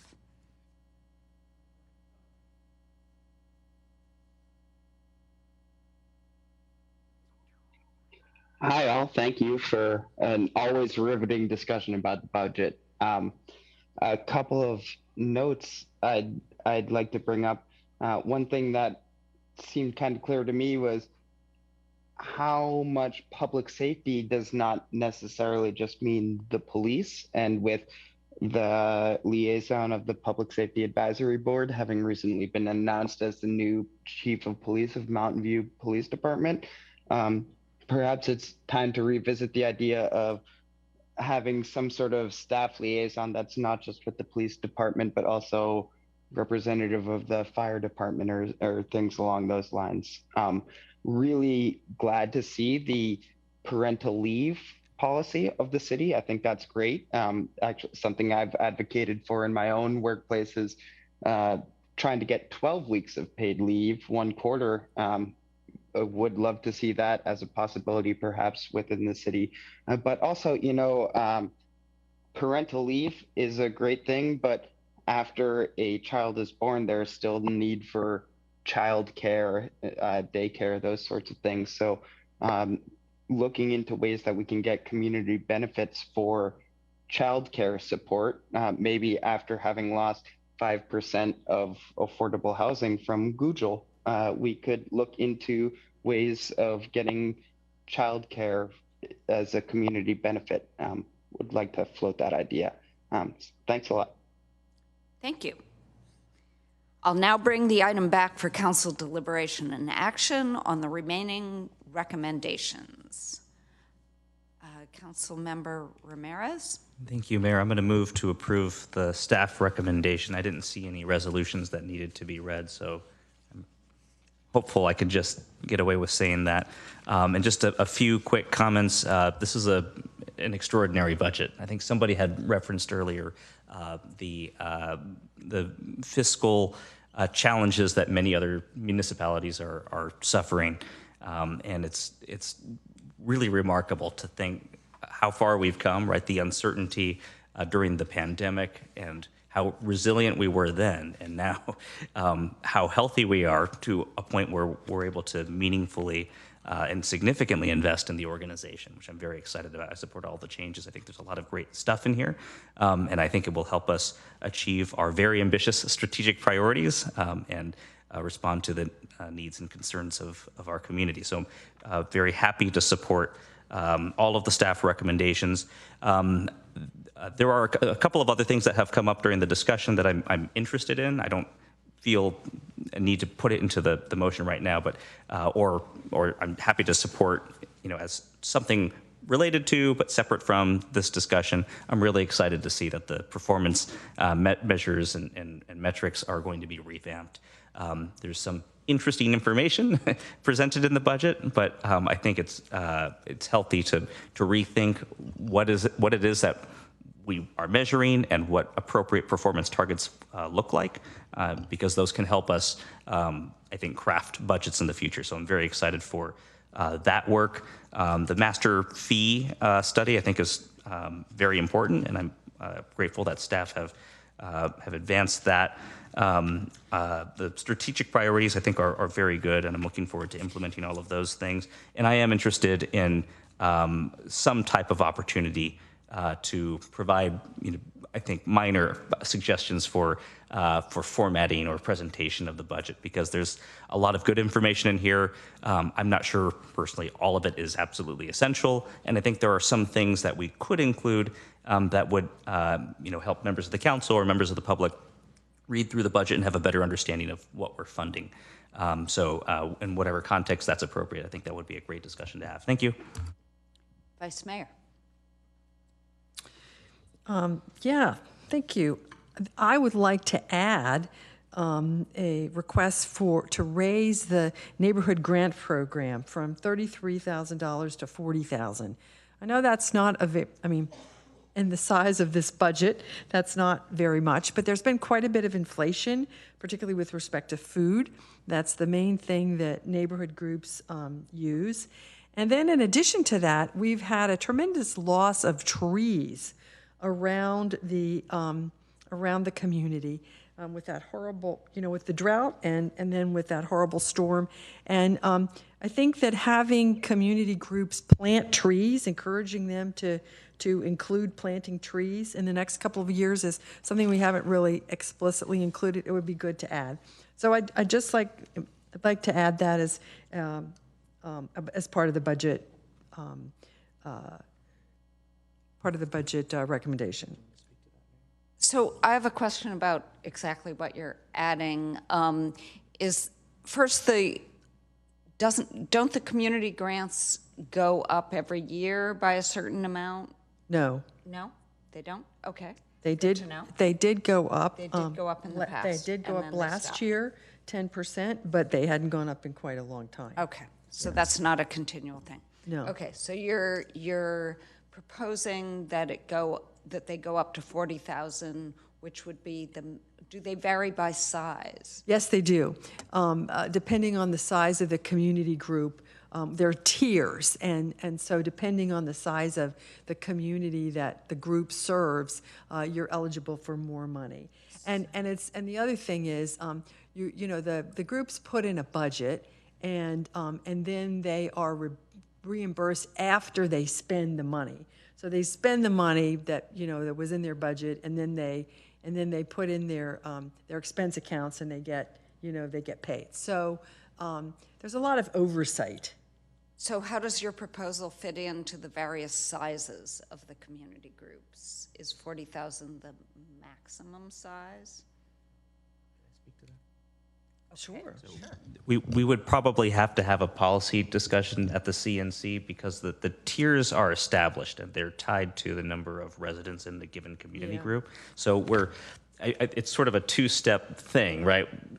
Increasing the bucket that's available is good, but we would probably have to have a separate discussion about the tiers and potentially expanding the amount of money that a given neighborhood group would be eligible for. And Mr. Shen, do you have a comment as well?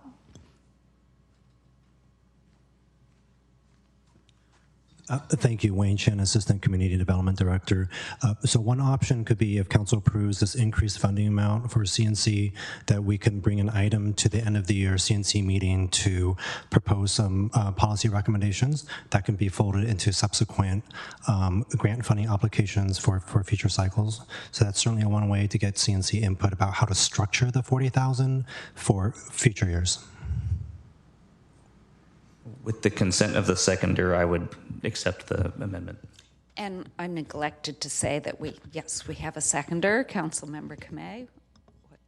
Sure, thanks, Mayor. Well, I guess my question would be, where would we get the additional funding? And I just haven't heard that question to staff. Is this like something that we're able to meet? Thank you, Councilmember Kamei. Yes, we could accommodate the request. Okay, perfect. Yes, I always want to make sure I know who's paying the bill before I say yes to the amount. And may I ask, is it 40,000 or 45, the request? 40. Okay. Okay. Yeah. I mean, I think that, well, should I save my comment for later? I just feel like perhaps it's also looking at the CNC budget to have a nominal increase each year, kind of like we have a, COLA. So that would be my recommendation. Since we're seeing a 10% increase this year, a part of me would rather say, okay, let's do the 10% increase and then each year do an incremental increase. But I am not on CNC. So, but that would be my preference because I think that the costs, is only going to go up. So I don't know how you would feel, Vice Mayor. I think that would be a good thing to discuss in the policy discussion. Yeah, so I don't know. I don't know if you want to move from the 33 to the 40 this year and then at a later point have that, or just keep the 10% increase with the idea that we'll talk about it at a later point. I don't know. Or look to staff on how we can best implement. I had a discussion with staff today, and that was a suggestion they came up with, so I thought it seemed reasonable to jump to the 40 at this point. But you're right. I mean, the fact that it does seem like it's the kind of thing that maybe we should index over time. So am I hearing a 40,000 for now, Yeah. that it will end, that there will be discussion of indexing and how this works with the different size community group, neighborhood groups? Okay, and should we take no, we're just you're putting it into the resolution? Okay. And then, Into the motion. a couple of other comments that really aren't related to the resolution so much, but just to the discussion we were having earlier. I really think the idea of a budget in brief is just excellent. I think we did one about 5 years ago where it was a budget summary or something. I mean, it was a 3 or 4 page document, and it was just replete with infographics, and it was just very, very easy to understand and to share with people, and it kind of caught your attention because it was colorful. And so I just say, yeah, that's a grand idea. I'm so glad you're going to be working on that. And then something that Councilmember Matichak brought up in a discussion a couple of weeks ago or months ago, I'm not sure when it was we had this discussion, was we have had a lot of problems with potholes and road quality. So if we had any extra way to put more money into the road repairs process, I think that would be a good idea. So that's my comment. Thank you. Thank you. Now, Councilmember Kamei. Great, thanks, Mayor.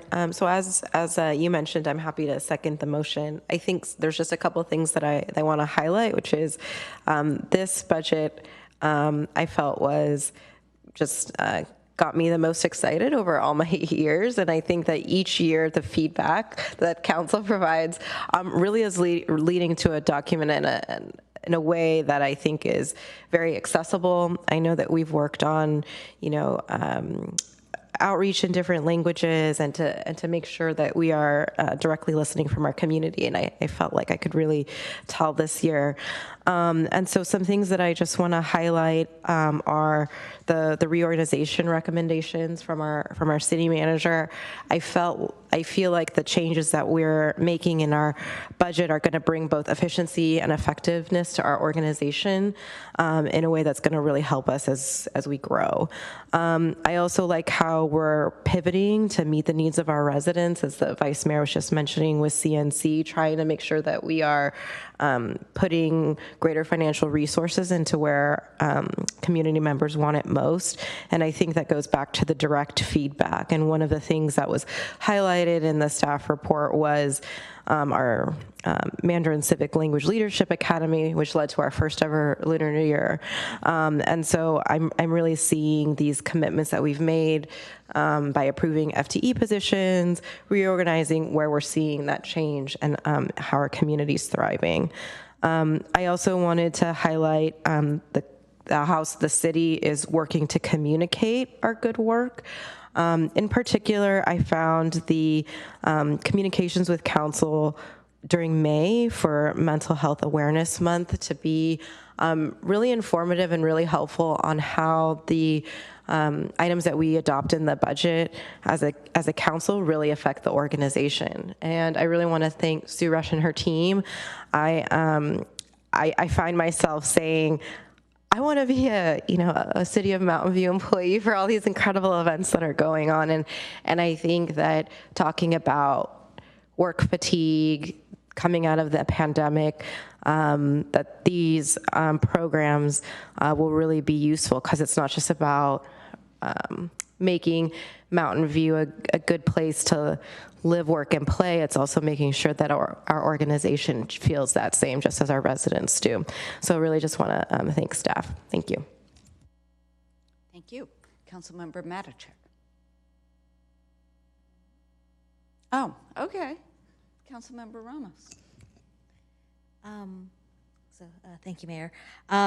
So I'm glad that the Vice Mayor brought up the increasing of the CNC Neighborhoods grant. That is something that, as we are going around in the summer season, we're going to go around and see a lot of barbecues and block parties and ice cream socials, and gain so much weight from it, and it'll be wonderful and glorious. But one of the things that we're constantly reminded of as we go through that is that they really appreciate the funding for that. They really appreciate this ability to that our city helps invest in our community to help them become better neighbors with each other.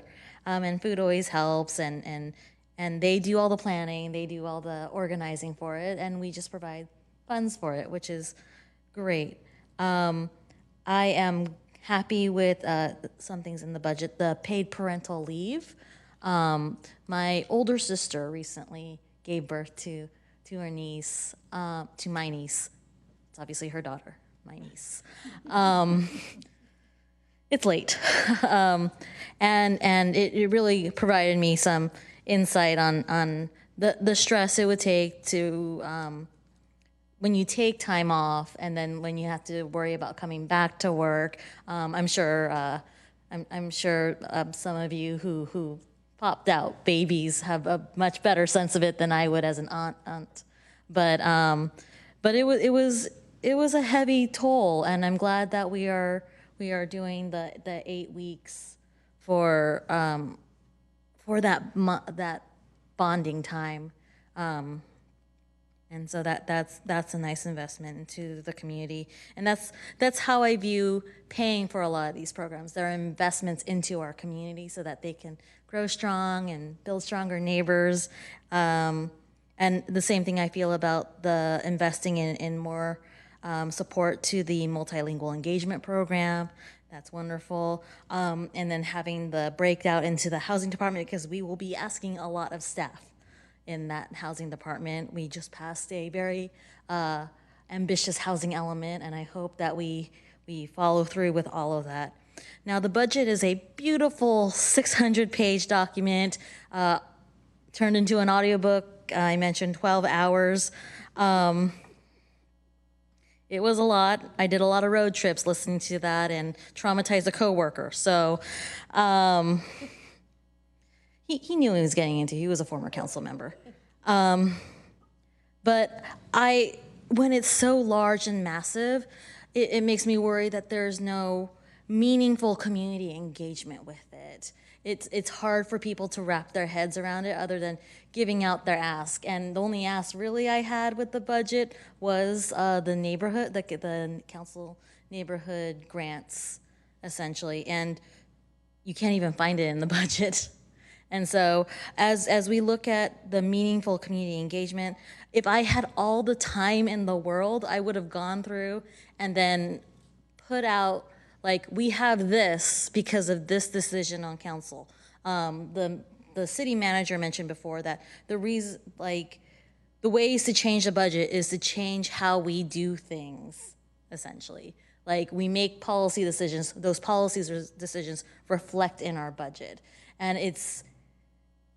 I would love to get a better sense of how that connects as we read through. In some ways it is, in other ways it's not.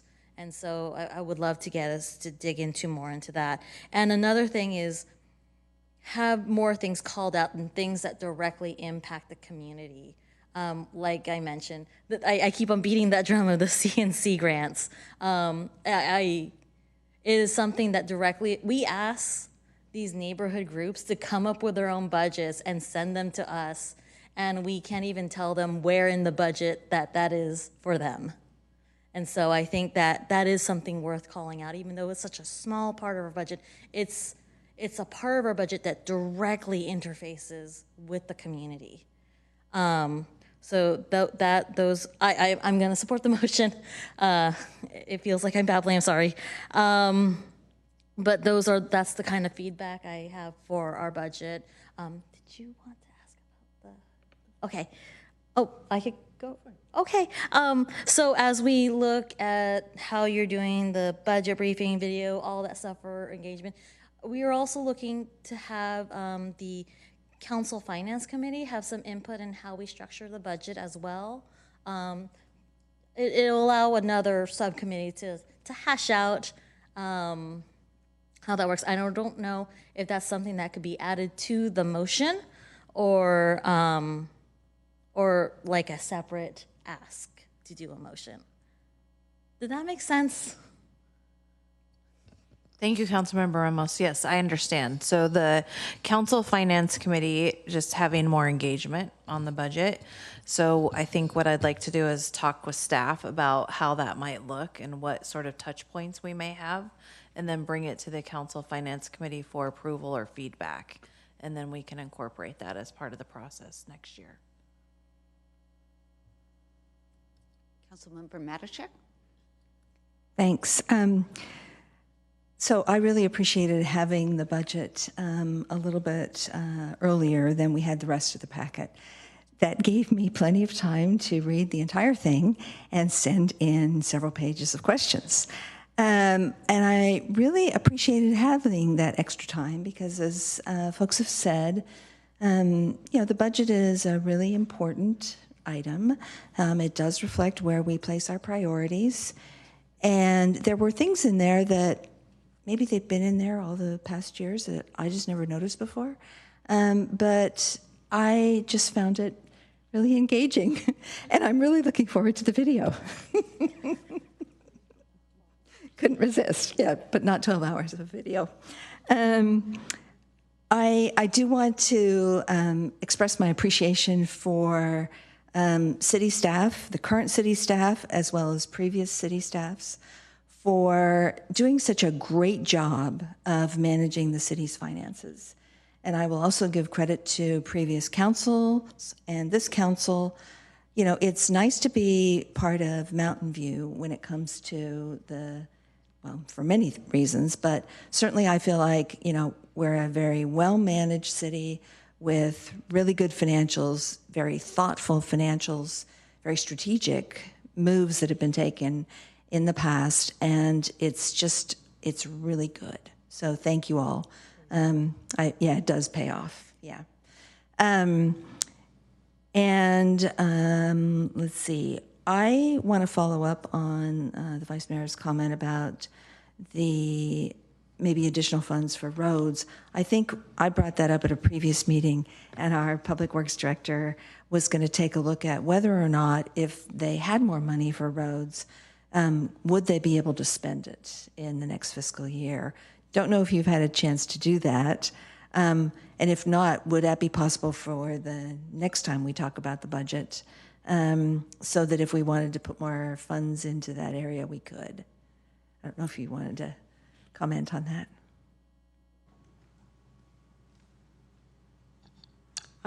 So thank you for the question, Councilmember Matichak. I'm sorry, we haven't had a chance to put that together for you yet. Again, as I mentioned previously, few things have happened. One is we've put out some road reconstruction and paving projects to bid and are awarding those construction contracts. We've got more happening. We're catching up. One of the things is we did have such a slowdown due to staffing and the pandemic and everything that we developed quite a backlog of funding from other sources that were available for pavement work, VTA Measure B program, VTA Vehicle License Fee program, the state SB1 program. Honestly, the Assistant Finance and Administrative Services Director would every once in a while contact me and say, when are you going to spend the money? So we are spending the money. And so we'll do the analysis. But right now, I believe where we're at is it's been more just getting the projects delivered. And if I would have to guess, as we finish the analysis, what we're going to see is we've got enough money in terms of our workload, in terms of how much we can do over the next couple of years. But once we use up that backlog of money, I am concerned that 3 or 4 years from now, we'll be coming forward and saying, we do not have enough money coming in to maintain our pavement at its current condition. So I really think it's a problem we're looking at 3-4 years from now, but it's a good time to start planning for it. Yes, and I want to improve the condition, not just maintain the current condition. Yes, and we'll get you those estimates that we've done in the past. They are sobering in terms of what it would take to even improve the conditions. For us, we're striving to maintain the current condition. Yeah, which in the last document, I think our PCI was 70, which is at the very bottom of good. Yeah, we're running around 72 right now, but yes. Yeah, I think there's a more recent one than I've seen. Okay. Yeah. Okay, so let's see. I think it is a good idea to, thank you, I appreciate it, increase the budgets for the neighborhood associations. I know the neighborhood association in my neighborhood, we spent more than the grant, but fortunately we won an award and had some money that we could use. But yeah, things are more expensive, and yeah, we spent a lot more than we intended to. Let's see, and I think that's it. Thank you. I think council comments are winding down, and I'll give mine.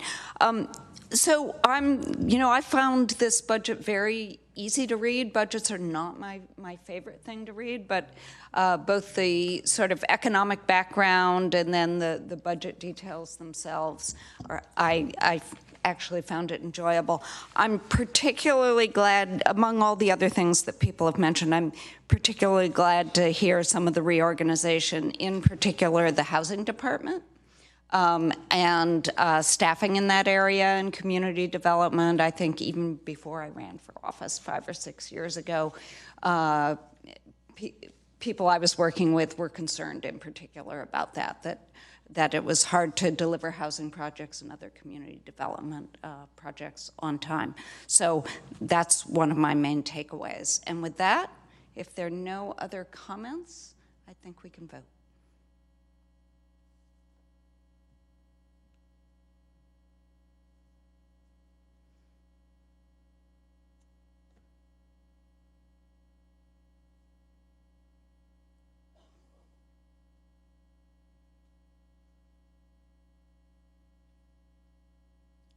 Passes unanimously. So we're at the end of our agenda. We are now on item number 7, which is council staff committee reports.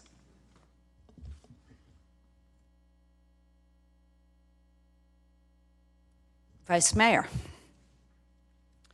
Okay, well, on June 1st, we had another neighborhood meeting, and this one wasn't as well attended as the last one, which was unfortunate, but it still was, I think it was a very good experience for the people who were there.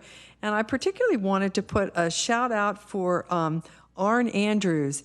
He, we kind of ran out of questions, and a couple of the staff people got up to sort of give a little commercial, and which was great. and Arn came to the microphone and started talking about how fascinating the budget was, and how really in sort of trying to inspire everybody to go home and read it. And he really didn't think anybody was going to go read it, but he did think that people might read the transmittal letter, which was, the 38-page long. So he talked to people about that and a little about how it was put together and why, why, in a sense, Mountain View was more financially stable than some other communities. So I just really wanted to put a shout out for that. And also our own Dawn Cameron, who just left, won the prize for answering the most questions.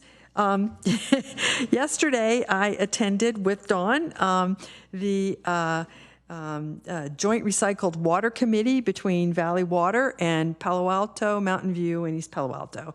And it was the first meeting we'd had in a year and a half. And it was basically informational to sort of bring everyone up to speed about the 2 recycled water plants that are in the works. One of them is the salt removal plant, which is will be located on the Palo Alto treatment plant and is designed to remove more salts from the wastewater, the treated wastewater, so that it can be blended, and we'll have a really good recycled water product. And we are going to receive a item next meeting about that.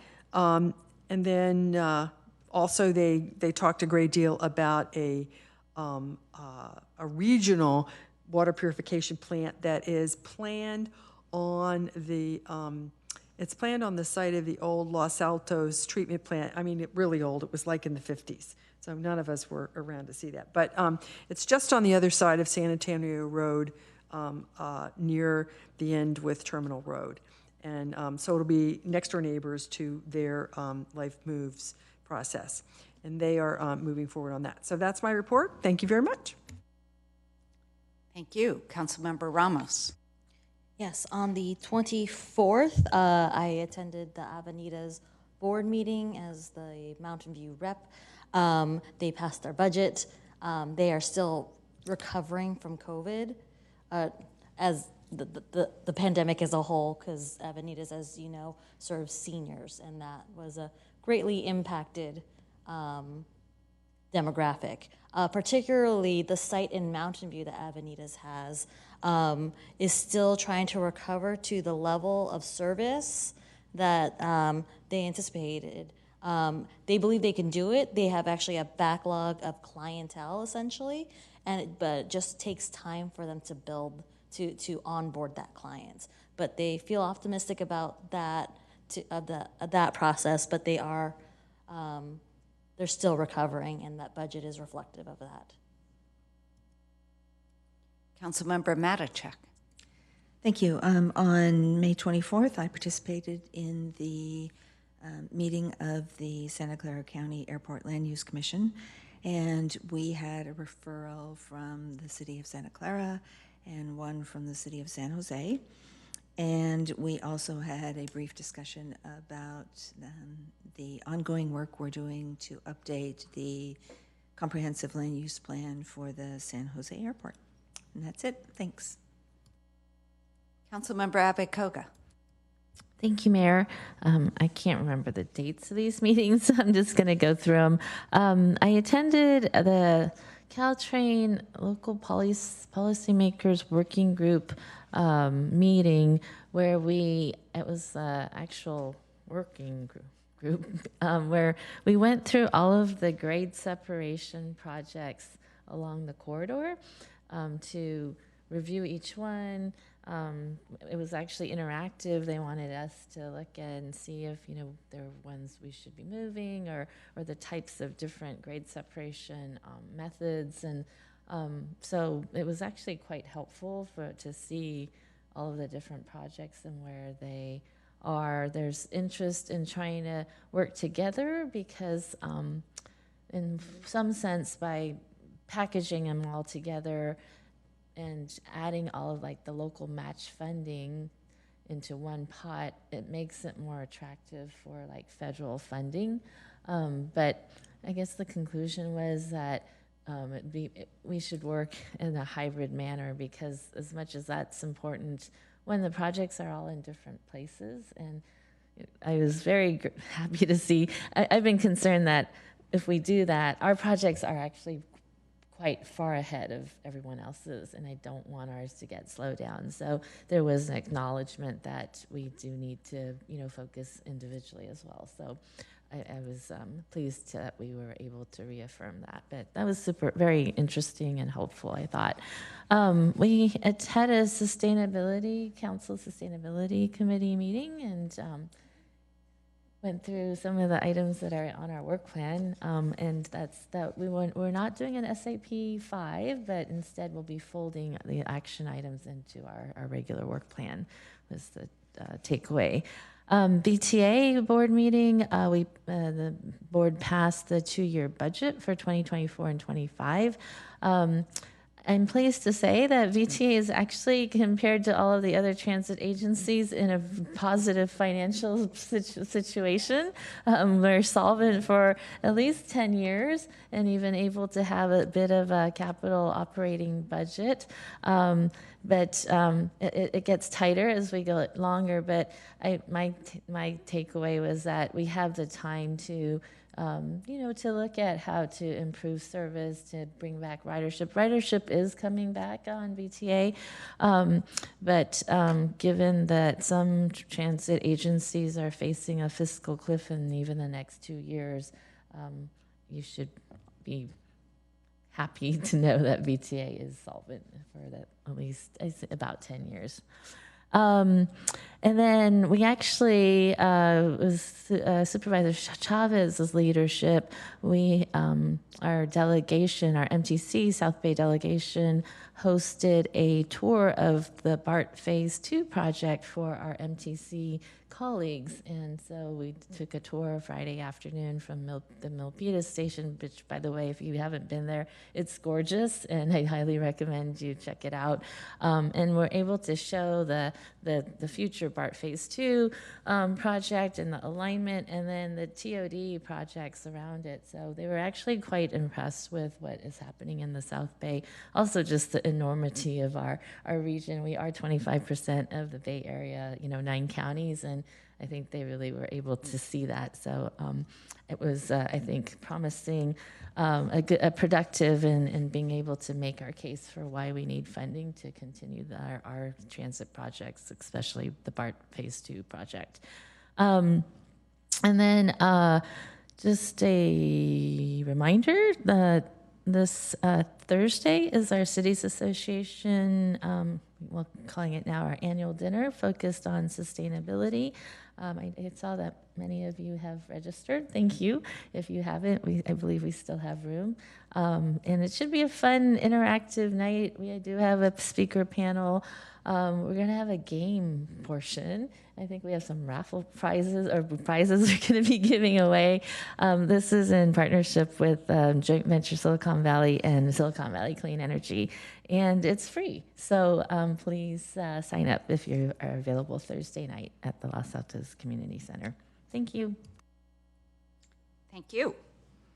Seeing no more reports back, we'll move to item number 8, the closed session report. City Attorney Logue, do you have a closed session report?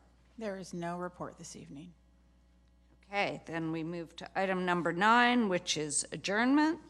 And this meeting, our next council meeting will be held on June 27th of 2023. And this meeting is adjourned at 11:48.